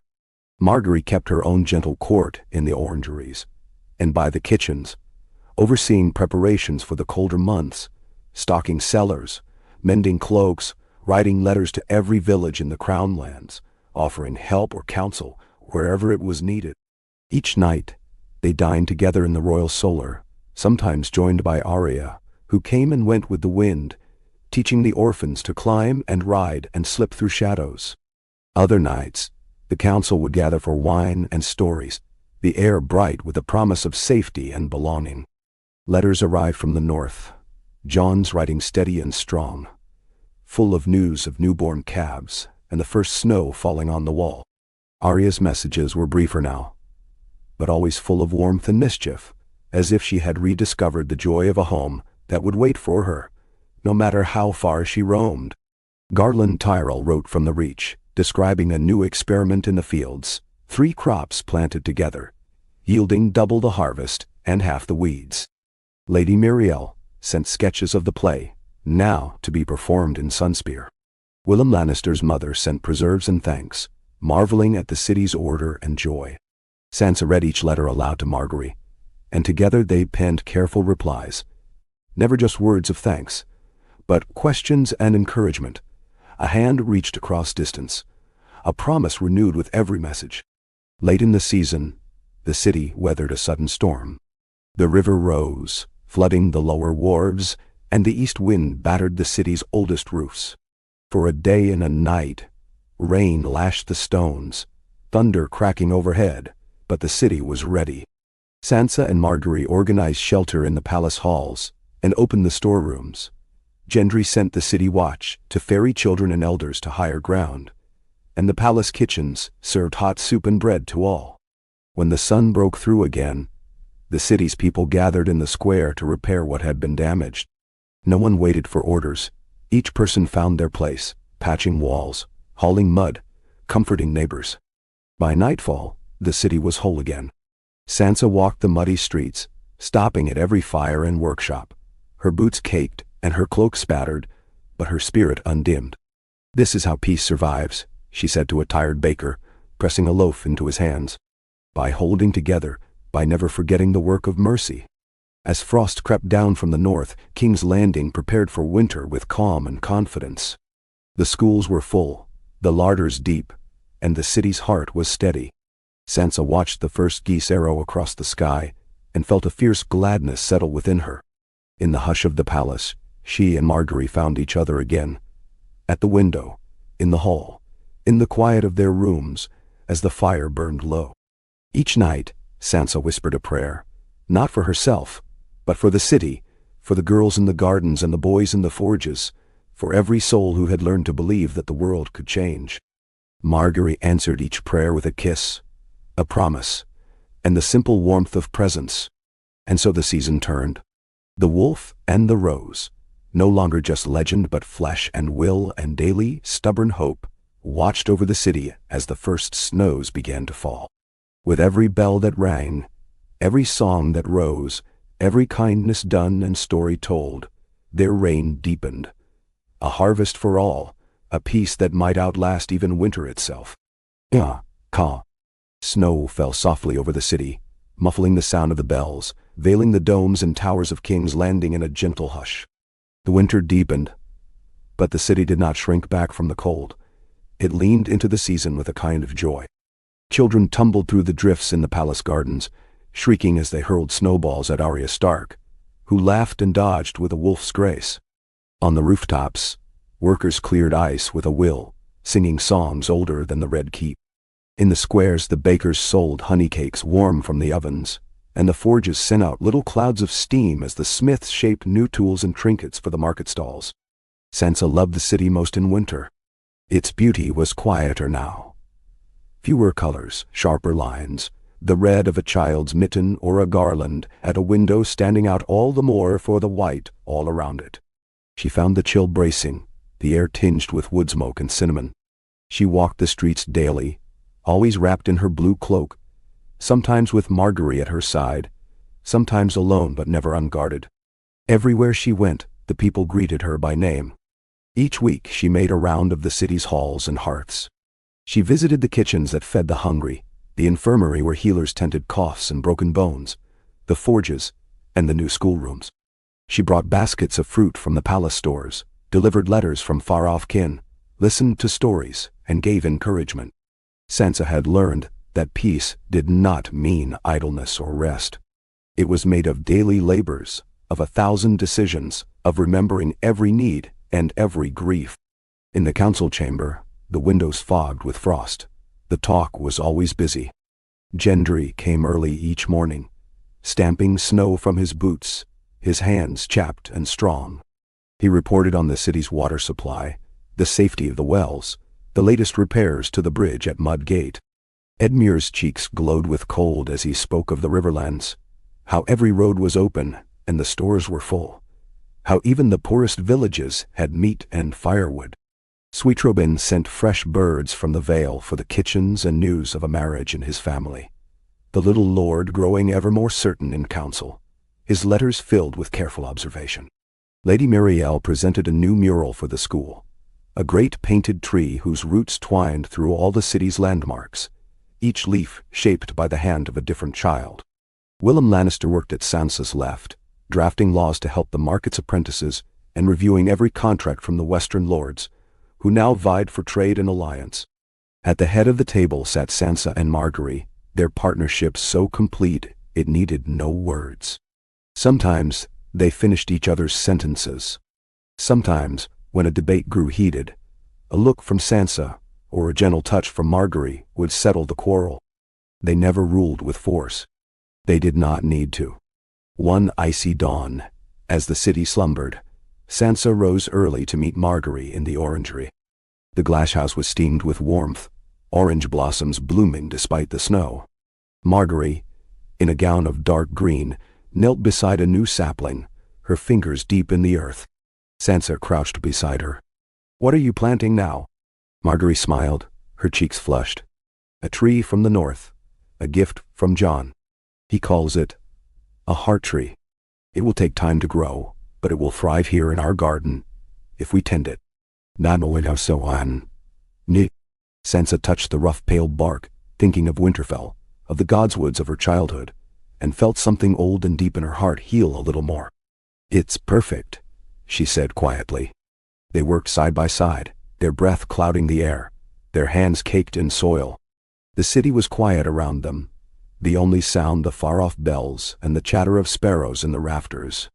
That afternoon, the orphans of the city gathered in the palace for the winter feast. The great hall was hung with garlands and firelight. The children sat at long tables, their faces bright, their voices filling the air with laughter and song. Arya joined the serving girls, slipping sweetmeats onto the plates of the shyest and smallest, winking at Sansa when she caught her eye. Margaery presided over the feast like a goddess of plenty. She led the children in games and riddles, told stories of knights who fought with kindness instead of swords, and gave a prize to every child who could recite a line of poetry or a tale of courage. Sansa watched from the dais, pride swelling in her chest. She rose and spoke to the children, her voice clear and sure. "You are the heart of this city and its future. Let this feast remind you, there is always a place for you here, always warmth and hope." The hall erupted in cheers, and for a moment, it seemed the city itself was singing. After the feast, the night deepened. Sansa wandered the palace, stopping to listen at doorways where counselors and guards told stories to the children, where cooks played dice with scullery maids, where even the sternest maester joined in a round of song. She slipped into the scriptorium, where Lady Muriel and Willem Lannister discussed a new series of books, stories from the city's people, histories told by the small folk as well as the lords. She signed her name to the first book herself, a collection of winter tales to be given to every child in the city. Later, she found Margaery in the royal solar, curled beneath a thick quilt, a book open in her lap. Sansa joined her, and together they read aloud, their voices mingling as the snow fell outside, the fire painting gold on the walls. Trouble was not absent from the winter, but it never threatened to overwhelm. Once, a grain ship from the Reach ran aground, but the city's stores held, and Sansa sent wagons to the dockside families. Once, a band of sellswords passed too close to the river gate, but the city watch turned them away without bloodshed. Once, a fever swept the poorest ward, but the healers and midwives worked night and day, and the sickness passed. In each crisis, the city remembered what it had learned: to help, to listen, to work together. The people were not the same as they had been. Fear no longer ruled them. Sansa saw it in the way the bakers left bread on doorsteps, the way the children ran to fetch water for the old, the way every counselor sought her guidance, not with dread, but with trust. Spring returned at last, a shy, bright thing, sun flickering through the clouds, snow retreating from the gardens, green shoots pushing up through last year's mulch. The city celebrated with a new festival. Children planting flowers along the walls, musicians leading processions from gate to gate, the bells ringing with a hopeful, riotous sound. Sansa and Margaery led the planting in the palace gardens. The heart tree from the north sent out its first tender leaves, pale red against the green. Arya helped the children string garlands between the fruit trees. Edmure brought barrels of new ale and sweet river fish. Lady Muriel staged her newest play in the square, and even the old lords laughed until they wept. That night, Sansa stood on the palace balcony, Margaery's arms around her, watching lanterns drift skyward over the river. She felt the city's peace like a living thing, fragile, luminous, but real, built and rebuilt each day by 1,000 hands, shaped by every kindness, every vow. "We've made something beautiful," she said. Margaery kissed her, the promise as old as spring. "And we will keep it, whatever comes." Now, below them, the city shimmered, safe, beloved, forever changed by the love and courage of two queens, and by the hearts that had chosen to believe in their dream. Go on, ha! The sun broke through the last of the clouds, dazzling on the new green that crept up every wall, and spilled from every garden. King's Landing shrugged off the last of winter's gloom as if from a dream. The city was clean-washed and golden, all the sharper and more splendid for the lean cold months that had come before. The streets filled at dawn with the rumble of carts and the music of vendors calling their wares, a riot of color as cloth merchants unfurled bolts of Reach linen and Dornish silk in the squares. In the palace, the sound of laughter rang out, bright, defiant, as if it too was a kind of victory. Sansa woke to that laughter and to the gentle pressure of Margaery's hand tracing her jaw. For a time, neither spoke. The sun streamed through the windows, the air smelled of violets and new bread, and beneath their furs, the world was only the warmth of skin and breath and love. Sansa turned, brushing her lips to Margaery's cheek. "Is it wrong to want this to last forever?" she whispered. Margaery smiled, her voice husky with sleep. "If it is, then let us be wrong together. The world is full of those who thought hope was foolish, and look what we have made." Sansa laughed, and the sound joined the chorus rising through the city's open windows. With spring's quickening came a surge of new work. Sansa spent her days with the city builders, poring over plans for new bridges and markets, meeting with stonemasons and painters, listening to the complaints and dreams of every quarter. The Guildhall buzzed with talk of a new canal. The fishers lobbied for a safer wharf. The healers wanted more wards for the sick. Sansa listened, offered suggestions, refused nothing without a reason, and made sure every promise given was kept. She made it her business to remember names and faces, an old habit from harder days, but one that won her loyalty where 1,000 gold dragons could not. Margaery moved through the city with her own retinue. She visited the schools, carried baskets of sweets to the orphans, sat beside old women in the gardens, and oversaw the planting of 100 new rosebushes in every yard and courtyard. She held open hours in the palace, listening to the stories of small folk and merchants, always ready with a word of encouragement, always leaving a gift behind, a ribbon, a song, a slip of rosemary for remembrance. Everywhere, the people greeted the queens as kin, not sovereigns. No guard was needed for Sansa in the markets, or for Margaery among the stables.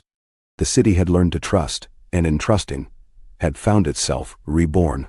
The city council was as lively as the streets. Gendry presided over the city's smiths and forges, his broad hands never idle, even as he offered shrewd advice. Edmure sent crates of river trout and a stack of petitions from the riverlands, the paper smelling faintly of willow and rain. Willem Lannister, now grown more sure and quietly clever, took responsibility for the city's ledgers, his tallies unerringly accurate, his laughter easy. Lady Marielle brought a new play each fortnight, her wit as quick as ever, her plays now so beloved that crowds gathered hours before dusk to claim a seat. Sweet Robin Arryn, tall now and self-possessed, wrote often from the Vale. In his latest letter, he proposed a tournament for the city's young knights, a contest judged not by birth or rank, but by skill, wit, and service. Sansa and Margaery embraced the idea, and soon the palace lawns were alive with the clatter of practiced swords, the laughter of hopeful girls and boys, learning from the city's old sellswords, Arya Stark among them, her wild grin inspiring awe and no little fear. Trouble, when it came, was not the thunder of armies or the shadow of treason, but the slow, steady test of plenty. How to divide the harvest when every field was green. How to manage pride and ambition when every hand found work. How to make the city's newfound unity something more than a passing season. A dispute broke out among the vintners and brewers, each claiming the right to the old cellars beneath the septite. Sansa heard their pleas herself, walking the dark corridors with both sides, tracing the outlines of the city's history in dust and old casks. She ruled that the space would be shared, each guild keeping a share and opening a portion as a shelter for the city's poorest in the cold months. The ruling pleased no one at first, but within a week, laughter and song echoed from the cellars, and the city gained a new refuge as well as a new legend. Another quarrel arose among the scribes. Who should write the next volume of the city's history? Margaery solved it with a contest, each scribe to write a single chapter, the city itself to vote on the best, and the winner to be given the honor. The project drew crowds and gave rise to a festival of stories, songs, and debate, the city's tales told and retold, until even the smallest child knew the story of the wolf and the rose. As spring ripened, Sansa and Margaery made a progress through the Crownlands. They rode out with a train of banners and laughter, stopping at every village, eating bread and cheese with farmers, dancing with bakers' daughters in the twilight, sharing news and hope. They slept in manor houses and humble inns. Always together, always welcomed with songs and garlands and tears. In every place, Sansa spoke of the city's peace, of the laws that kept every voice heard and every hand needed. She listened to grievances, weighed every request, and offered aid where she could. Margaery visited the sick and the aged, left seeds for new gardens, taught the children to weave roses from willow and reeds. By the time they returned to the city, the Queen's Road was lined with wildflowers, the villages awake with pride. In late spring, a letter arrived from Jon. The north was prosperous, the wildlings well settled, and Arya's presence in King's Landing had inspired even the shyest of his bannermen to write their own stories. Arya herself, content to be nowhere and everywhere, rode between the city and the fields, teaching swordplay and listening to the night. Gendry, with Edmure and Lady Marielle, began work on a new canal that would link the river to the city's southern farms, promising faster trade and fresher water. Willem Lannister unveiled the city's first bank, run by a council of merchants and small folk as well as lords, every coin stamped with the entwined sigils of wolf and rose. Margaery planned a new feast, a market day where no gold changed hands, only gifts and goods freely traded. The city embraced it, bartering grain for honey, songs for shoes, and children's drawings for sweetmeats. That night, the city square rang with music and laughter, torches burning late into the night. One evening, as the moon rose above the river, and the palace glowed with candlelight, Sansa and Margaery walked the palace walls. Below, the city's lights flickered, boats bobbing at their moorings, music drifting up from the squares. The air was heavy with the scent of roses, the promise of summer shimmering just beyond the rooftops. Sansa leaned into Margaery's warmth, her heart full. "This is what I never dared to dream," she said. That peace could be more than the end of fear, that it could be the start of joy. Margaery drew her close, pressing her cheek to Sansa's hair. "We will make it last, and when we are gone, they will remember, not just our names, but the feeling we gave them, the courage to hope. Sansa closed her eyes and let herself believe it. And so, beneath the stars, the wolf and the rose watched over a city remade in their image. Not perfect, but enduring, its heart open, its dreams as wide as the sky. Peace held. Hope flowered. And the story that was theirs, and the cities, and the realms, grew richer with every passing day. May. Ow. The summer matured into a season of dazzling, sun-bright days, and velvet nights, thick with the scents of jasmine and honeysuckle. Each morning, King's Landing stirred awake to the clang of bells and the measured music of the city's new order. Peaceful, unhurried, filled with the purpose and contentment of a place that had learned to love itself again. Children rose with the sun, their laughter a counterpoint to the distant songs of fishmongers and the clangor of Gendry's forges. The markets burst with produce, tomatoes and cherries, barley and rye, honey from rooftop hives, every stall a testament to what the city's hands could grow and make. In the Red Keep, Sansa and Margaery woke each day in a tangle of warmth.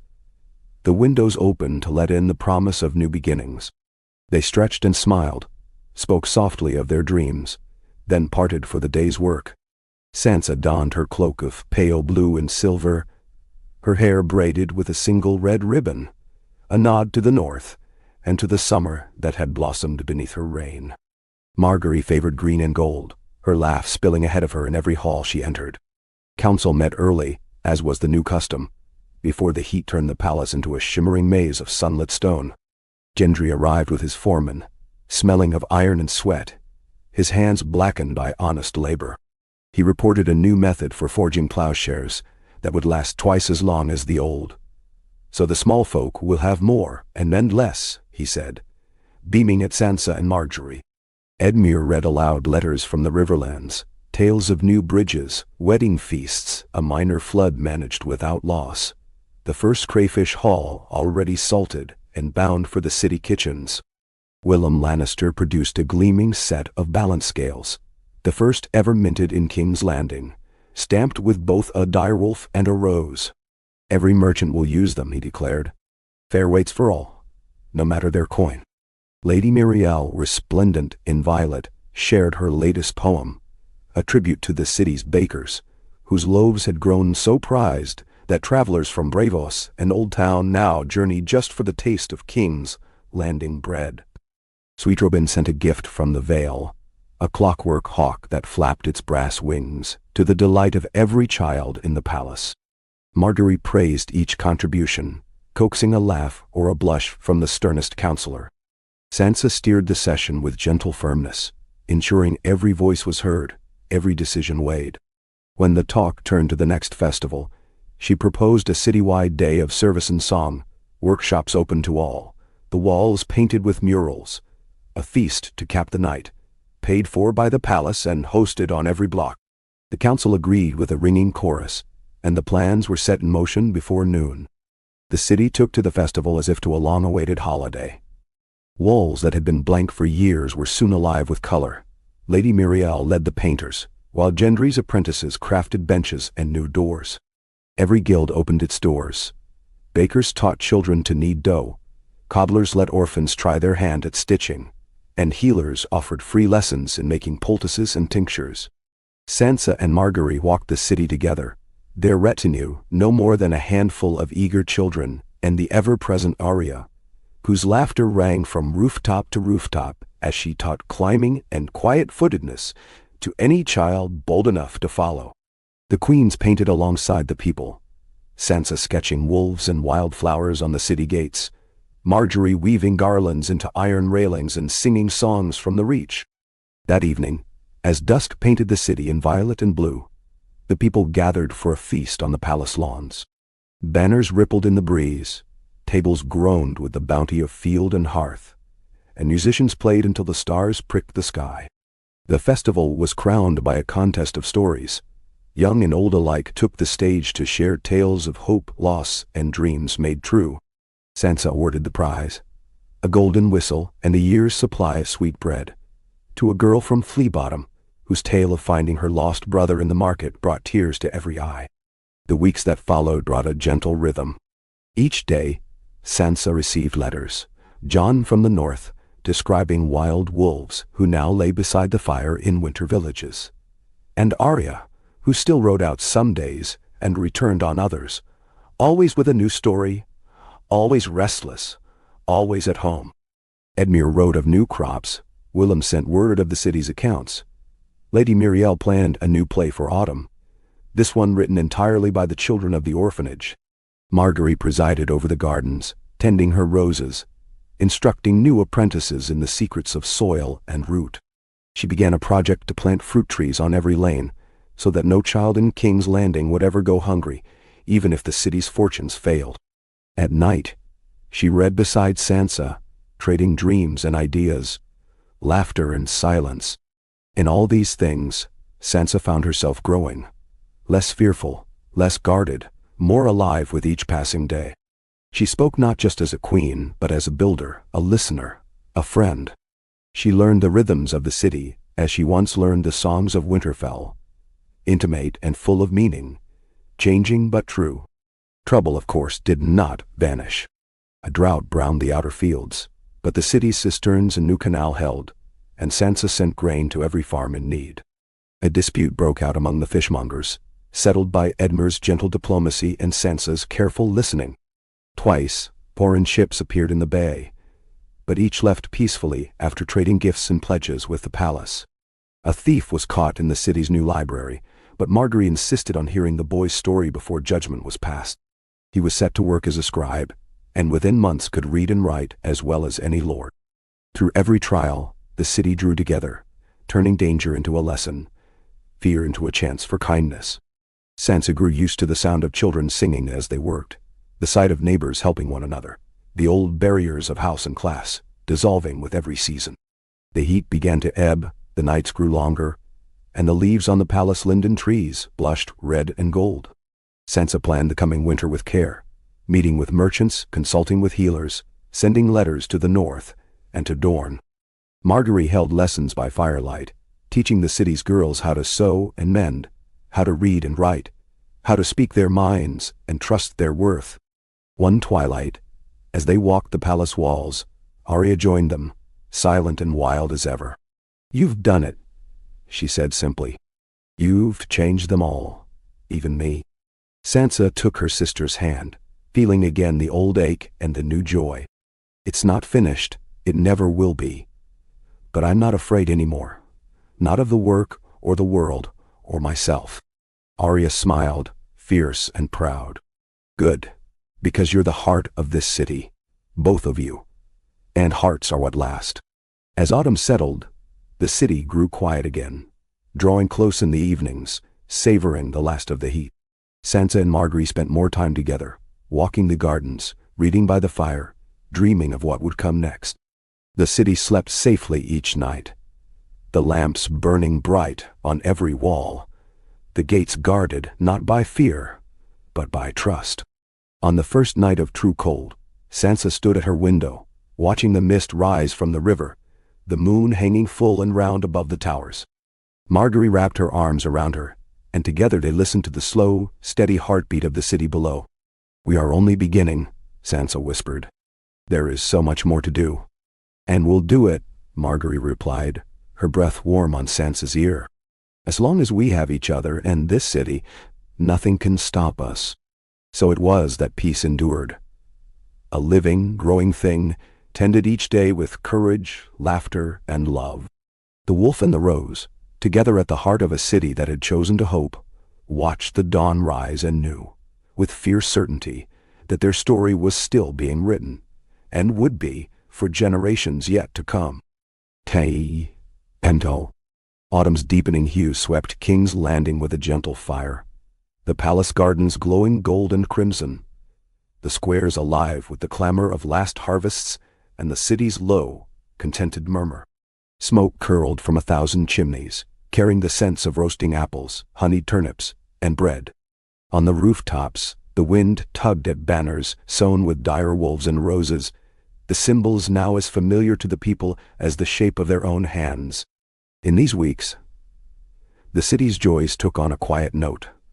There was satisfaction in routine, in work completed, in the warm light that filled every window as dusk fell early. The laughter of summer softened, replaced by the steady rhythm of autumn's plenty. Cider poured in the inns, children's voices raised in harvest songs, the thump of boots as market carts came and went through the main gates. In every district, a sense of belonging ran deeper than the river. Everyone was needed. Everyone had a place. Sansa moved through the city as if she were its breath, her every step greeted by smiles and bowed heads. In the palace, she woke with the first light, slipping from Margaery's side, to pace the stone corridors and greet the dawn from the highest terrace. These moments of solitude were hers alone. A time to reflect, to listen to the city's heart, to remember both the pain that shaped her and the joy she now guarded. By the time the palace began to stir, Sansa was ready, calm and purposeful, her mind already working through the day's tasks. Margaery rose with the sun, hair loose over her shoulders, face bright. She joined Sansa at the terrace for a few quiet breaths before the day began in earnest. They watched the barges push through morning mist on the river, the first market tents going up in the square, the city slowly waking to itself. "Some mornings," Margaery murmured, "I think I've never seen a world so beautiful, not even Highgarden at its best." Sansa's hand found hers. "It's the peace that makes it new. I keep waiting for it to shatter, and every morning it's here again, just as whole." "Now no." Margaery pressed a kiss to her fingers. "Then we keep making it, every day. That's all there is." Autumn brought its share of work. The city's granaries needed counting and restocking, each barrel checked for spoilage, each sack of flour weighed. The first chills brought a wave of colds and sniffles. The healers called for more honey and lemon, while Margaery's garden sent baskets of herbs to every ward. Sansa oversaw the construction of a new hall for apprentices, its walls hung with the tools of every craft, needle and hammer, all in plain, symbols of what work could build. Lady Muriel drafted plans for the city's new theater, a grand space to rival the Mummers' stage in Bravos, the doors to be open to all, lord and small folk alike. Gendry led teams of smiths preparing the city's wagons and wheels for winter. Edmure sent river fish packed in salt. Willem Lannister directed the counting house in gathering loans for smallholders who needed to repair roofs or buy new seed. Sweet Robin's latest letter was full of Vale gossip and poetry, his verses growing in skill, his signature confident. The council chamber buzzed with plans for the winter festival, each member suggesting games, feasts, or contests for the city's children. Arya, wild and wry, suggested a scavenger hunt through the palace, and Sansa could not help but laugh. Even Lady Muriel, so often the voice of order, agreed it would teach the city's children resourcefulness and fill the halls with laughter. At dusk, Sansa and Margaery often walked the city walls, cloaks wrapped tight against the chill, hands entwined. They watched the lamps flicker on in the windows, heard the muffled sound of music and prayer. Each night, Sansa felt her heart grow steadier, the fear of old hurts fading in the hush and safety they had built. One afternoon, a delegation arrived from the Reach. A cousin of Margaery's, her face sunburned, her hands calloused from working her own fields. She brought a wagon piled with pumpkins and barley, as well as a letter from the Lady of Highgarden, praising the peace that had taken root in the capital. "We had our doubts," a cousin said to Sansa, her eyes frank. "But we see it now, in the faces of the people. Even our own folk talk of King's Landing as a place of hope, not just a den of thieves and lords. The stories reach as far as Old Town." Margaery led her cousin through the palace, showing her the schoolrooms and kitchens, the new bank and the orphanage gardens. Sansa walked beside them, answering every question, her pride growing with every step. At dinner that night, the cousin raised a cup in toast. "To queens who remember what it means to hunger and to hope." The whole hall echoed the cheer. With the last of the harvest gathered, the city held its autumn festival, a feast that filled the square, the air sharp with cinnamon and smoke. Lanterns hung from every archway, and Lady Muriel's players danced on the new stage, their songs bright with humor and warmth. Gendry's smiths set up a ring for contests of strength, and Arya led the children through riddles and games, her laughter wild and sweet. Margaery presided over the feast, ensuring every table was full, every child with a place.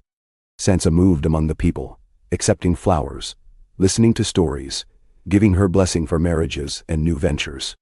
She found herself drawn to a quiet corner where an old woman sat alone, her hands gnarled from years of spinning. "Do you remember the wars?" Sansa asked gently, taking the woman's hand. The woman's eyes shone. "I remember fear. But now I see my granddaughter run free through your gardens. That's what I'll carry with me." Sansa squeezed her hand, the old wounds eased by the peace in the woman's gaze. After the festival, the days shortened, and the work of winter began in earnest. The city streets were swept clean, the drains cleared, the cellars checked. Sansa held meetings with the builders, planning repairs and improvements, always with an ear to the needs of the poorest wards. Margaery made rounds of the gardens, ensuring each house had enough herbs and firewood. The palace was never more alive than in these darkening days. Lessons by the fire, songs in the kitchens, Arya's lessons in the halls, Edmure's fish suppers, Willem's chess games with the apprentices. Letters arrived from the north, Jon's hand steady, his words hopeful.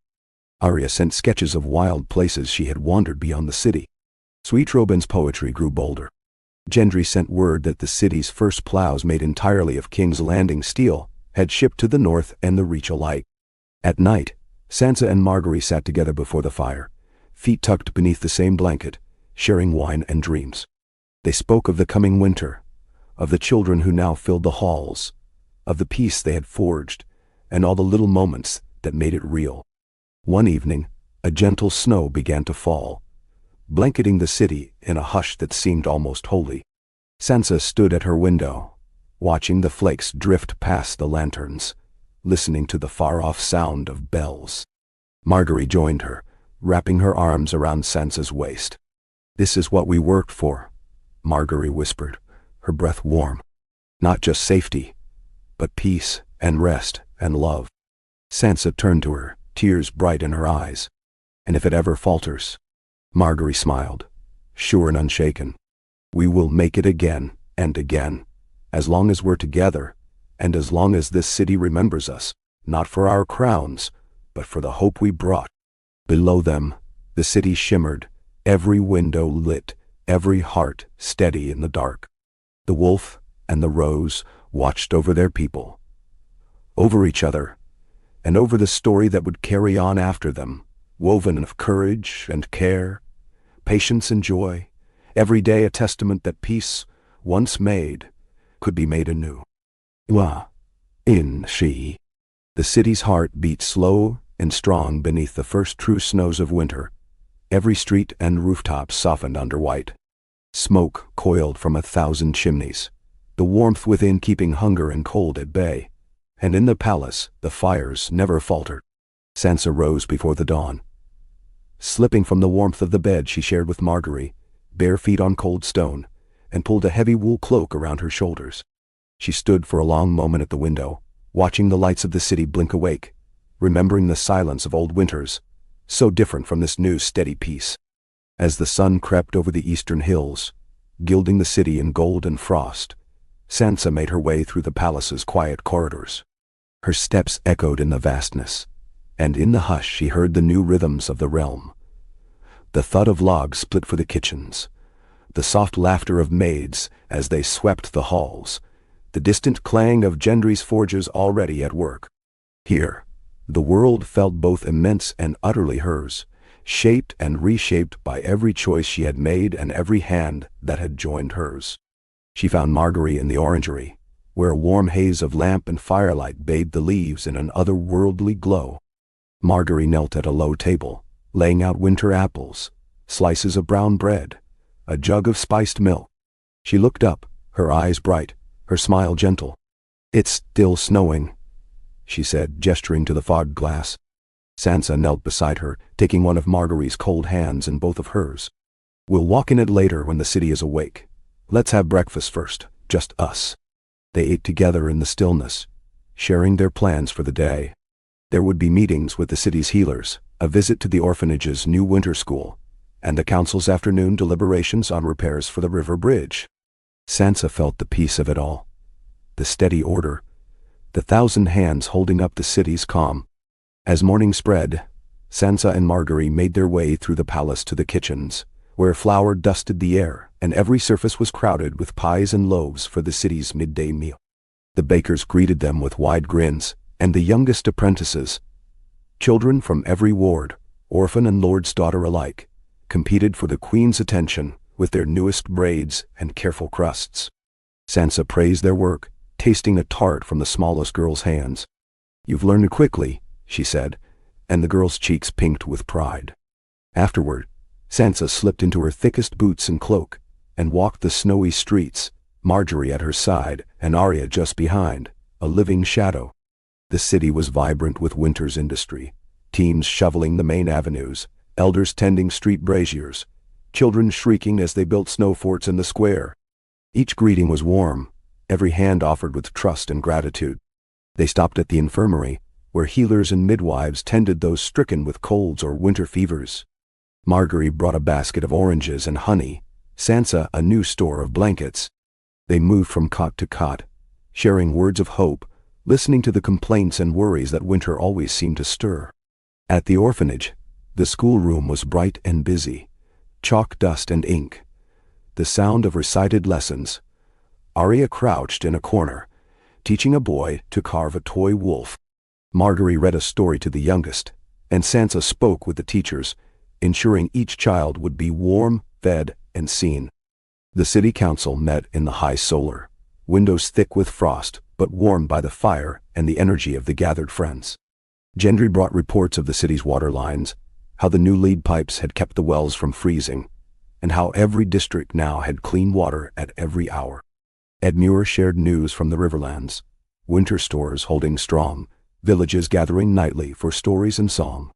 Willem Lannister managed the city's accounts with careful grace, ensuring every penny went where it was most needed. Lady Muriel, bundled in furs, unfurled a great painted cloth, a mural to cover the south wall of the palace, showing the city's seasons, its people, its moments of joy and struggle. Sweet Robin's letter, read aloud by Arya, told of winter in the Vale and plans to bring the orphans north for a visit when the snows softened. The council's work was brisk and cheerful. Repairs for the bridge were approved, as were new lanterns for the poorer ward. The winter festival would go forward as planned, and Lady Muriel's players would stage a new play written by 3 of the city's girls. A first, but not a last. When the council adjourned, Sansa lingered with Margaery at the window, watching the snow swirl and listening to the hum of the city below. "Does it ever trouble you?" Margaery asked softly. "That all this could vanish, if the wrong word is spoken, the wrong hand raised?" Sansa shook her head, firm. "No, B. Because every day we rebuild it. Not just us, but all of them.